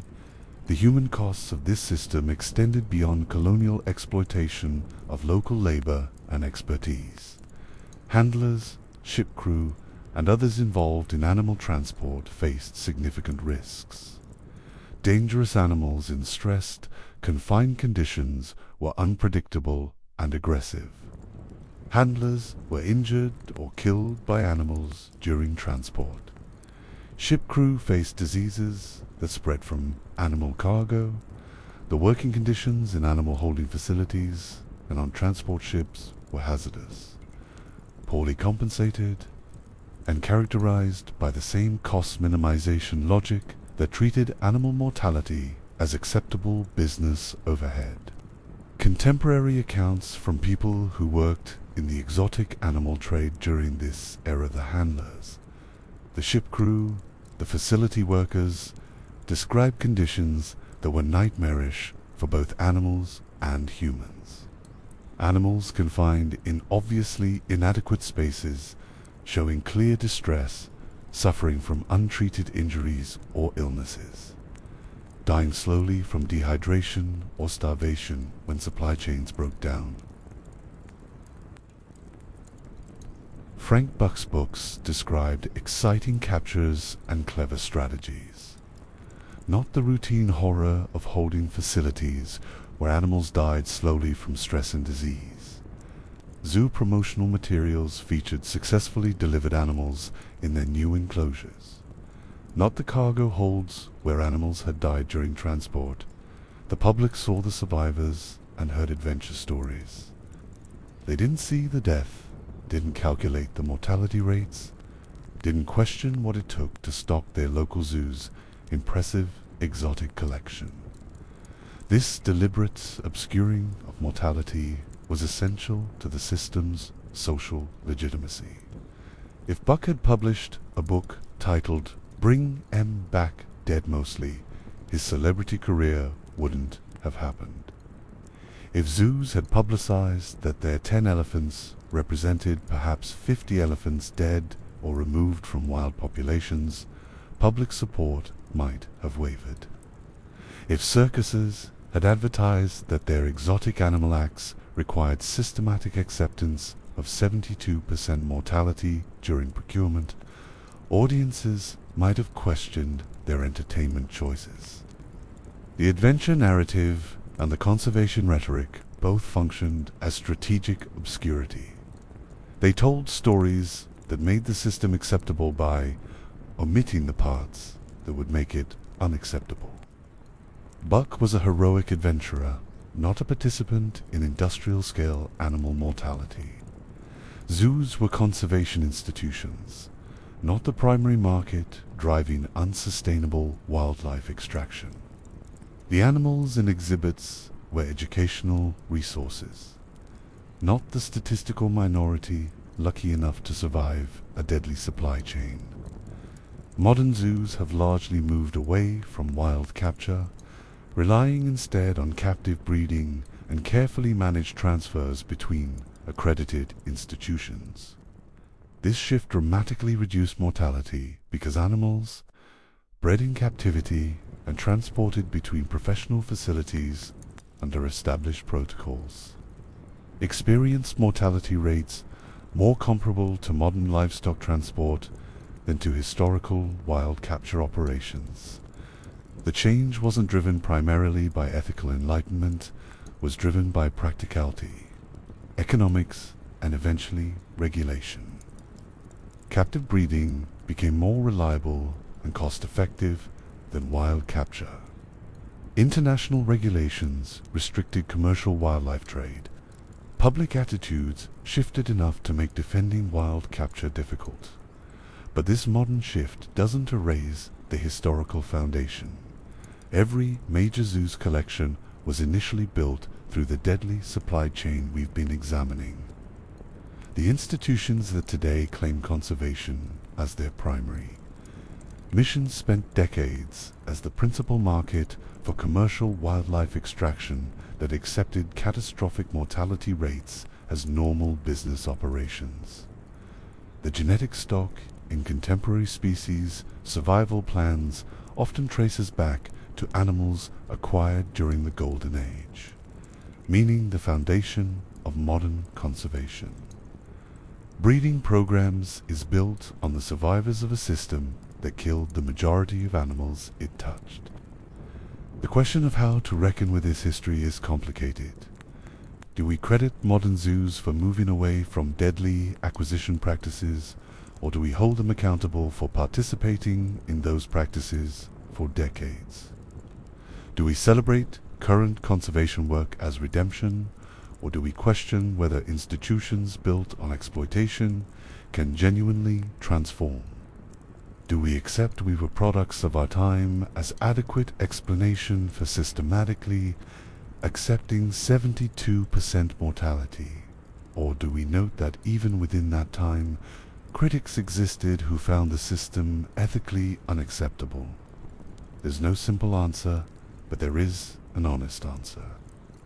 Modern zoos exist in direct continuity with institutions that functioned as primary markets for commercial wildlife. Trade characterized by catastrophic mortality rates. The architectural infrastructure, the institutional culture, the collection strategies, the public education mission, all of these were developed and refined during an era when animal death during acquisition was accepted as unremarkable. The shift toward conservation and away from wild capture represents real change. But it's change built on a foundation of systematic animal mortality that spanned more than a century. Frank Buck's "Bring 'em back alive" slogan is darkly ironic because it implicitly acknowledges what it claims to transcend. The phrase only makes sense as a boast if bringing them back dead was a common alternative. Buck was proud of his survival rates relative to competitors and relative to the industry norm. But the industry norm was spectacularly deadly. Boasting about survival rates in a system characterized by majority mortality is like boasting about being the safest company in an industry where workplace fatalities are routine technically accurate, completely missing the larger ethical problem. The 72% mortality rate is the number that defines the golden age of zoo acquisition more accurately than any other statistic. Not the number of zoos established, not the number of species collected, not the number of visitors attracted. 72%. That's the system's truth, the number that reveals what the adventure narratives and conservation rhetoric obscured. For every animal that survived to be displayed in a zoo, 2 or 3 died during capture and transport. That's the deadly economy. That's the cost of collection.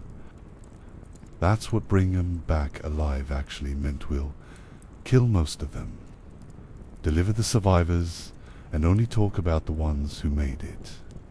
Contemporary zoo directors occasionally acknowledge this history, though rarely in terms this blunt. Institutional histories mention that capture methods were less refined in earlier eras, or that transport presented significant challenges before modern protocols. These euphemisms function similarly to "Bucks bring 'em back alive" slogan. They acknowledge difficulty while obscuring the actual body counts. Less refined methods killed 3/4 of captured animals.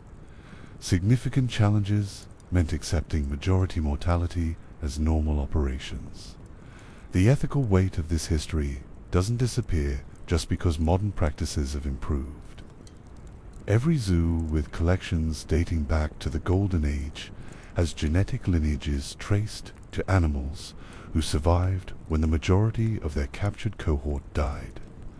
Every institutional celebration of longevity, this species has been in our collection for 80 years, implicitly celebrates survival built on a foundation of massive mortality.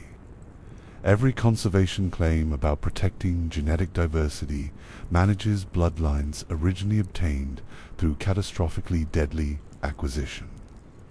This doesn't mean modern conservation work is invalid or insincere. The California Condor Recovery Program represents genuine achievement, regardless of how the institution that conducted it was originally stocked.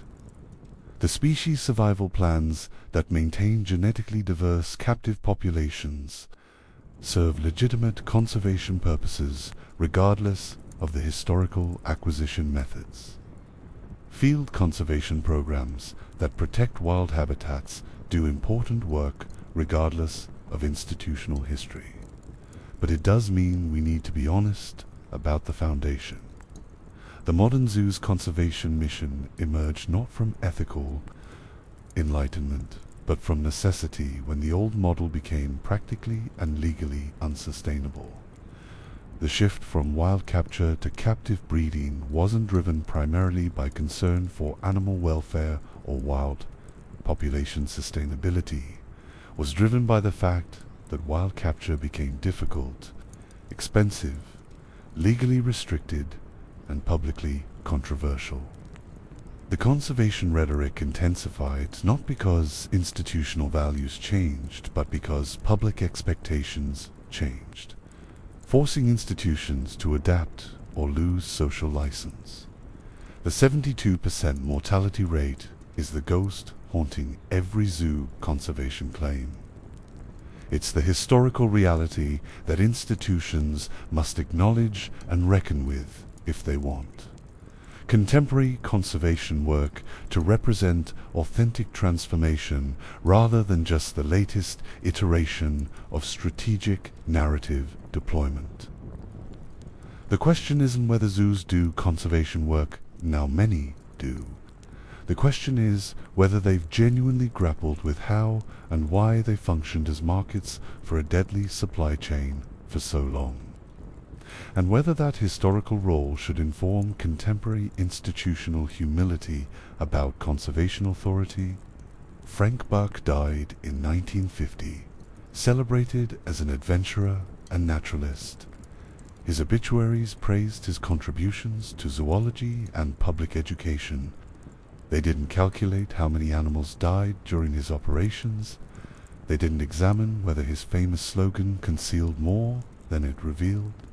They didn't question whether adventure and conservation rhetoric adequately justified 72% mortality. Those questions would have been inconvenient, would have complicated the tribute, would have introduced uncomfortable mathematics into what was supposed to be a celebration of a colorful character's remarkable career. But those questions matter. They matter because Buck wasn't an outlier or a rogue operator. He was the system working exactly as designed. He was doing what zoos paid him to do, what the public celebrated him for doing, what the institutional incentive structure rewarded.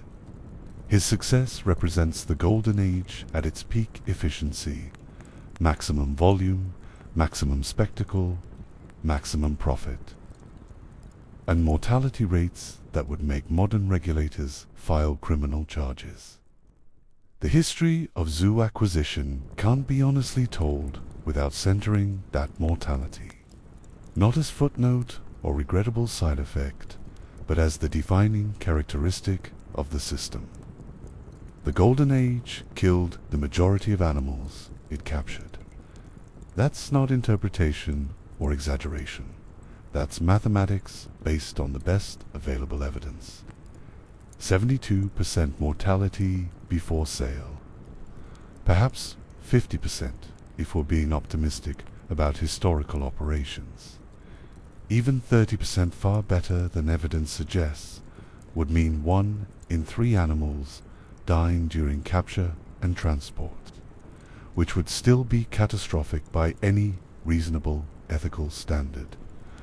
But the most likely reality is that Golden Age mortality rates were comparable to contemporary unregulated trade, meaning the majority of captured animals died before delivery, meaning bucks 100,000 deliveries represented perhaps 200,000 to 300,000 animals captured and killed, meaning every major zoo collection was built on a foundation of mass animal death accepted as normal business operations, meaning the cages were filled with survivors whose presence represented 2 or 3 times as many animals who didn't survive. That's the price of acquisition. That's what it costs to build the institutional collections that modern zoos inherited. That's the foundation on which contemporary conservation claims rest. And no amount of modern improvement, no species survival plan success, no field conservation achievement erases that historical reality or eliminates the ethical debt it represents. The adventure ended, the celebrity faded. Frank Buck died and was largely forgotten except by institutional historians and exotic animal trade researchers. But the system he epitomized, the deadly economics he mastered, the mortality he accepted as unremarkable, those shaped zoo history in ways that persist today. Every modern zoo improvement, every welfare reform, every conservation program exists in reaction to the Golden Age's systematic acceptance of animal death as business overhead. And the most uncomfortable truth is this: the death rates and colonial exploitation tend to become uncomfortable conversations during peacetime. After World War II, when public scrutiny intensified and decolonization began dismantling the infrastructure that had enabled Buck's operations, zoos needed a new story. The adventure narrative was losing appeal. The collection for collection's sake justification was becoming insufficient. The Victorian taxonomy obsession looked dated. The colonial triumphalism was increasingly embarrassing. Fortunately, from the institutional perspective, zoos had a new story ready, one that had been deployed strategically for decades, but would now become central conservation. We're not confining animals for entertainment or collection anymore. We're saving them from extinction. We're insurance populations against habitat loss. We're genetic reservoirs for future rewilding. We're modern arks preserving biodiversity. The question was whether they meant it. Whether conservation was a genuine institutional transformation or just the latest chapter in a long history of finding sophisticated justifications for doing what zoos had always done: confining wild animals for human purposes and finding whatever story made that confinement socially acceptable. To answer that question, we need to examine the postwar pivot to conservation, the species survival plans, the captive breeding programs, and the field conservation work that modern zoos claim as their primary mission. We need to see whether the shift from Frank Buck's deadly supply chain to modern genetic management represents authentic change or just better public relations. Because the stakes are high. If modern zoos have genuinely transformed into conservation institutions, they deserve support and credit for that transformation. But if conservation is primarily rhetoric masking continued prioritization of captive collections over wild population welfare, then we're just watching the latest iteration of a very old pattern institutions that excel at justifying animal captivity, finding new language for old practices. The 72% mortality rate is the baseline against which modern claims must be measured. Any institution built on that foundation carries an ethical debt that demands authentic transformation, not just improved messaging. Whether that transformation has actually occurred, whether zoos have moved beyond the deadly economics of the Frank Buck era toward genuine conservation, that's what we need to examine next. After spending centuries capturing animals for entertainment, zoos looked at the extinction crisis they'd helped create and said, what if we saved them instead? It was a remarkable pivot. It was also suspiciously well-timed. By the end of World War II, the global ecological situation was becoming undeniable. Rapid industrialization, aggressive habitat destruction, and unsustainable hunting practices were driving an alarming number of species toward extinction at rates that even casual observers could notice. The bison were nearly gone. The passenger pigeon was extinct. Large mammal populations across Africa and Asia were crashing. The environmental bill for a century of industrial extraction and colonial exploitation was coming due, and the numbers were getting difficult to ignore. Zoos found themselves in an awkward position. They'd spent the previous 100 years functioning as primary markets for a wildlife supply chain characterized by catastrophic mortality rates and systematic environmental damage.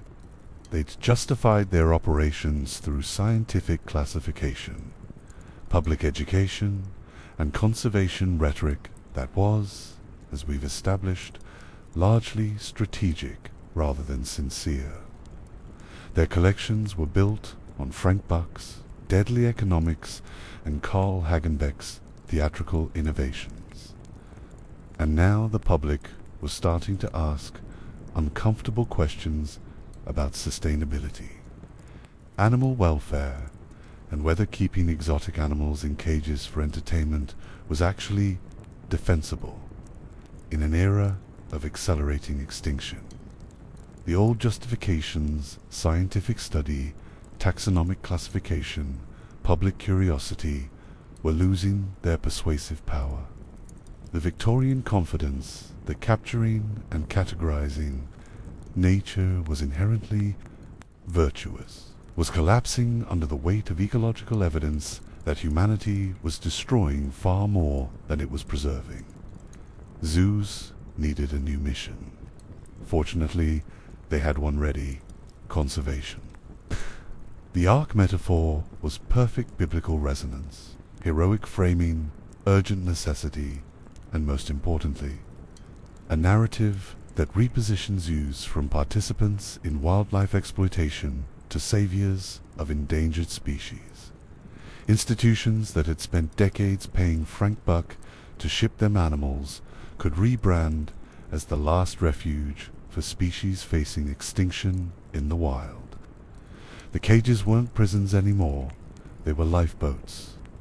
The collections weren't trophies, they were insurance policies against total loss. The timing was, shall we say, convenient. Right when wild capture was becoming legally restricted, publicly controversial, and practically difficult due to crashing source populations. Zoos discovered that conservation was actually their primary mission all along.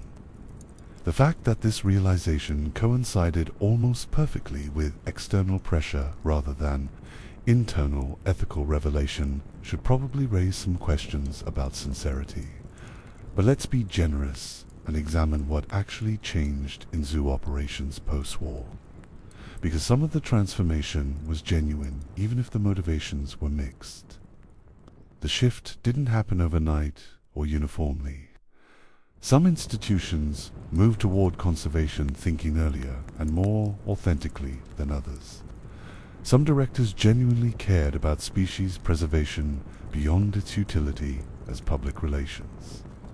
One of the earliest and most successful conservation campaigns was led by William Temple Hornaday, who wasn't waiting for post-war ecological reckoning, who was sounding alarms decades earlier. Hornaday's work with American bison represents what zoo-based conservation could look like when genuinely prioritized. The bison had been nearly exterminated through systematic slaughter, dropping from tens of millions to a few hundred individuals by the late 19th century.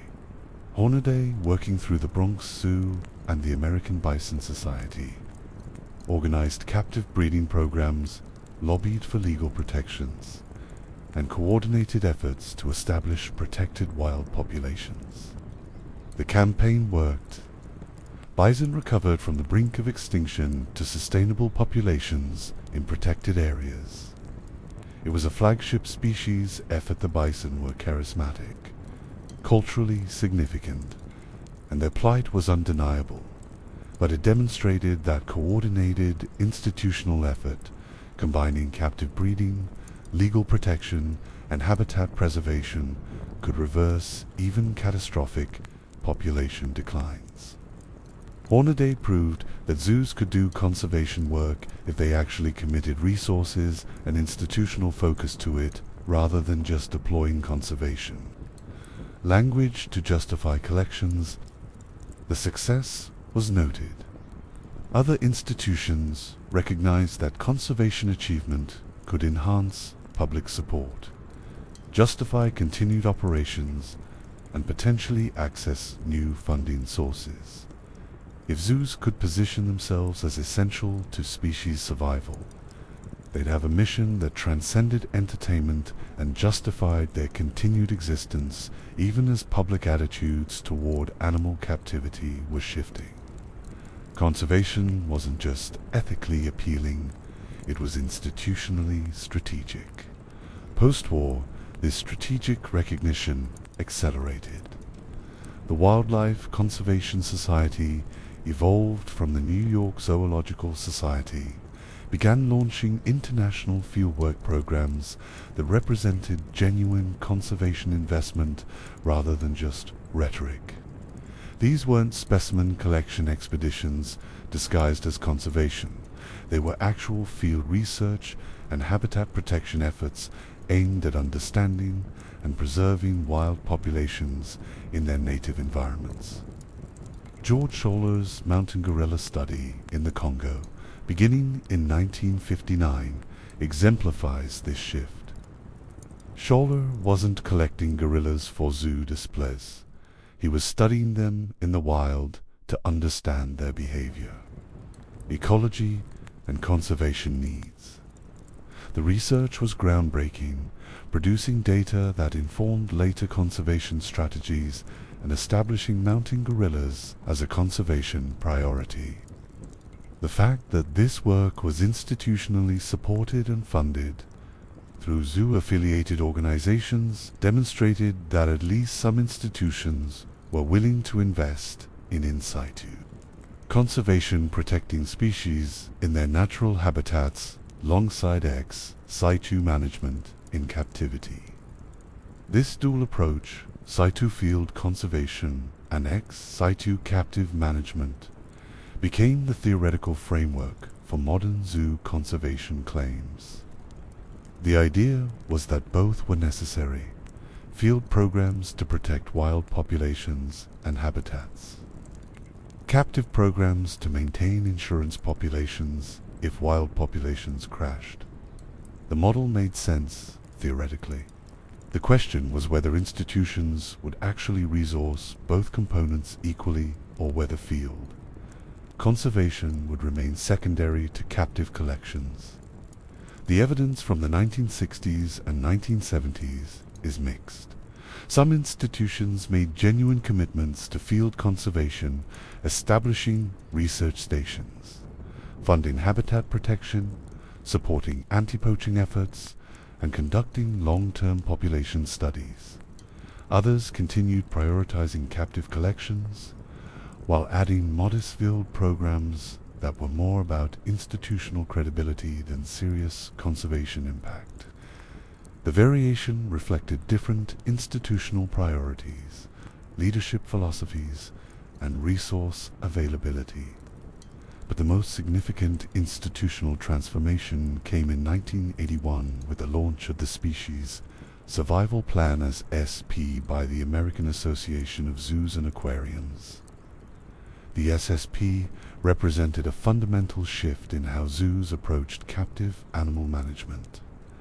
Instead of each institution independently acquiring, breeding, and managing animals with minimal coordination, the SSP created a cooperative, scientifically rigorous framework for managing breeding populations of threatened and endangered species across all participating North American zoos and aquariums.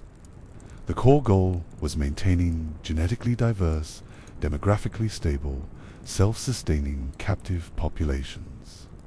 This required treating captive animals not as individual institutional assets, but as components of managed populations where breeding decisions were coordinated across institutions to maximize genetic diversity and minimize inbreeding. Zoo directors could no longer just breed whatever animals. They had to produce cute babies that attracted visitors. They had to participate in coordinated breeding plans designed by population geneticists and conservation biologists to maintain long-term population viability. This was revolutionary for institutional culture. For a century, zoo success had been measured by collection size, species diversity, breeding success rates, and visitor numbers. Institutions competed for prestigious species, rare specimens, and breeding achievements.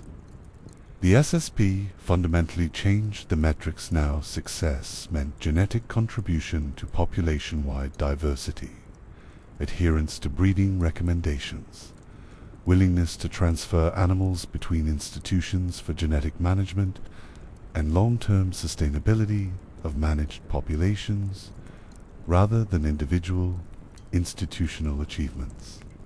The shift from "look how many we have" to "look how diverse their genetics are" sounds technical and bureaucratic, but it represented a profound change in institutional priorities.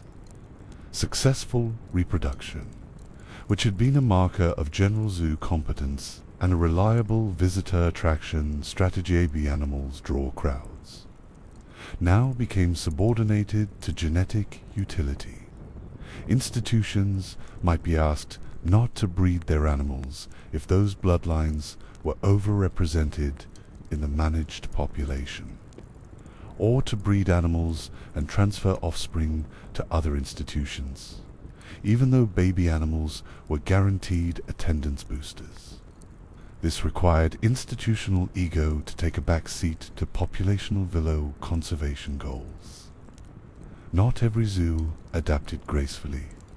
Some directors resented external coordination, limiting their breeding decisions. Some institutions were slow to embrace genetic management over traditional collection priorities.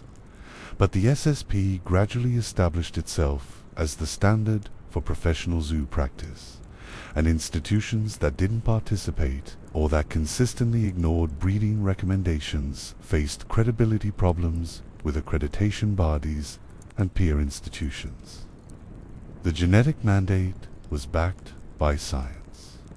Population geneticists could demonstrate that small, isolated populations suffered from inbreeding, depression-reduced fitness, increased susceptibility to disease, lower reproductive success, and that maintaining genetic diversity required active management, coordinated breeding strategies, and treating captive populations as interconnected rather than isolated.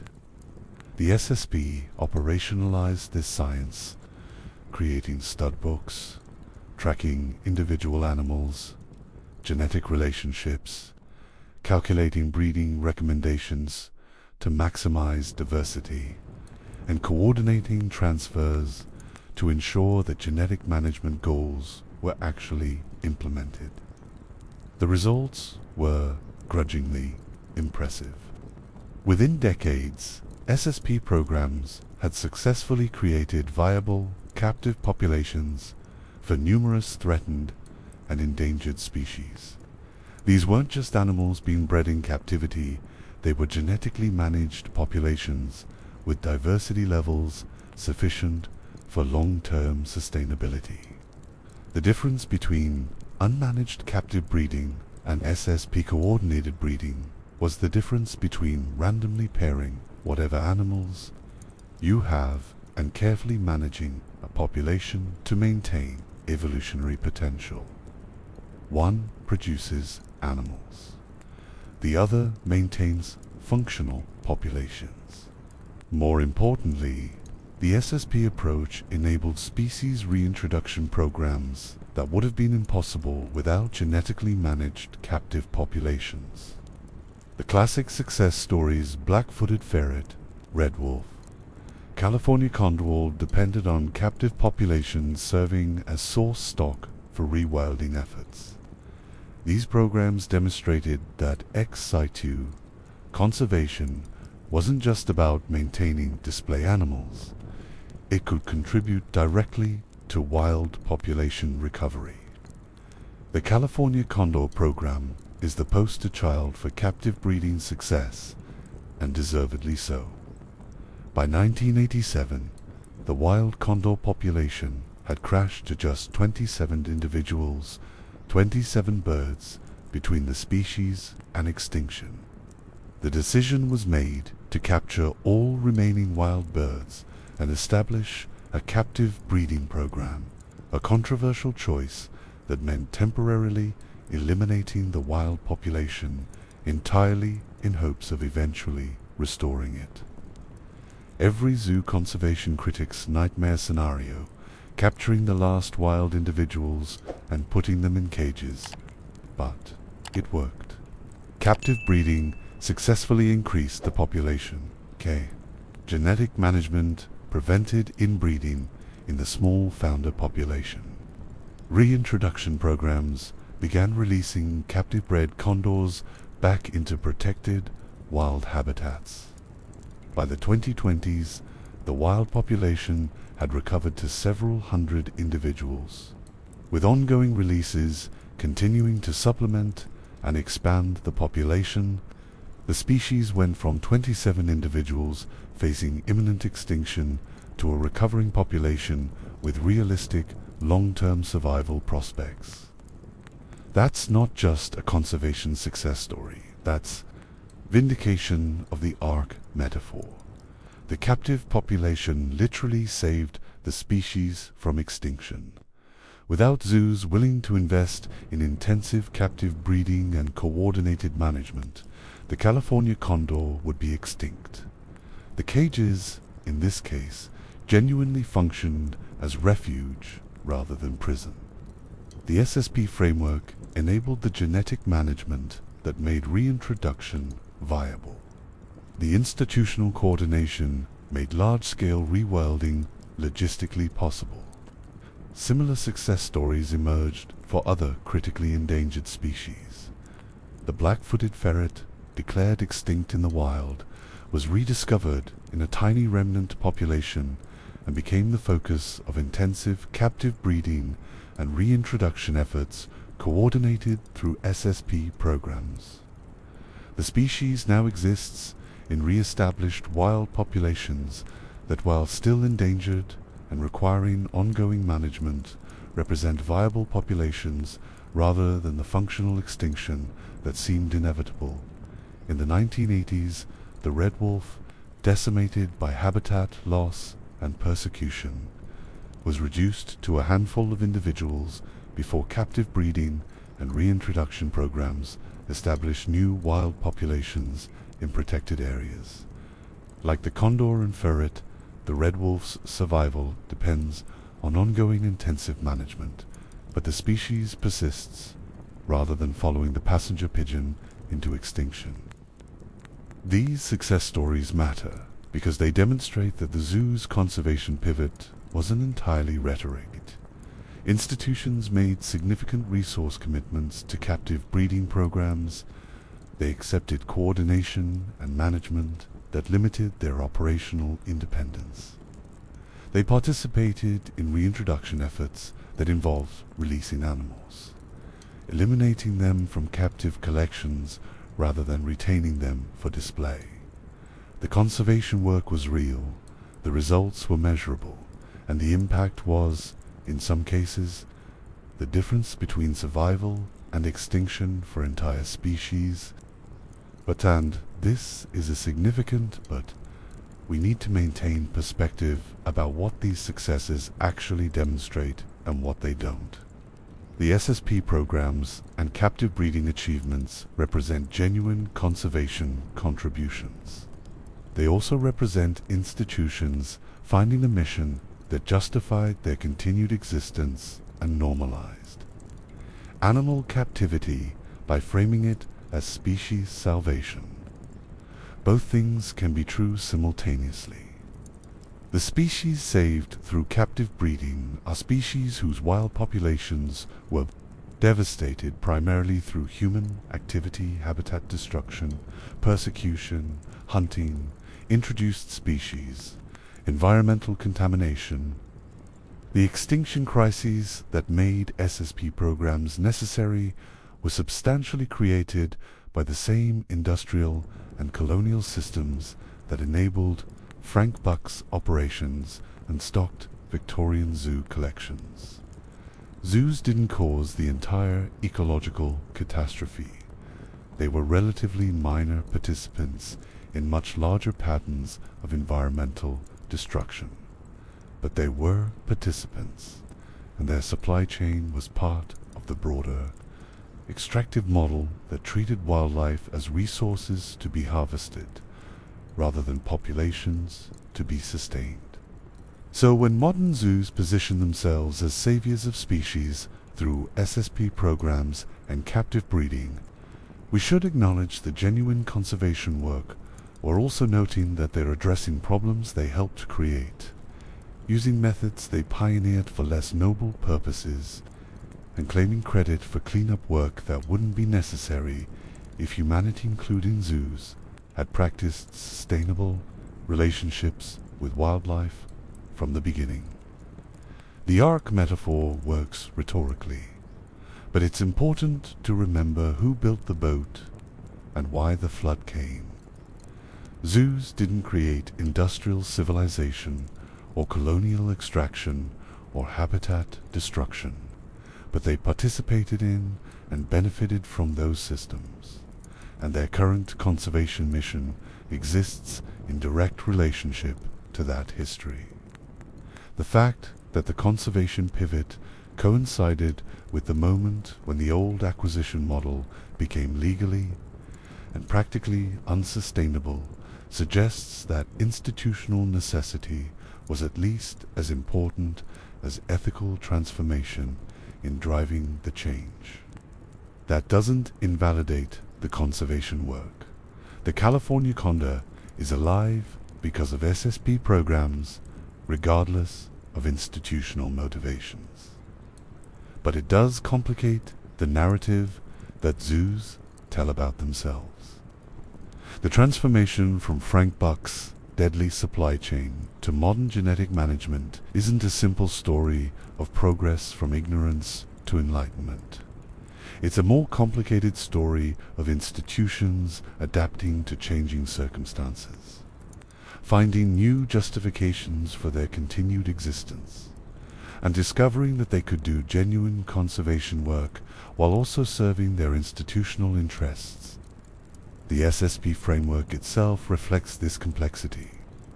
It's simultaneously a serious scientific approach to population management and a system that normalizes continued captivity by reframing it as conservation necessity.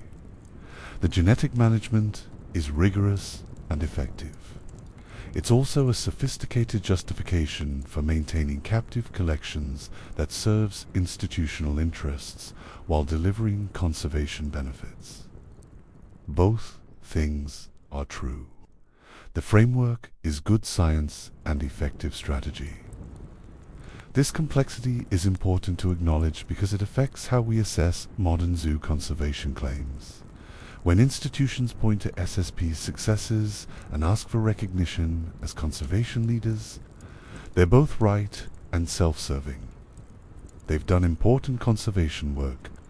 They've also found a mission that justified their continued existence and normalized practices that would otherwise be increasingly difficult to defend. The conservation work is genuine. The institutional self-interest is also genuine. These aren't mutually exclusive. The shift from volume to genetics, from Frank Buck's 100,000 animals to carefully managed breeding populations tracked in snug-books, represents real change in how zoos operate. It's operationally different, ethically better, and scientifically sophisticated compared to the Golden Age acquisition model. It's also still fundamentally about maintaining animals in captivity. Still involves animals that didn't choose confinement, and still serves institutional interests alongside conservation goals. The question isn't whether SSP programs do conservation work. They demonstrably do. The question is whether that conservation work fully justifies continued captivity, fully compensates for historical exploitation, and fully supports institutional claims to conservation authority. Those are harder questions with less clear answers, and they're questions that each person needs to answer based on how they weigh costs and benefits, how they think about institutional transformation, and how they assess whether current good works redeem or simply succeed historical bad practices. What's undeniable is that the post-war conservation pivot changed zoo operations in measurable ways. Institutions that had spent decades as markets for unsustainable wildlife extraction became participants in coordinated breeding programs aimed at species preservation. The change was real, even if the motivations were mixed and the transformation was incomplete. The SSP framework established standards and practices that represented genuine departure from Golden Age acquisition culture. But genetic management is only half the equation.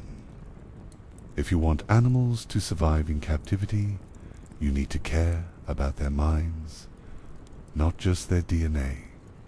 You need to address the psychological costs of confinement. You need to design environments that provide more than just food and shelter.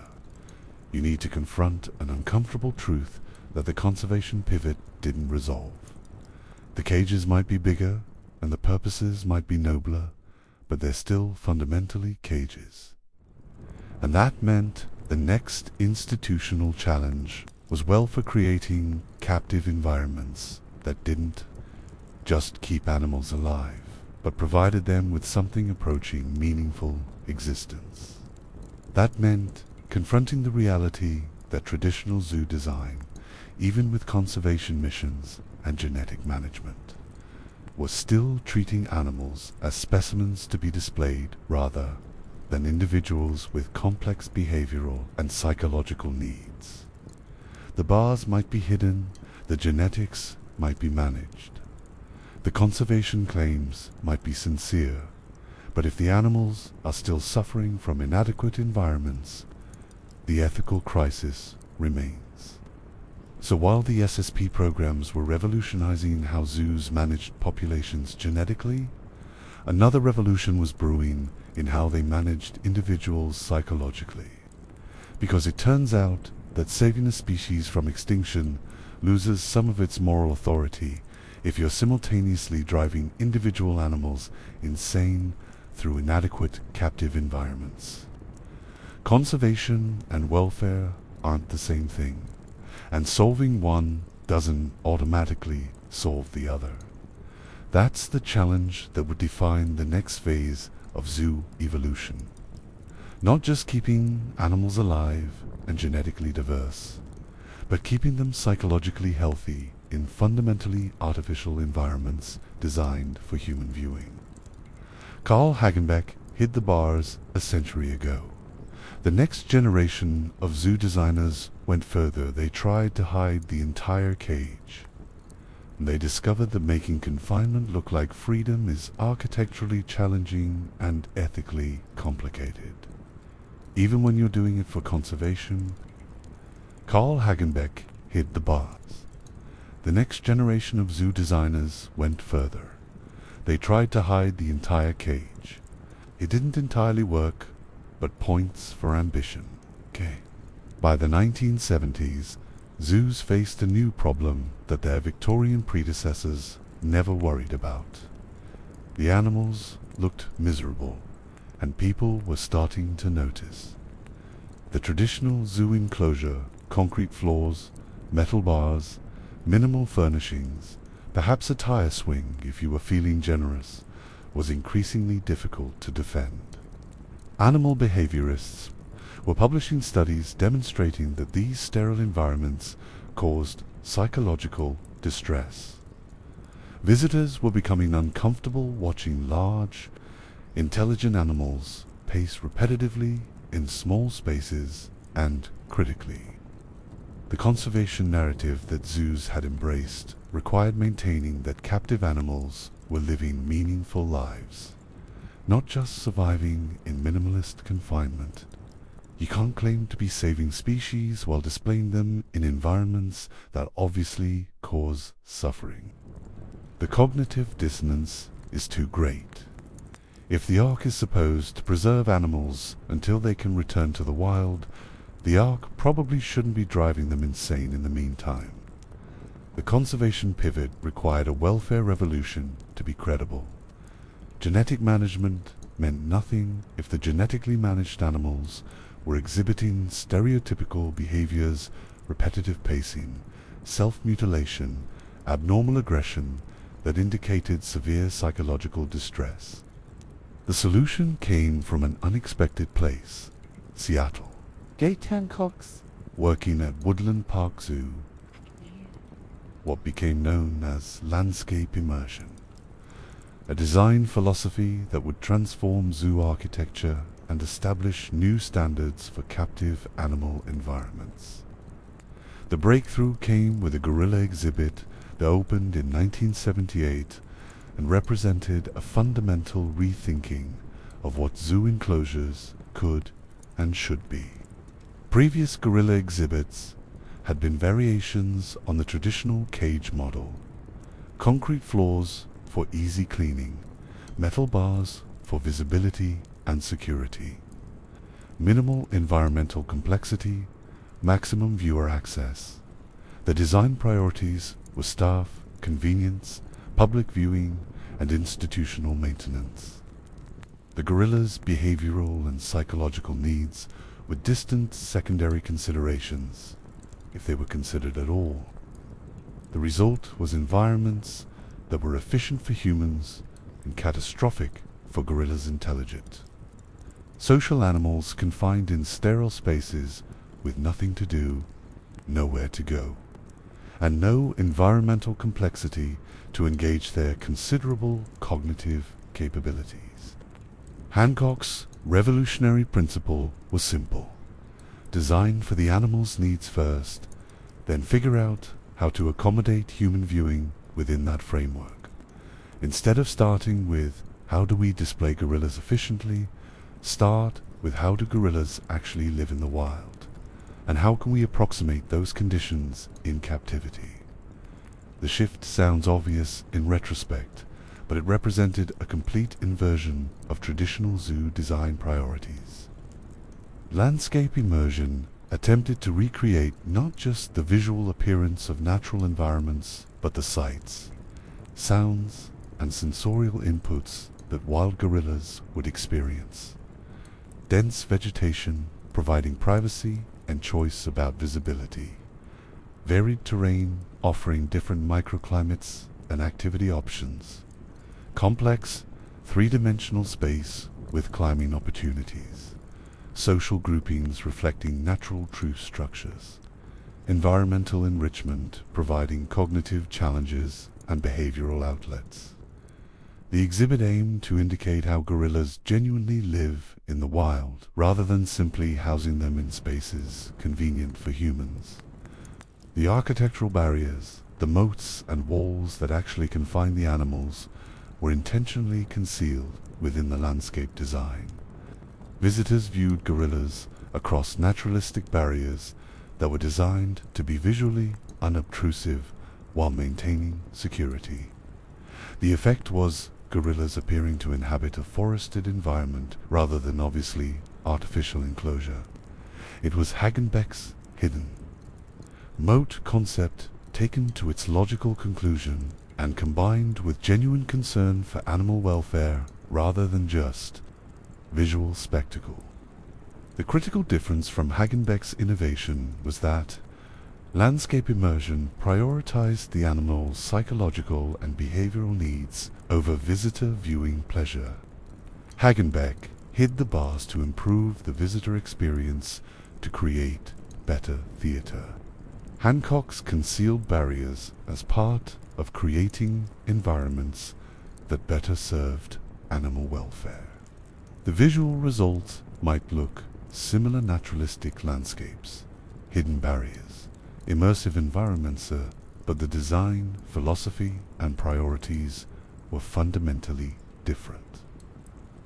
By the 1980s, landscape immersion was gaining widespread acceptance as industry standard for best practice. Major new exhibits at leading zoos adopted the principles. Architectural firms specializing in zoo design incorporated the approach into their standard methodology. Professional conferences featured presentations on successful immersion designs. Accreditation standards increasingly expected new construction to reflect immersion principles. The sterile concrete cage was becoming professionally unacceptable, at least for new construction at accredited facilities. But architecture was only part of the welfare revolution. Physical environment matters, but so does what happens within that environment. An immersive naturalistic exhibit is better than a concrete cage, but it's still captivity. And captivity requires active intervention to address the psychological and behavioral challenges that confinement creates. That's where behavioral enrichment comes in. The systematic provision of environmental complexity, cognitive challenges, and behavioral outlets designed to improve animal welfare in captive settings. The theoretical foundation came from ethology, the scientific study of animal behavior in natural contexts. Ethologists studying wild animal populations documented complex behavioral repertoires, hunting and foraging strategies, social interactions, territorial behaviors, reproductive rituals, play, exploration, problems. Captive animals retained these behavioral drives and cognitive capabilities even when the captive environment provided no appropriate outlets for them. The result was animals with sophisticated behavioral needs trapped in environments that offered nothing resembling the complexity and challenge of wild existence. Behavioral enrichment attempts to address this mismatch by providing captive animals with opportunities to engage natural behavioral repertoires even in artificial environments. The methods vary by species and individual, but the core principle is consistent. Increase environmental complexity, provide cognitive challenges, offer choices, and create opportunities for animals to exercise physical and mental capabilities that would be regularly engaged in wild settings. By the 1980s and 1990s, high animal welfare standards became critical to modern zoo success, and welfare increasingly meant more than just physical health. An animal could be well-fed, disease-free, and still suffering from profound psychological distress if its behavioral and cognitive needs weren't being met. Welfare became understood as dependent on the interaction between individual factors: temperament, genetics, life history, and environmental factors, including social grouping, enclosure design, sensory input, and available activities. This required extensive behavioral research. What behaviors are normal for this species? What environmental conditions support those behaviors? What signs indicate psychological distress? What interventions reduce stereotypical behaviors? Ethology became essential to zoo management, providing the scientific foundation for welfare assessment and enrichment design. You can't improve animal welfare if you don't understand what the animal actually needs. And understanding those needs requires systematic observation and research. Evidence-based approach to welfare meant diagnosing management challenges through behavioral observation and treating problems. Through environmental modifications, rather than simply accepting abnormal behaviors as inevitable consequences of captivity. Stereotypical pacing. That's not just what captive animals do, that's an indicator of insufficient environmental complexity or inappropriate social conditions or inadequate enrichment. The behavior is a symptom, and symptoms can be addressed through systematic intervention. Behavioral enrichment became as essential as nutrition and veterinary care. Just as zoos wouldn't consider keeping animals without providing appropriate food and medical treatment, professional facilities recognized that psychological welfare required active provision of enrichment. This wasn't optional luxury for particularly progressive institutions. It was baseline professional practice required for accreditation and expected by welfare standards. The enrichment methods were diverse and creative. Puzzle feeders encouraged natural foraging behaviors by making animals work for food rather than simply presenting meals in bowls species that might spend hours. Daily searching for and processing food in the wild shouldn't be fed in 30 seconds from a dish. Hiding food in complex locations, freezing treats in ice blocks, providing food items that require manipulation and problem solving. These approaches engage cognitive capabilities and provide time-consuming activities that occupy animals meaningfully. Climbing structures enhanced habitat complexity for arboreal species, providing vertical space and varied terrain that allowed three-dimensional movement rather than just horizontal pacing. Water features for species that swim, dig, or fish. Substrates appropriate for digging, rooting, or burrowing. Scent trails and novel objects for species driven by curiosity and exploration. Social groupings matching natural troop or pack structures, providing social complexity and interaction. One particularly innovative approach was cognitive training sessions, where animals learned to participate in their own medical care. Teaching elephants to step onto scales for weighing, training primates to present arms for blood draws. Conditioning big cats to accept physical examinations, these programs gave animals agency and control over veterinary procedures that would otherwise require sedation or physical restraint. The training itself provided cognitive enrichment through problem-solving and learning, and successful training reduced stress during necessary medical interventions by making them cooperative rather than coercive. The welfare improvements were real and measurable. Animals in enriched environments exhibited fewer stereotypical behaviors, more diverse behavioral repertoires, and indicators suggesting better psychological states. Breeding success often improved in better designed enclosures. Reproduction is sensitive to stress, and animals in chronically stressful environments are less likely to breed successfully. Longevity sometimes increased. Visitor experiences improved because animals engaging in natural behaviors are more interesting than animals pacing or lying motionless in sterile cages. And this is where we need to be honest about limitations. Immersion and enrichment are mitigation strategies, not solutions to the fundamental problem of captivity. Even the best designed exhibit with the most comprehensive enrichment program is still an approximation of natural environments, still fundamentally limited by finite space and artificial conditions, still requires that animals remain confined regardless of their preferences. Design limitations and critiques remain even in contemporary best practice facilities.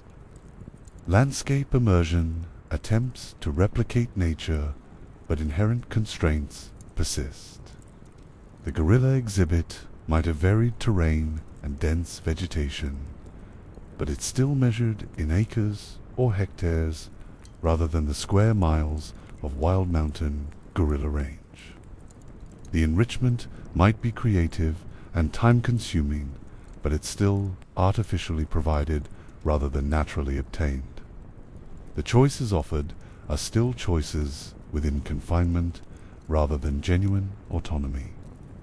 Zoo staff must constantly prioritize enrichment and stimulation over immediate maintenance tasks or public appeasement. This creates operational tensions. Naturalistic exhibits are harder to clean than concrete cages. Enrichment requires staff time to design, implement, and monitor. Complex environments make it harder to locate animals for health checks. Visitors sometimes complain when animals are concealed in vegetation or engaged in activities that don't provide good photo opportunities. The welfare improvements come with costs and complications that institutions must actively choose to accept rather than defaulting to efficiency and convenience. Mixed species exhibits represent a particularly problematic area where design aesthetics conflict with animal welfare despite good intentions. These exhibits are spiritual successors to Hagenbeck's panoramas, creating visual spectacle by housing multiple species in shared environments that approximate natural ecosystems. The African savanna theme is classic. Zebras, wildebeest, gazelles, perhaps giraffes, all sharing an exhibit that looks like a slice of Serengeti transported to temperate North America or Europe. The visual appeal is undeniable. Visitors find these exhibits spectacular and educational, seeing multiple species interacting in environments that seem natural and complex. The conservation narrative is compelling, demonstrating ecological relationships and habitat diversity. The design is technically impressive, managing multiple species with different requirements in shared spaces.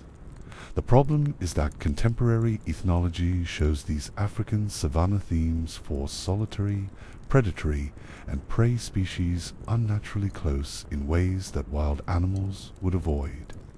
Research confirms that prey animals exhibit increased stress behaviors when predators are visually present, even when separated by barriers the animals understand and trust.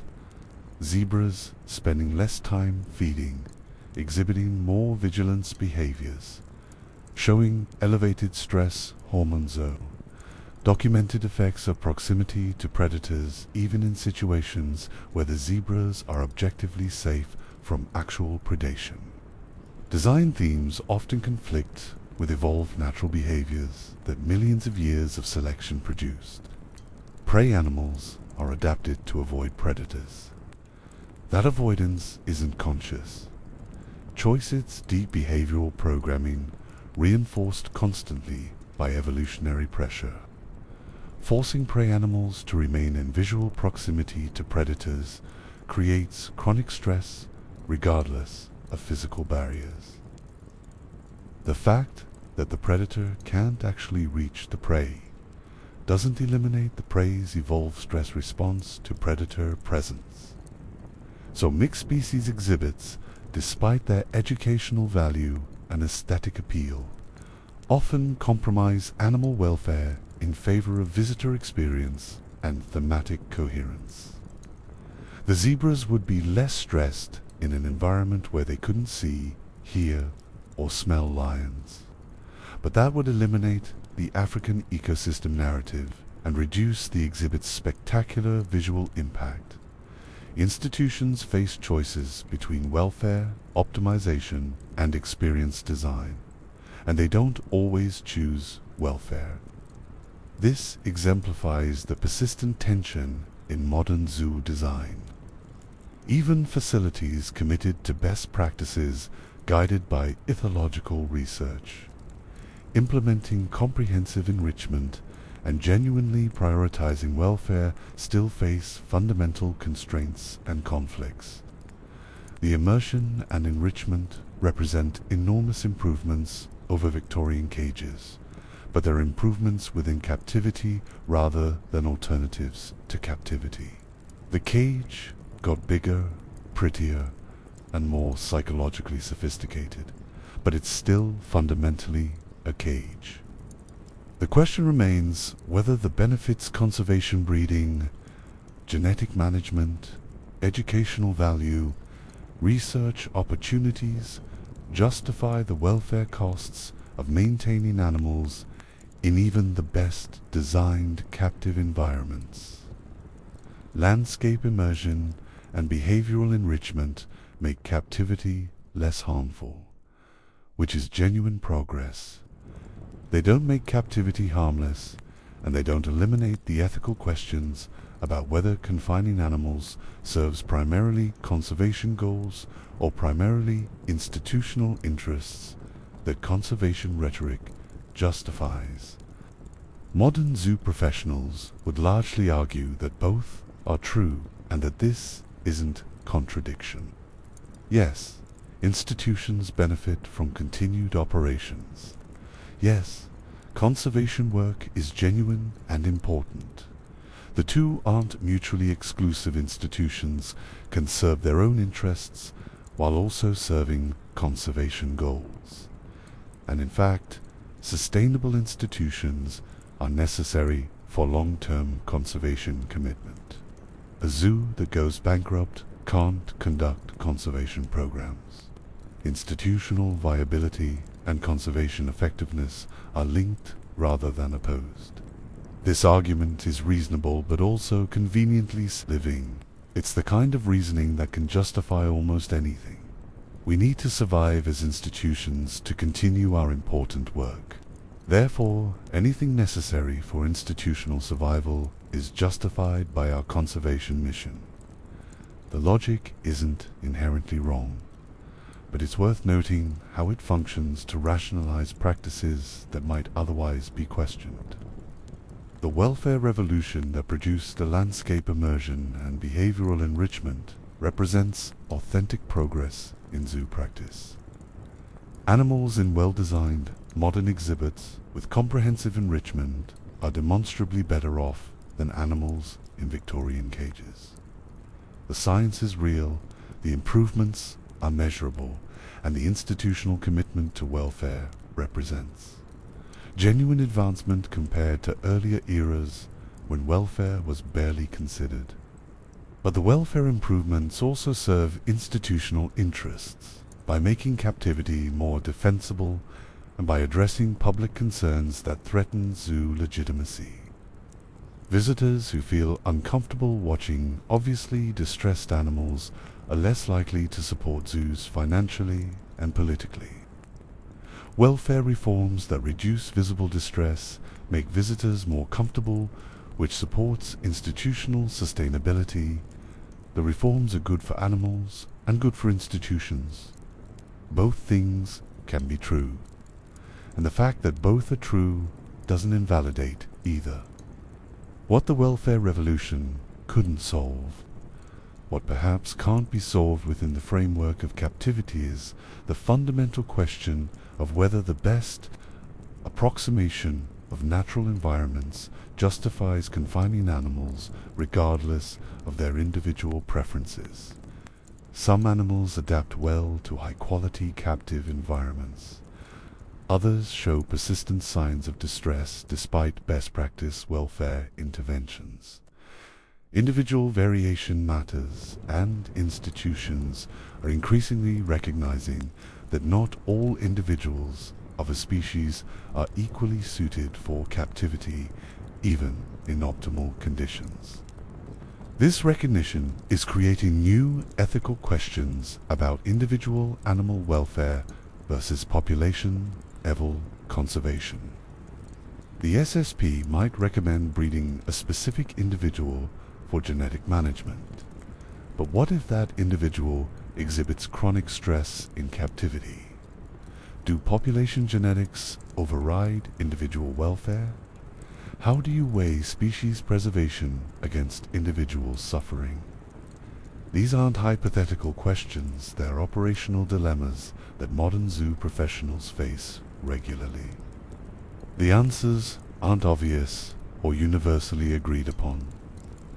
Different institutions, different directors, and different animal care professionals reach different conclusions based on how they weigh conservation imperatives against welfare concerns.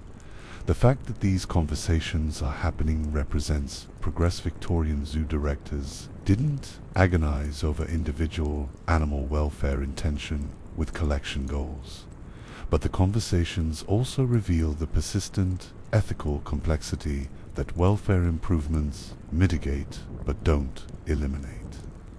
Elephants got rooms with puzzle feeders and cognitive training. They got naturalistic exhibits with varied terrain and social groups. They've got comprehensive enrichment programs designed by ethologists. Still rooms though, still confinement, still fundamentally captive regardless of how sophisticated the welfare interventions become. The improvements matter. Better rooms are better than worse rooms, but they don't resolve the underlying question of whether any room is adequate for species adapted to roaming vast distances. And while zoos were investing millions in better enclosures and developing comprehensive welfare protocols, the public was starting to ask harder questions about specific animals that posed unique challenges. Questions about whether some species were fundamentally incompatible with captivity regardless of welfare interventions. Questions about whether conservation claims adequately justified confining particular animals whose needs seemed impossible to meet in artificial environments. Questions especially about marine mammals, about dolphins and orcas, about cetaceans whose ocean habitats were so fundamentally different from any possible captive environment that the welfare gap seemed unbridgeable, no matter how large the tank or how enriched the environment. About animals that made the limitations of landscape immersion and behavioral enrichment undeniable because their needs were so obviously incompatible with confinement. The welfare revolution had transformed terrestrial exhibits, but water is different. Ocean is different. What works for gorillas doesn't work for orcas. That realization would push the ethical questions about captivity from manageable tensions to existential crises. Because if some animals simply can't be kept humanely, no matter how much you invest in welfare, then maybe, just maybe, they shouldn't be kept at all. And that question, once asked about marine mammals, tends to spread to everything else in the collection. Once you admit that captivity is indefensible for some species, you open the conversation about whether it's truly defensible for any species. The welfare improvements bought zoos time and credibility, but they also raised the standards against which institutional practices were judged, and by those higher standards, some practices were failing obviously and undeniably. That's the ethical tightrope. Modern zoos started walking. Conservation mission meets welfare reality meets public scrutiny meets institutional survival. And nowhere was that tightrope more precarious than in the tanks holding the dolphins and orcas that were supposed to be educational ambassadors but were increasingly looking like prisoners serving life sentences for crimes they didn't commit. Modern zoos face a question that would have baffled Carl Hagenbeck and horrified Frank Buck. Do we have the right to exist at all? That's not rhetorical hyperbole. It's a genuine existential question that contemporary zoo professionals confront regularly in institutional planning meetings, accreditation reviews, public forums, and probably at 3 a.m. when they can't sleep. The question isn't whether zoos can exist. Obviously they physically can.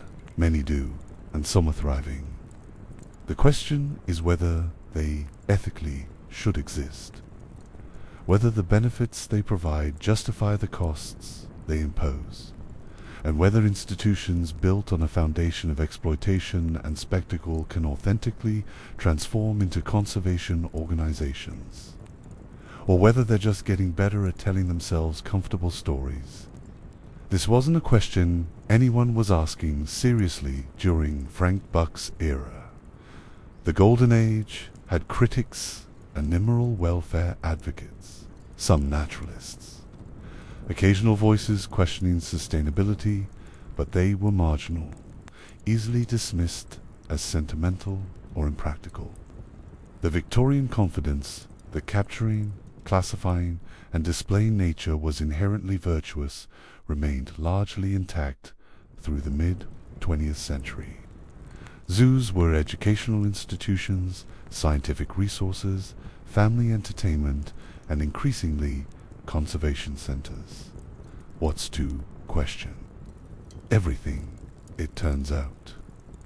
By the late 20th and early 21st centuries, a confluence of factors created, sustained, sophisticated ethical challenges to zoo legitimacy that institutions couldn't simply ignore or dismiss.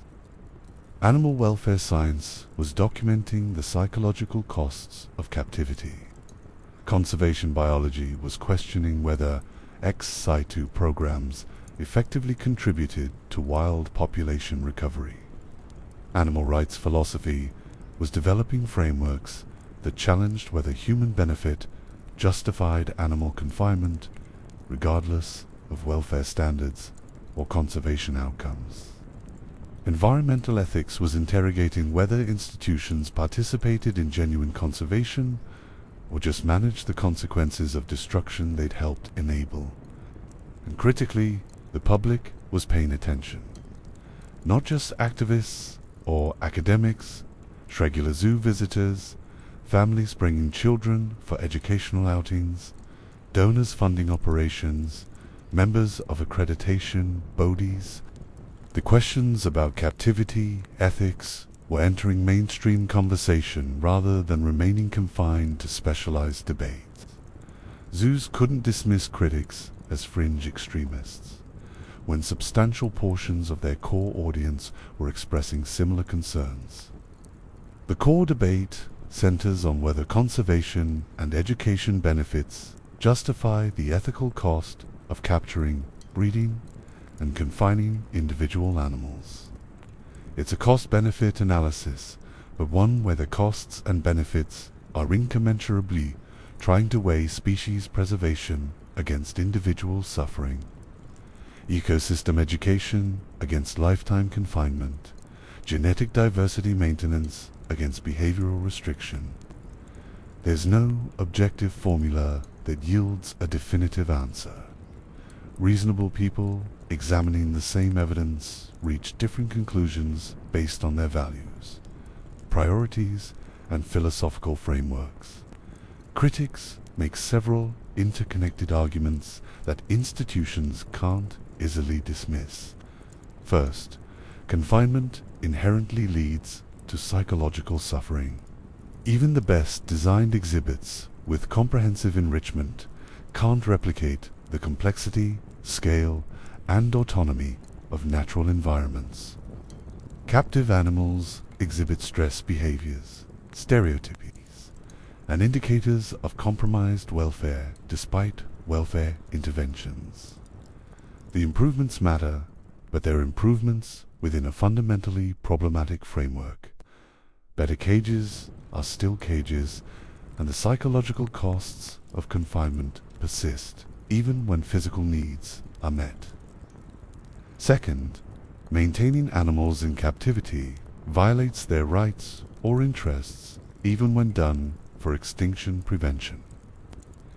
This isn't a welfare argument, it's a rights-based position that individual animals have interests in freedom and autonomy that humans don't have the right to override, regardless of benefits to species or ecosystems. From this perspective, the fact that captive breeding might save a species doesn't justify confining individual animals who didn't consent and who suffer psychological costs from confinement. You can't violate individual rights for collective benefits, even conservation benefits. Third, trading and selling animals between facilities breaks intergenerational bonds and adds social trauma to the existing stress of captivity. SSP programs require moving animals between institutions for genetic management. Those transfers separate mothers from offspring, break up social groups, and force animals to adjust to new environments and social structures. Each transfer represents disruption and stress. The genetic benefits for population management don't eliminate the individual costs for animals being transferred. These arguments aren't strawmen invented by critics, they're legitimate ethical concerns grounded in animal welfare science, philosophical reasoning about rights and interests, and documented evidence of how captive management actually functions. Institutions can't simply dismiss them as ignorant or sentimental.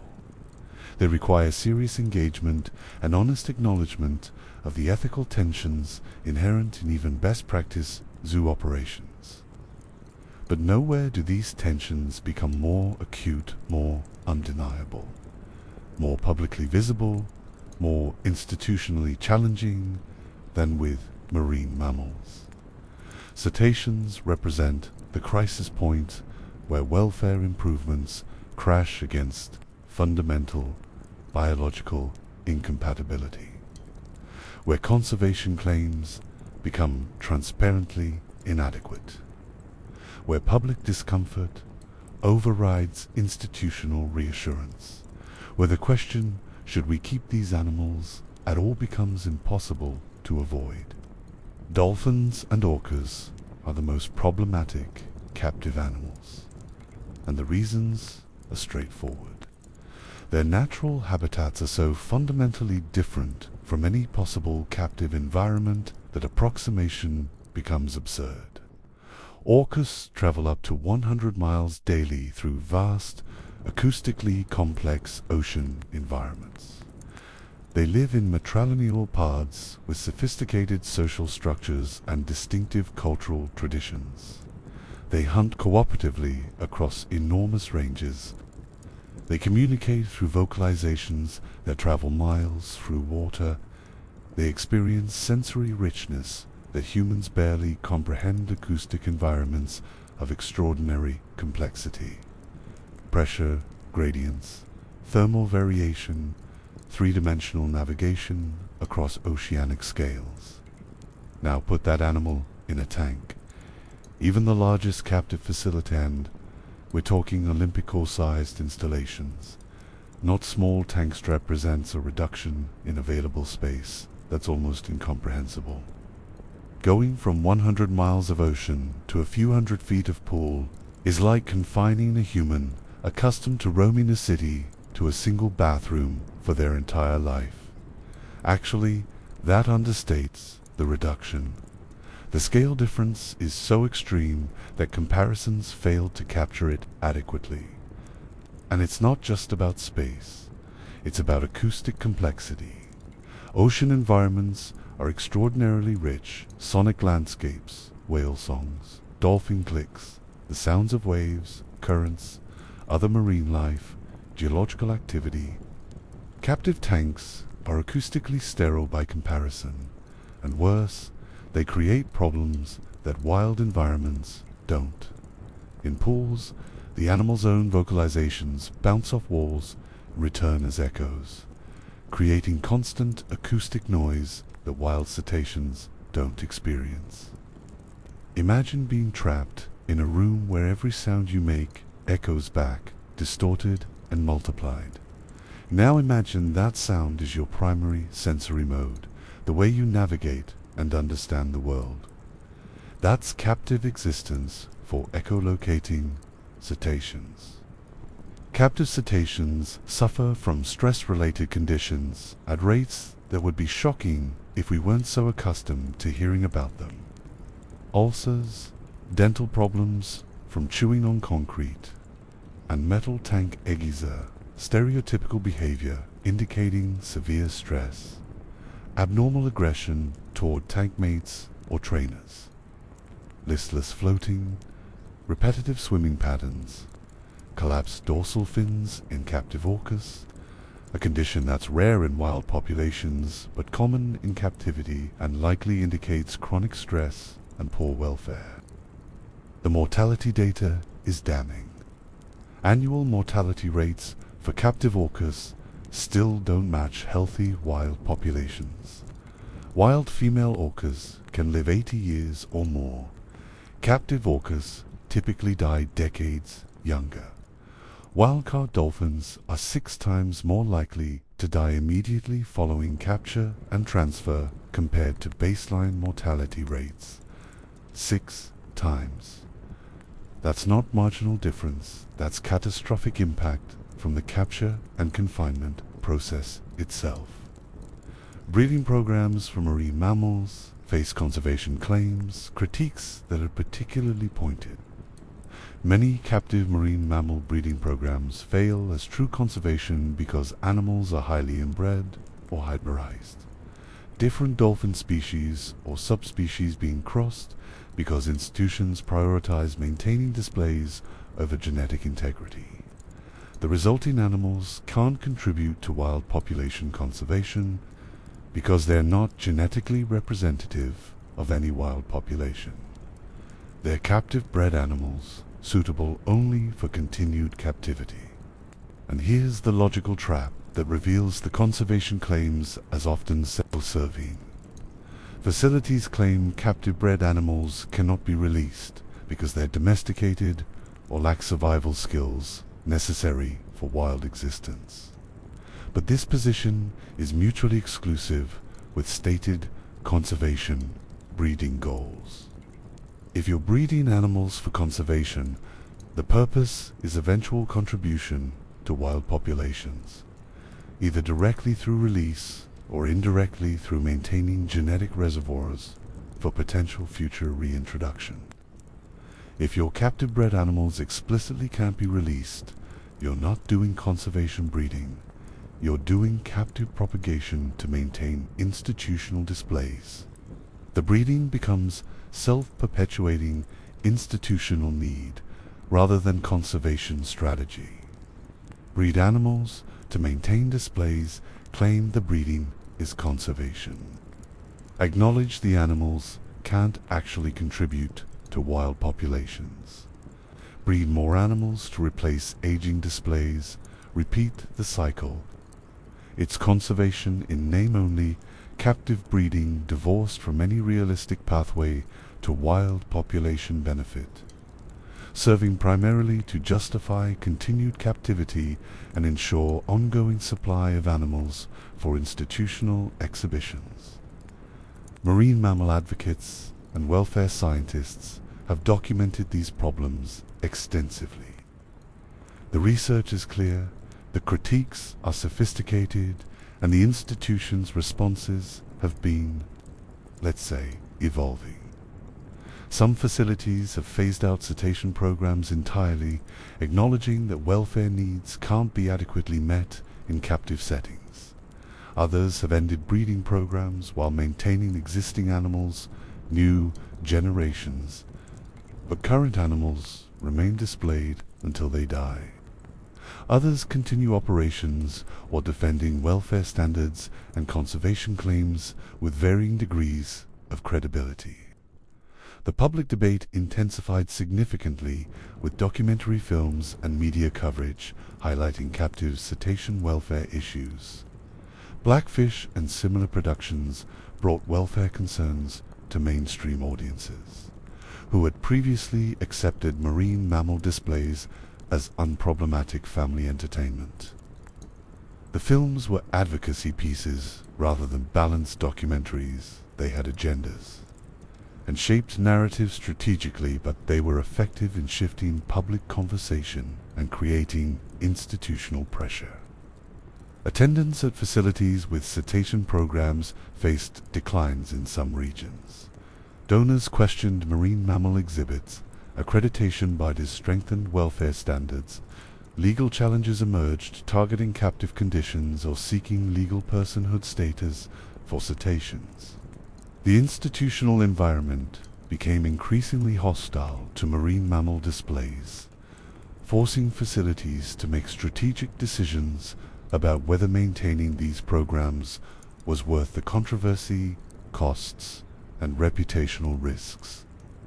When your best argument for continuing a program is they don't die as fast as they used to, you've lost the PR battle. That's genuinely the defense that some institutions offered. Improvements in veterinary care and husbandry have reduced mortality rates compared to earlier decades. Therefore, welfare is adequate, and programs should continue. Technically, that's progress, but it's not exactly a ringing endorsement. Our animals now only die at twice the rate of wild populations instead of 5 times. The rate is not the compelling ethical argument institutions seem to think it is.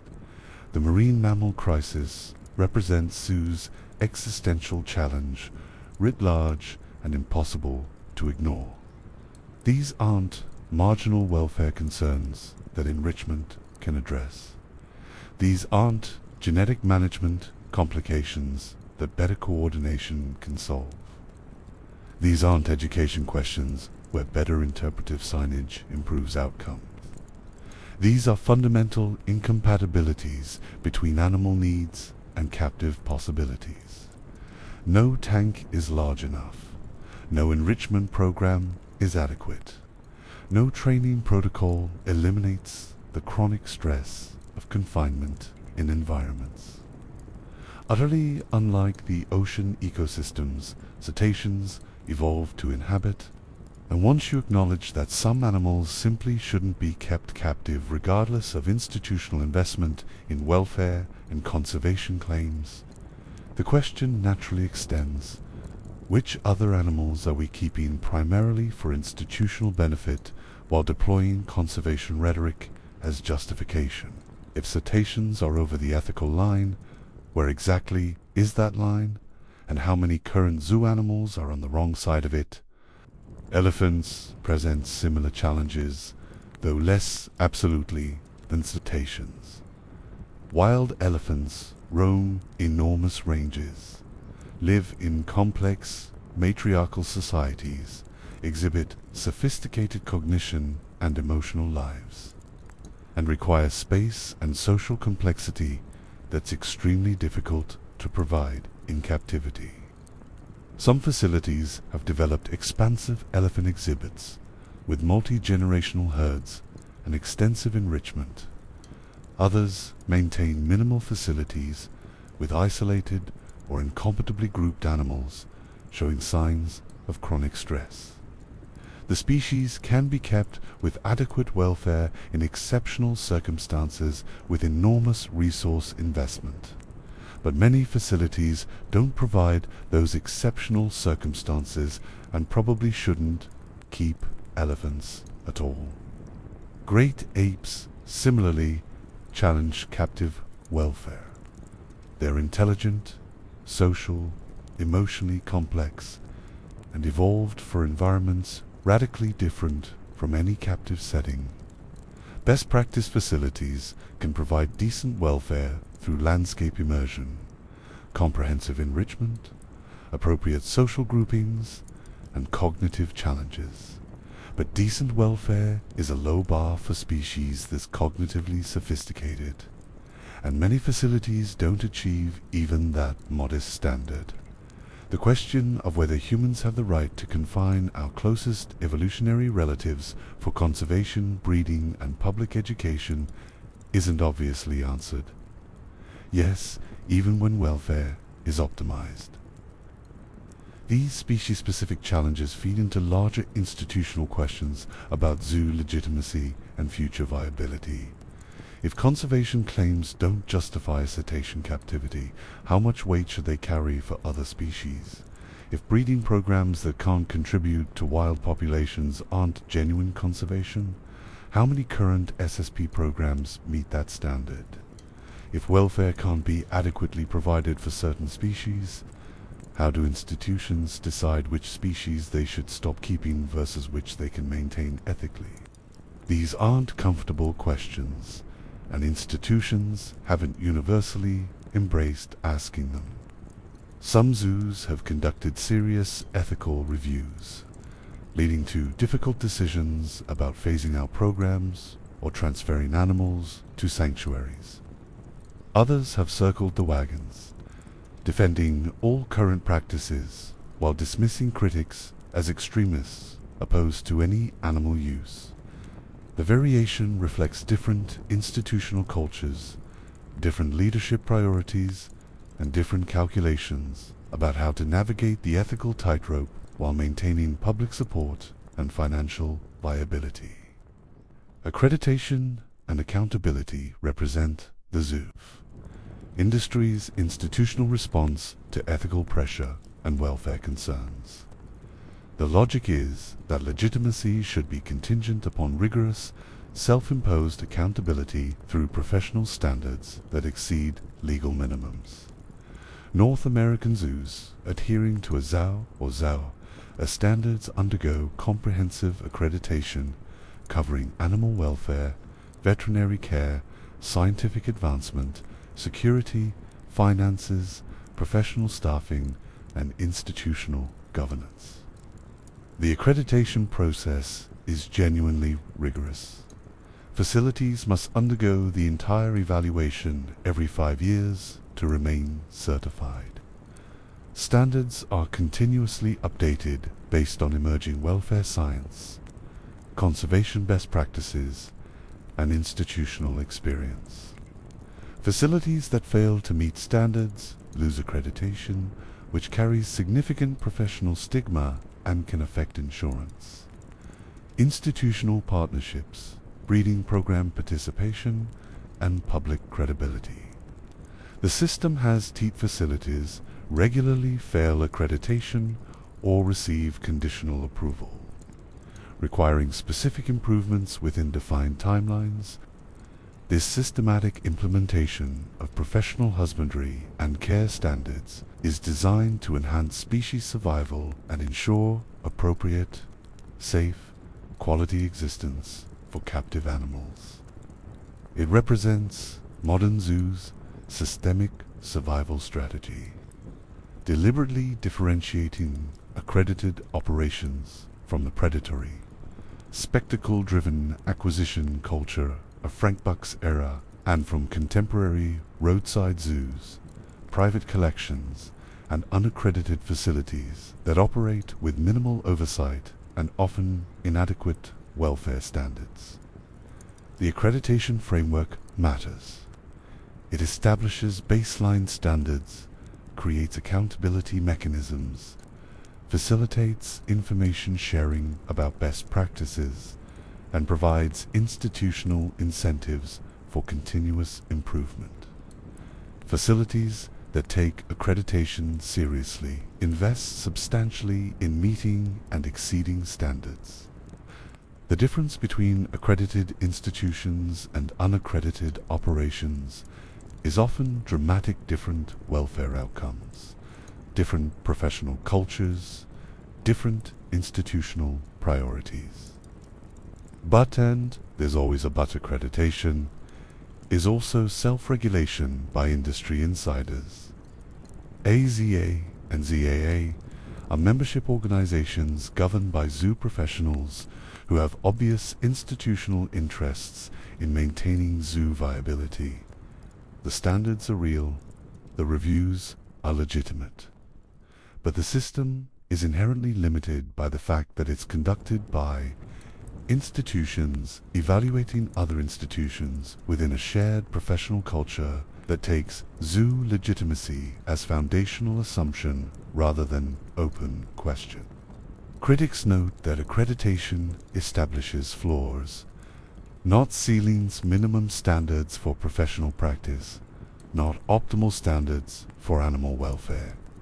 A facility can be fully accredited while maintaining programs that independent welfare scientists consider ethically problematic. Accreditation means meets professional standards. It doesn't mean above ethical reproach or welfare is optimal or all programs are justified by conservation benefits.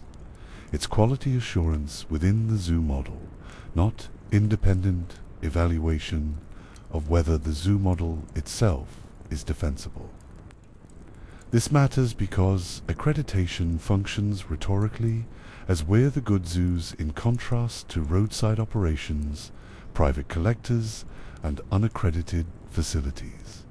The distinction is real and important.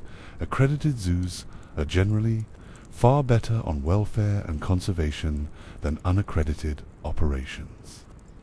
But the rhetorical function sometimes obscures that accreditation doesn't resolve the deeper ethical questions about whether even best practice captivity is justified, whether conservation claims withstand scrutiny, and whether institutions have genuinely transformed from entertainment venues deploying conservation rhetoric to conservation organizations that happen to display animals.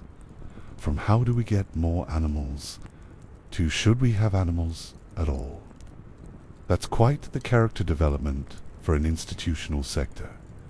The progression took a century and required external pressure at every stage. Zoos didn't spontaneously develop welfare concerns or conservation commitments or ethical accountability. They adapted to changing legal frameworks, scientific understanding, public expectations, and institutional pressure. The adaptation is real, but it's reactive rather than proactive, responsive to external demands rather than emerging from internal ethical enlightenment. That doesn't invalidate the change's reactive adaptation is still adaptation, and improved welfare outcomes matter regardless of whether institutions embraced improvements enthusiastically or reluctantly. The animals in better enclosures experienced better welfare, whether the institution designed those enclosures from genuine concern or from fear of losing accreditation. The conservation breeding programs produce genetic diversity benefits, whether motivated by species, preservation ideals, or institutional survival imperatives. The outcomes matter more than the motivations. But motivations matter for predicting future behavior and assessing institutional credibility. If welfare improvements came primarily from external pressure and conservation claims served primarily institutional legitimacy needs. We should expect institutions to resist further improvements that challenge operations or finances, to defend current practices as adequate regardless of emerging science, and to deploy conservation rhetoric strategically rather than allowing conservation priorities to drive difficult operational decisions, which is, observably, how many institutions actually behave. Some zoos genuinely embrace accountability, pursue welfare improvements beyond minimum standards, make difficult decisions to phase out problematic programs, invest heavily in field conservation, and operate with transparency about challenges and limitations. These institutions deserve recognition for taking ethical obligations seriously and accepting that conservation mission sometimes requires difficult choices that affect revenue, attendance, and institutional prestige.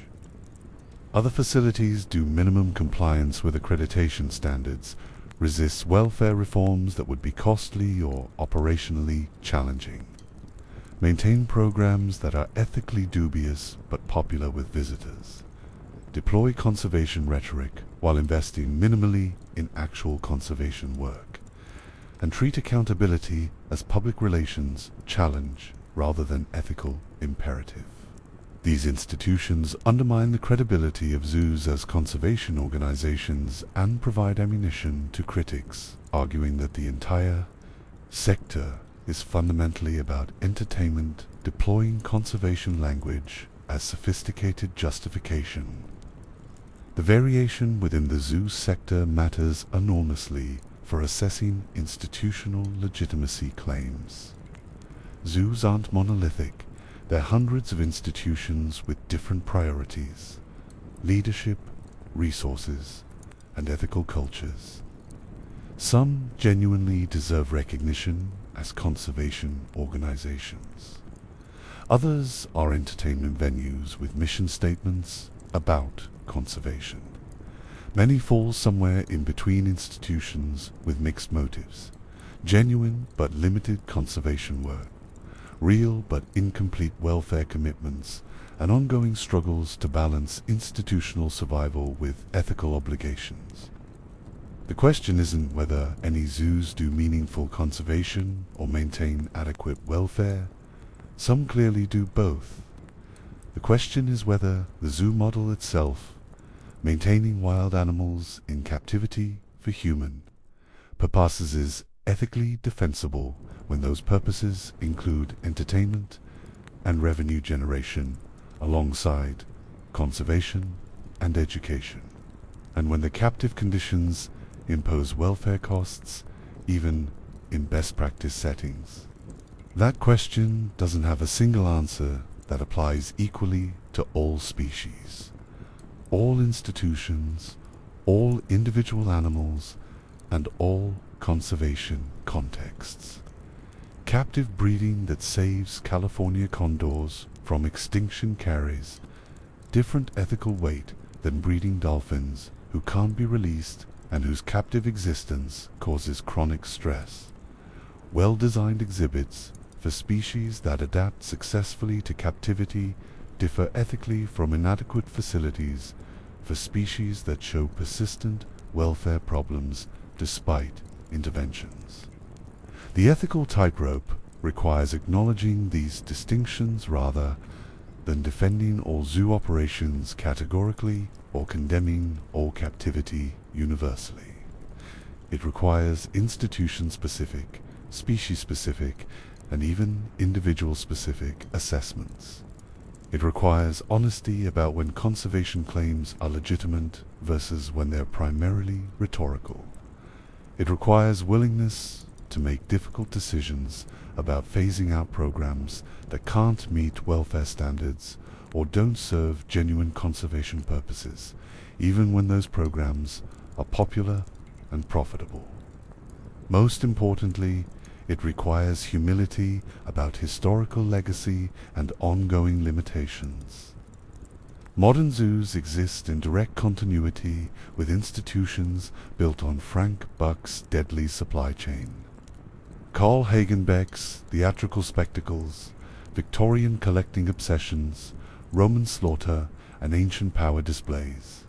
The welfare improvements and conservation pivots represent real progress, but they don't erase that foundation or fully resolve the ethical tensions inherent in confining animals for human benefit. The institutions that navigate the ethical tightrope most successfully are those that acknowledge the tensions openly, commit to continuous improvement based on emerging science, prioritize animal welfare even when costly or operationally challenging, invest substantially in field conservation that benefits wild populations, accept accountability through rigorous accreditation and public transparency, and recognize that some programs should end, even if technically feasible, because the welfare costs can't be adequately justified by conservation or education benefits. The institutions that fail the ethical test are those that treat accountability as obstacle rather than obligation, resist welfare reforms to protect revenue, maintain problematic programs because they're popular, deploy conservation rhetoric without meaningful conservation investment, and defend all current practices rather than engaging honestly with legitimate criticism. Frank Buck shipped 100,000 animals into captivity. Modern zoos spend months debating whether one dolphin transfer is ethically justified. That's progress, genuine, measurable, significant progress. The distance traveled is real, but the destination remains contested. The path forward is unclear, and the fundamental question of whether confining wild animals serves primarily conservation or primarily institutional interests that conservation rhetoric justifies remains unresolved, and that irresolution might be appropriate. Maybe there isn't a clean answer. Maybe the ethical status of zoos depends on specific contexts, particular species, individual institutions, and ongoing commitments that can strengthen or weaken over time. Maybe the tightrope is permanent rather than temporary, requiring constant navigation rather than eventual resolution. Or maybe the tightrope leads somewhere definite toward a future where zoos, as we've known them, either genuinely transform into conservation organizations that happen to maintain some animals in carefully justified captive programs, or phase out entirely in favor of sanctuaries, field conservation, and educational approaches that don't require confinement. Maybe the marine mammal crisis is preview rather than exception, showing that public tolerance for captivity is declining as welfare understanding increases, and that institutions clinging to traditional zoo operations are fighting demographic and ethical trends, rather than adapting to them. The next chapter of zoo history will reveal which institutions understood the ethical tightrope correctly and which misread their social license to operate. But one thing is certain: the era when zoos could simply capture animals, display them in minimal conditions, and expect public approval is permanently over. The question now is what replaces a genuine conservation institutions maintaining limited, carefully justified captive programs or entertainment venues with increasingly sophisticated conservation marketing. The elephants in rooms were always problematic. The orcas in tanks are categorically impossible. We just took a century to admit it. The question is, what else we're still refusing to admit, and how long those admissions will take, and whether the institutions can transform faster than public expectations shift. Because the tightrope is getting narrower, the scrutiny is intensifying, And the conservation rhetoric that bought zoos legitimacy for decades is facing serious tests of whether it represents authentic mission or sophistication for operations that primarily serve institutional rather than conservation interests. So where does this leave us? With an institution that spent millennia perfecting captivity now trying to justify that captivity through conservation claims that range from legitimate to questionable to transparently, with a sector that's improved dramatically but still faces fundamental ethical questions it can't fully resolve, with facilities that exist on a spectrum from genuine conservation organizations to entertainment venues, deploying conservation language as branding, and with a future that depends on whether zoos can genuinely transform from institutions built on spectacle and collection into organizations, whose primary function is conservation work that sometimes, but only when rigorously justified, involves maintaining animals in captivity as part of comprehensive species preservation strategies. Whether that transformation is possible, whether it's already happening, or whether it's sophisticated mythology masking continued prioritization of entertainment over conservation, that's what we need to examine in the conclusion. Because the history brought us here, from ancient Egyptian elephants to Frank Buck's supply chain to SSP genetic management to ethical accountability. The question is where here leads next. Toward redemption through authentic conservation, toward obsolescence as captivity becomes indefensible, toward evolution into something fundamentally different than what zoo has historically meant. The answer will be written by institutions that choose either courage or defensiveness, either transformation or preservation, either genuine conservation commitment or sophisticated rationalization. And we'll know which choice they made by watching what they actually do rather than listening to what they claim their mission is. Because elephants in rooms were always visible to anyone willing to look.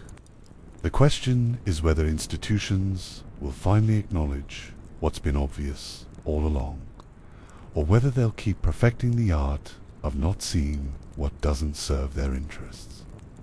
The history of zoos is a journey from look what we captured to look what we saved. The question is whether the second justifies the first, and whether either justifies the future. We've traveled 5.5 millennia from ancient Nicaine to modern conservation crisis.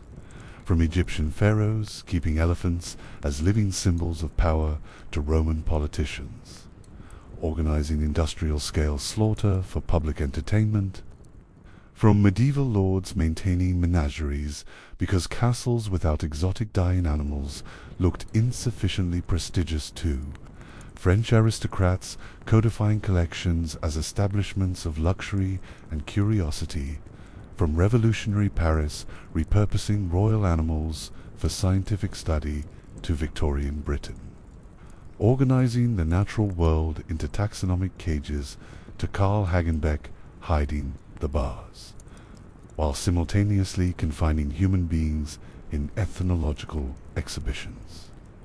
From Frank Buck shipping 100,000 animals through a supply chain with 72%, mortality to post-war conservation pivots to species survival plans, managing genetics with spreadsheets to landscape immersion, trying to make captivity look like freedom to ethical accountability, confronting whether any of this is actually defensible, regardless of how sophisticated the oppressed justifications become. It's been quite a journey.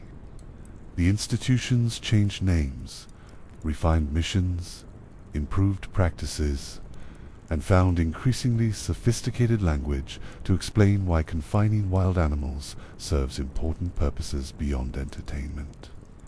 The cages got bigger, the mortality rates dropped, the conservation rhetoric intensified, the welfare standards improved, the accountability mechanisms strengthened. Real progress happened at every stage, even when that progress came primarily from external pressure rather than internal enlightenment. But underneath all the transformation, one constant remains. Humans confining wild animals for human purposes and finding whatever story makes that confinement socially acceptable in each era. Power display, scientific classification, imperial conquest, public entertainment, species salvation, the purposes changed. The stories evolved, but the fundamental relationship of captivity persisted through every iteration. The dark legacy can't be separated from the contemporary mission. Roman slaughter established that wild animals were disposable political tools. Victorian collection proved that classification could justify extraction. Hagenbeck's Völkerschauung demonstrated that the same logic justifying animal display could weaponize human captivity. Frank Buck's deadly supply chain showed that mortality rates that would horrify modern observers were simply accepted business costs when institutions prioritized volume and spectacle over sustainability and welfare. Colonial infrastructure enabled systematic environmental predation that devastated source populations while profits flowed to Western institutions. Every major zoo collection built before 1950 rests on this foundation: the architectural infrastructure, the institutional culture, the public expectations. The collection strategies all developed during an era when catastrophic mortality was normal, when colonial extraction was standard, when animal welfare was barely considered, when conservation claims were primarily rhetorical justifications for operations driven by acquisition and display imperatives. Modern zoos inherited this legacy, whether they acknowledge it or not. The genetics in contemporary SSP programs often trace back to animals acquired during the deadly supply chain era. The institutional prestige that attracts donors and visitors was built on Victorian and early 20th century collections obtained through unsustainable methods. The public expectation that zoos should display exotic animals from around the world was created by institutions that treated wildlife as inventory and mortality as overhead. You can't simply declare we're conservation organizations now and expect historical foundation to disappear. The transformation from entertainment venue to conservation institution, if it's happening at all, requires sustained effort. Difficult choices, substantial resource investment, an honest reckoning with what the institution was built to do versus what it claims to do now. The 21st century zoo, at its best, is defined by SSP genetic management and landscape. Immersion institutions that have genuinely pivoted away from exhibition as primary goal toward conservation breeding, welfare optimization, and field conservation investment. These facilities represent authentic institutional transformation, deploying resources toward species preservation, making difficult decisions to phase out problematic programs, maintaining transparency about challenges and limitations, and accepting accountability through rigorous standards that exceed legal minimums. But the critical shift, the metric that actually determines whether zoo conservation claims are legitimate versus rhetorical, extends beyond physical enclosure boundaries to incite who field conservation and rewilding efforts. Modern institutions functioning as genuine conservation organizations leverage expertise, funding, and genetic resources to protect natural habitats. Restore degraded ecosystems and support wild population recovery. The ex situ captive programs exist as components of comprehensive conservation strategies rather than ends in themselves. Examples of field conservation demonstrate what this looks like in practice. The Zoological Society of London conducts mangrove restoration in the Philippines, re-establishing coastal ecosystems that provide habitat for numerous species, while also protecting human communities from storm surge. Native oyster restoration in UK waters rebuilds marine ecosystems that had been devastated by overharvesting and pollution. Great ape conservation programs protect old-growth forests in Congo, preserving habitat for gorillas, chimpanzees, and countless other species, while also supporting local communities through sustainable development initiatives. Migratory corridor analysis and protection for lions, elephants, and other megafauna in Tanzania ensures that wildlife populations can move seasonally across landscapes increasingly fragmented by human development. Lincoln Park Zoo's Puerto Rican parrot reintroduction represents exactly what conservation success should look like. The wild population had crashed to just 13 individuals in 1975. 13 birds between the species and extinction. Captive breeding programs established genetically managed populations. Intensive reintroduction efforts released captive bred birds into protected habitats. Ongoing monitoring and support helped released birds survive and reproduce. Today, wild populations are recovering, with birds living freely in protected forests rather than confined in exhibits. The captive population served its purpose as genetic reservoir and source stock for rewilding. And the ultimate metric of success is birds living wild, rather than birds maintained in captivity. That's the model that justifies zoo conservation claims. Captive populations as temporary insurance, carefully managed for genetic diversity, with explicit plans for eventual contribution to wild population recovery through reintroduction or supplementation. Field conservation as primary focus, with substantial institutional resources directed toward habitat protection, ecosystem restoration, and wild population support. Captive breeding as a component of comprehensive strategy rather than end in itself. The distinction between genuine conservation institutions and entertainment venues deploying conservation rhetoric becomes clear when you examine resource allocation. How much institutional budget goes toward field conservation versus captive exhibits? How often are breeding programs designed with realistic reintroduction plans versus simply maintaining display animals? How willing is the institution to phase out programs that don't serve conservation purposes, even when those programs are popular and profitable? How transparent is reporting about conservation investment, field program outcomes, and captive breeding success, measured by wild population contribution rather than just animals bred?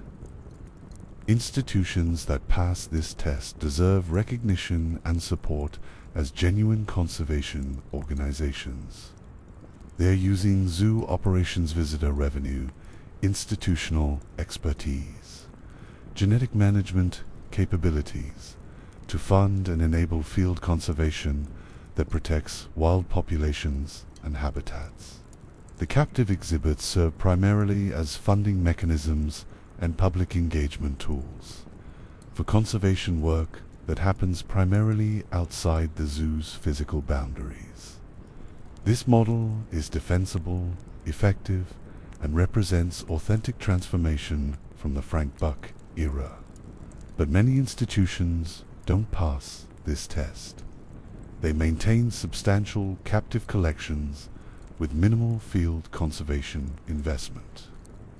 They breed animals with no realistic plans for wild population contribution.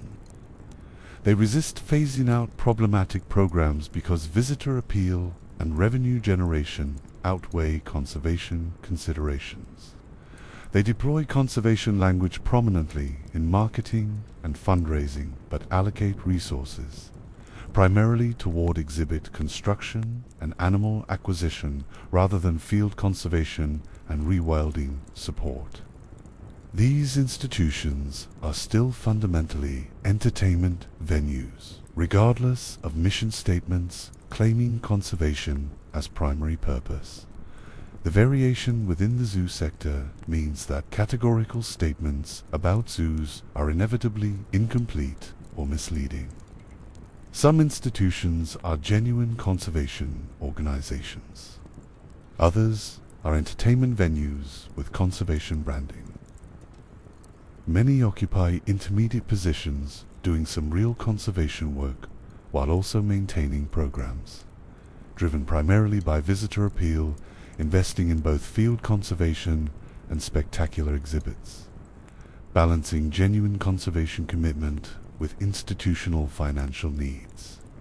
This complexity makes simple moral judgment difficult.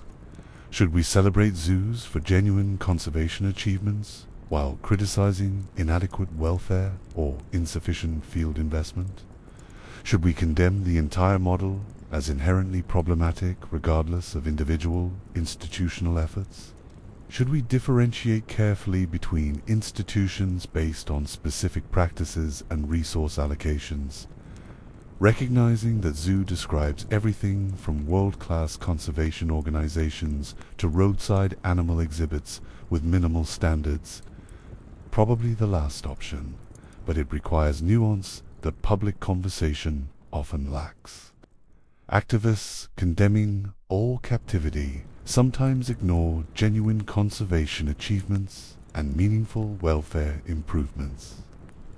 Zoo advocates defending the entire sector sometimes excuse inadequate facilities and questionable programs by pointing to best practice institutions as if all zoos operated at that standard.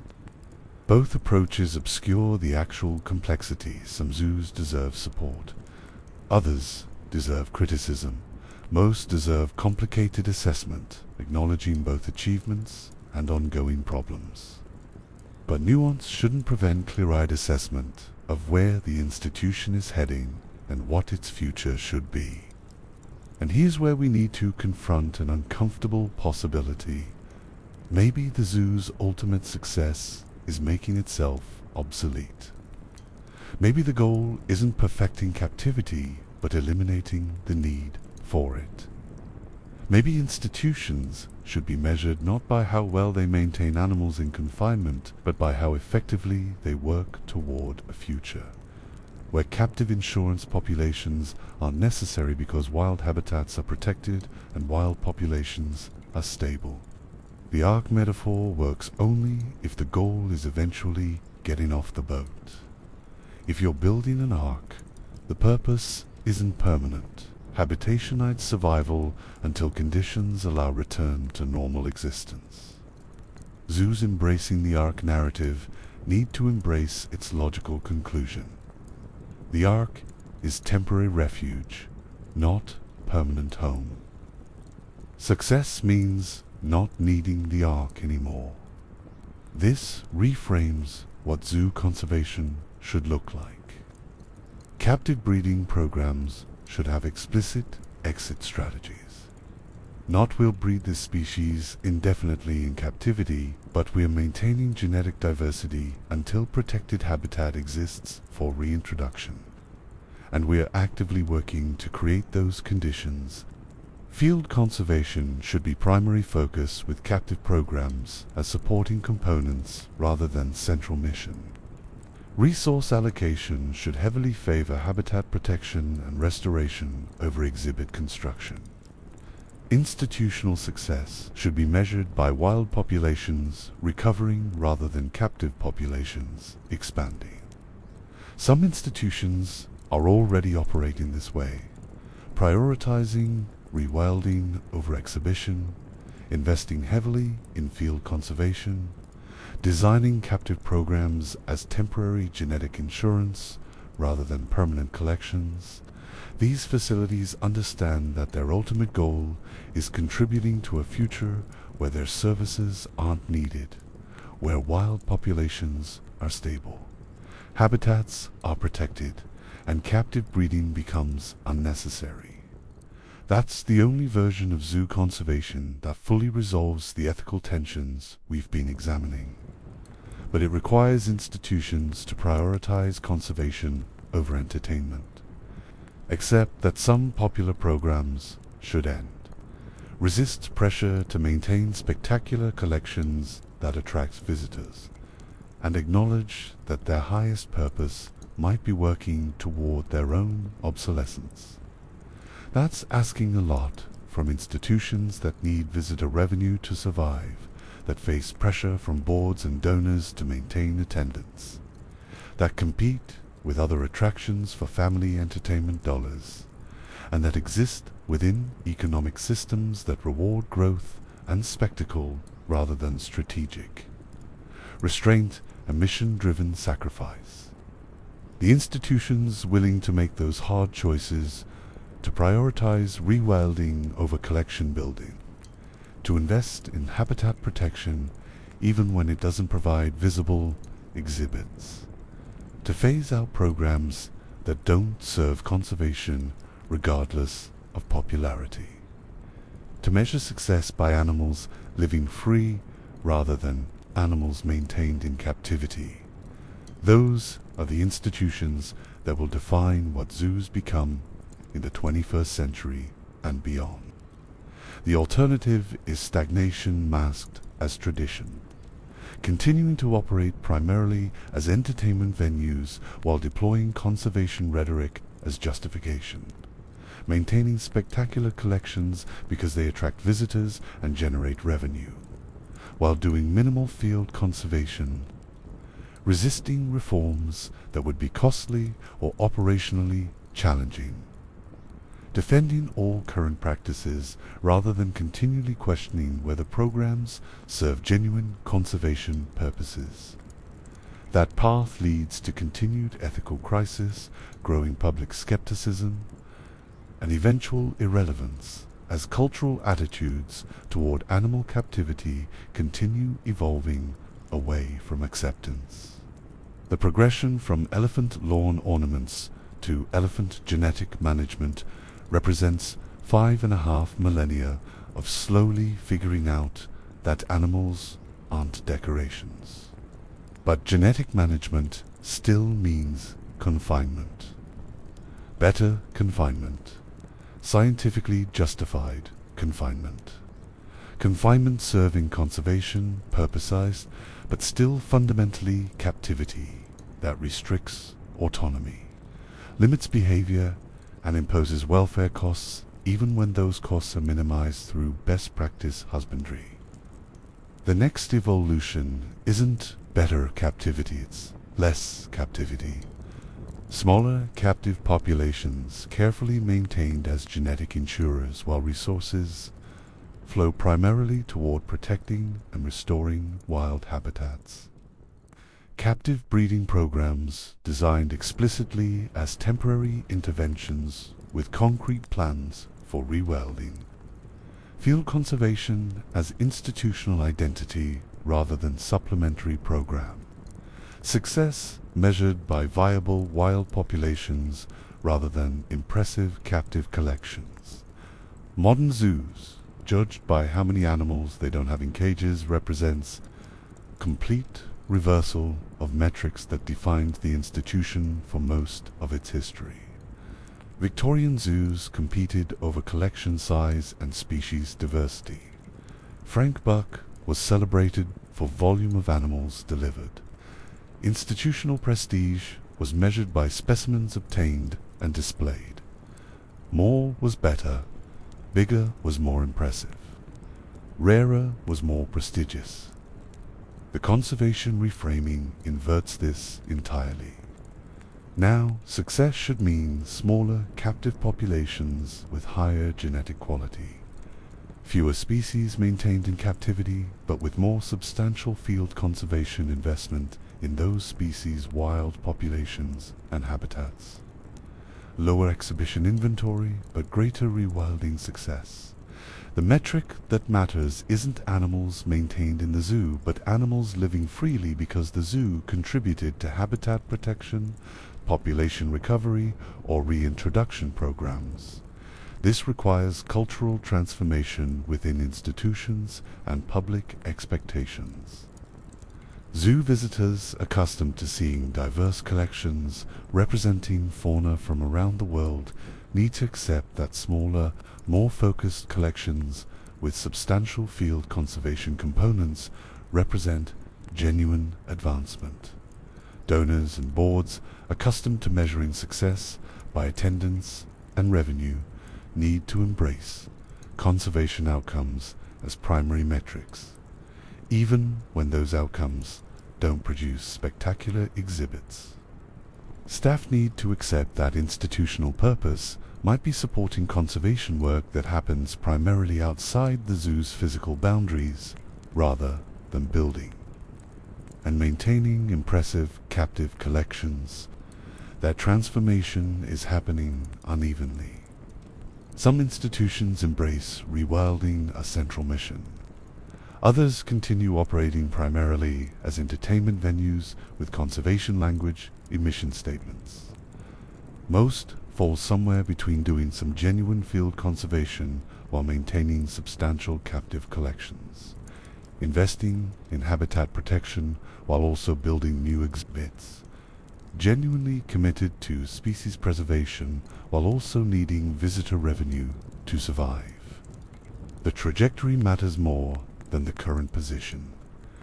Institutions moving steadily toward rewilding focus, field conservation investment, and reduced captive populations represent hope that zoo model can authentically transform. Institutions defending current operations without critical assessment or meaningful change represent stagnation masking as tradition. Frank Buck to modern conservationists, the chasm measures full ethical transformation. Buck shipped 100,000 animals into captivity with 72% mortality as accepted business cost. He deployed adventure narrative to justify extraction. He operated through colonial infrastructure that enabled systematic environmental predation. He became celebrity by doing what zoos paid him to do and what public celebrated him for doing. He represented the golden age at peak efficiency. Maximum volume, maximum spectacle, minimum concern for sustainability or welfare.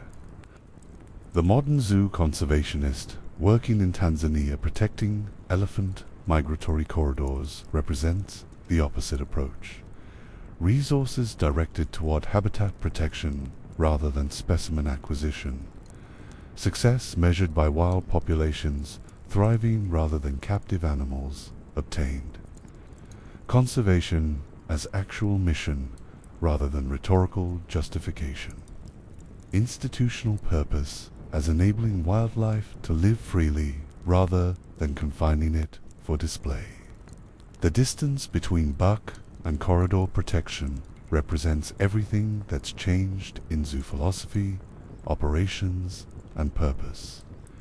It's genuine transformation worth acknowledging and celebrating. But the transformation is incomplete and uneven. Not all institutions have traveled that distance. Many remain closer to Buck's model than rewilding focus, despite deploying conservation language. The variation matters enormously for assessing whether zoos as category have genuinely transformed, or just gotten better at sophistication. The ultimate metric for judging zoo conservation claims is simple: successful life of an animal outside the zoo's direct care. Not animals bred in captivity, not genetics managed through stud books, not welfare standards met in exhibits. Animals living free in protected habitats that zoos helped preserve or restore. Animals reintroduced to wild from captive populations. animals surviving because field conservation programs that zoos funded and supported protected their habitat and addressed threats to their populations. By that metric, some zoos passed decisively. Puerto Rican parrots living wild because Lincoln Park Zoo invested in captive breeding and reintroduction. California condors soaring over protected landscapes because coordinated SSP programs maintained genetic diversity until rewilding was viable. Black-footed ferrets hunting prairie dogs in restored grasslands because zoos participated in intensive recovery efforts. These are clear conservation successes where zoo involvement made decisive difference between extinction and recovery. Other institutions fail the test. Decades of breeding programs that never contributed to wild populations. Conservation claims without meaningful field investment. Captive collections justified by conservation rhetoric but designed primarily for visitor appeal. Programs maintained because profitable despite minimal conservation value. These institutions are entertainment venues regardless of mission statements claiming otherwise. The future of zoos depends on which model prevails. If institutions genuinely embrace rewilding focus, invest heavily in field conservation, maintain captive programs as carefully justified components of comprehensive species preservation strategies, and measure success by wild population recovery, then zoos have a defensible future as conservation organizations that happen to maintain some animals in limited captive programs. If institutions primarily operate as entertainment venues, deploying conservation, language as sophisticated branding while resisting changes that would prioritize conservation over visitor appeal and revenue generation, then zoos face growing irrelevance as public attitudes continue, evolving away from acceptance of animal captivity for entertainment purposes regardless of how that entertainment is justified. The existential crisis is real. The question, do we have the right to exist at all, can't be answered definitively by pointing to past achievements or current best practices. It requires ongoing justification through conservation results, welfare optimization, ethical accountability, and willingness to make difficult decisions that prioritize animal interests and conservation mission over institutional convenience and financial benefit. Institutions that treat this crisis seriously, that embrace accountability as opportunity rather than burden, that invests genuinely in field conservation and rewilding, that phase out programs that don't meet high ethical standards regardless of popularity. Those institutions deserve recognition and support as they navigate toward genuinely conservation-focused futures. Institutions that treat crises as public relations challenge, that defend all current practices categorically, that resist reforms and minimize field conservation investment, that maintain problematic programs because profitable. Those institutions undermine zoo legitimacy and provide evidence for critics. Arguing the entire model is entertainment, masquerading as conservation. The history brought us here through millennia of changing justifications for fundamentally unchanged practice of confining wild animals for human benefit. Ancient power display to Roman spectacle, to scientific classification, to Victorian collection, to conservation, salvation. Each era found its story, its justification, its sophisticated explanation for why capturing and confining wildlife served important purposes beyond simple entertainment. The question is whether conservation represents authentic transformation or just the latest chapter in long history of finding compelling justifications for doing what institutions were built to do. maintaining collections of confined wild animals and finding whatever narrative makes that confinement socially acceptable. The answer isn't uniform. Across all institutions, some genuinely transformed, others rebranded. Most occupy complicated middle ground with mixed motivations, partial transformation, and ongoing tension between conservation mission and entertainment legacy. But ultimately, the proof is in outcomes, not in mission statements or conservation rhetoric or welfare standards or accreditation certifications. In actual conservation results, in wild populations recovering, in habitats protected, in animals rewelded, in institutional resources allocated toward field conservation rather than exhibit construction, in difficult decisions that prioritize conservation over revenue, in willingness to work toward future where captive programs become unnecessary because wild populations are stable and protected. No more elephants in rooms, just elephants in savannas where they belong. That's the only endpoint that fully resolves the ethical tensions we've been examining. Not better rooms for elephants, not more sophisticated genetic management of captive populations, not improved welfare standards in enhanced exhibits. Elephants living wild because institutions invested in protecting and restoring the habitats where elephants evolved to live. That goal requires accepting that zoos' highest purpose might be making itself obsolete as traditional exhibition institution while transforming into conservation organization, whose work happens primarily in field rather than captive facilities. It requires measuring success by animals outside rather than inside, by habitats protected rather than exhibits constructed, by conservation outcomes rather than attendance numbers. Some institutions are ready for that transformation. Others aren't, and probably never will be.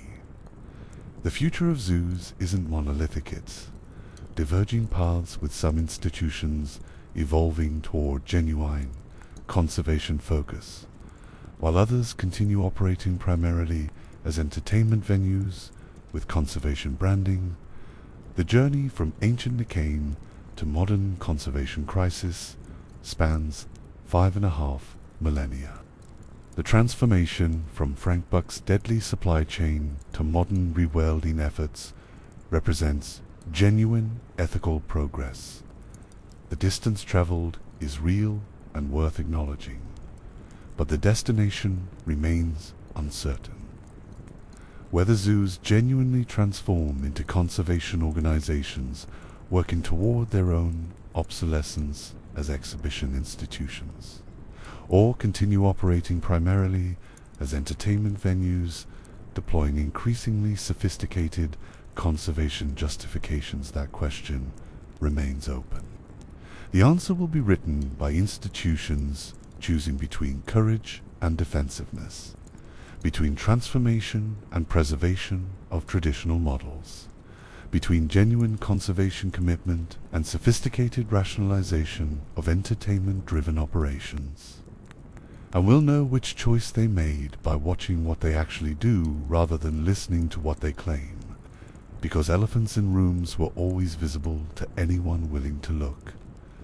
The question is whether institutions will acknowledge what's been obvious and work genuinely toward futures where wild animals live primarily in wild rather than carefully managed confinement, or whether they'll continue perfecting the art of not seeing what doesn't serve institutional interests, finding ever more sophisticated justifications for fundamentally unchanged practice of confining wildlife for human purposes. The history tells us which pattern has prevailed through most of zoo evolution. External pressure drove every major reform. Institutions adapted when forced by circumstances, regulations, public opinion, or practical necessity. Internal ethical enlightenment was rare and usually secondary to strategic calculation. But history doesn't determine future.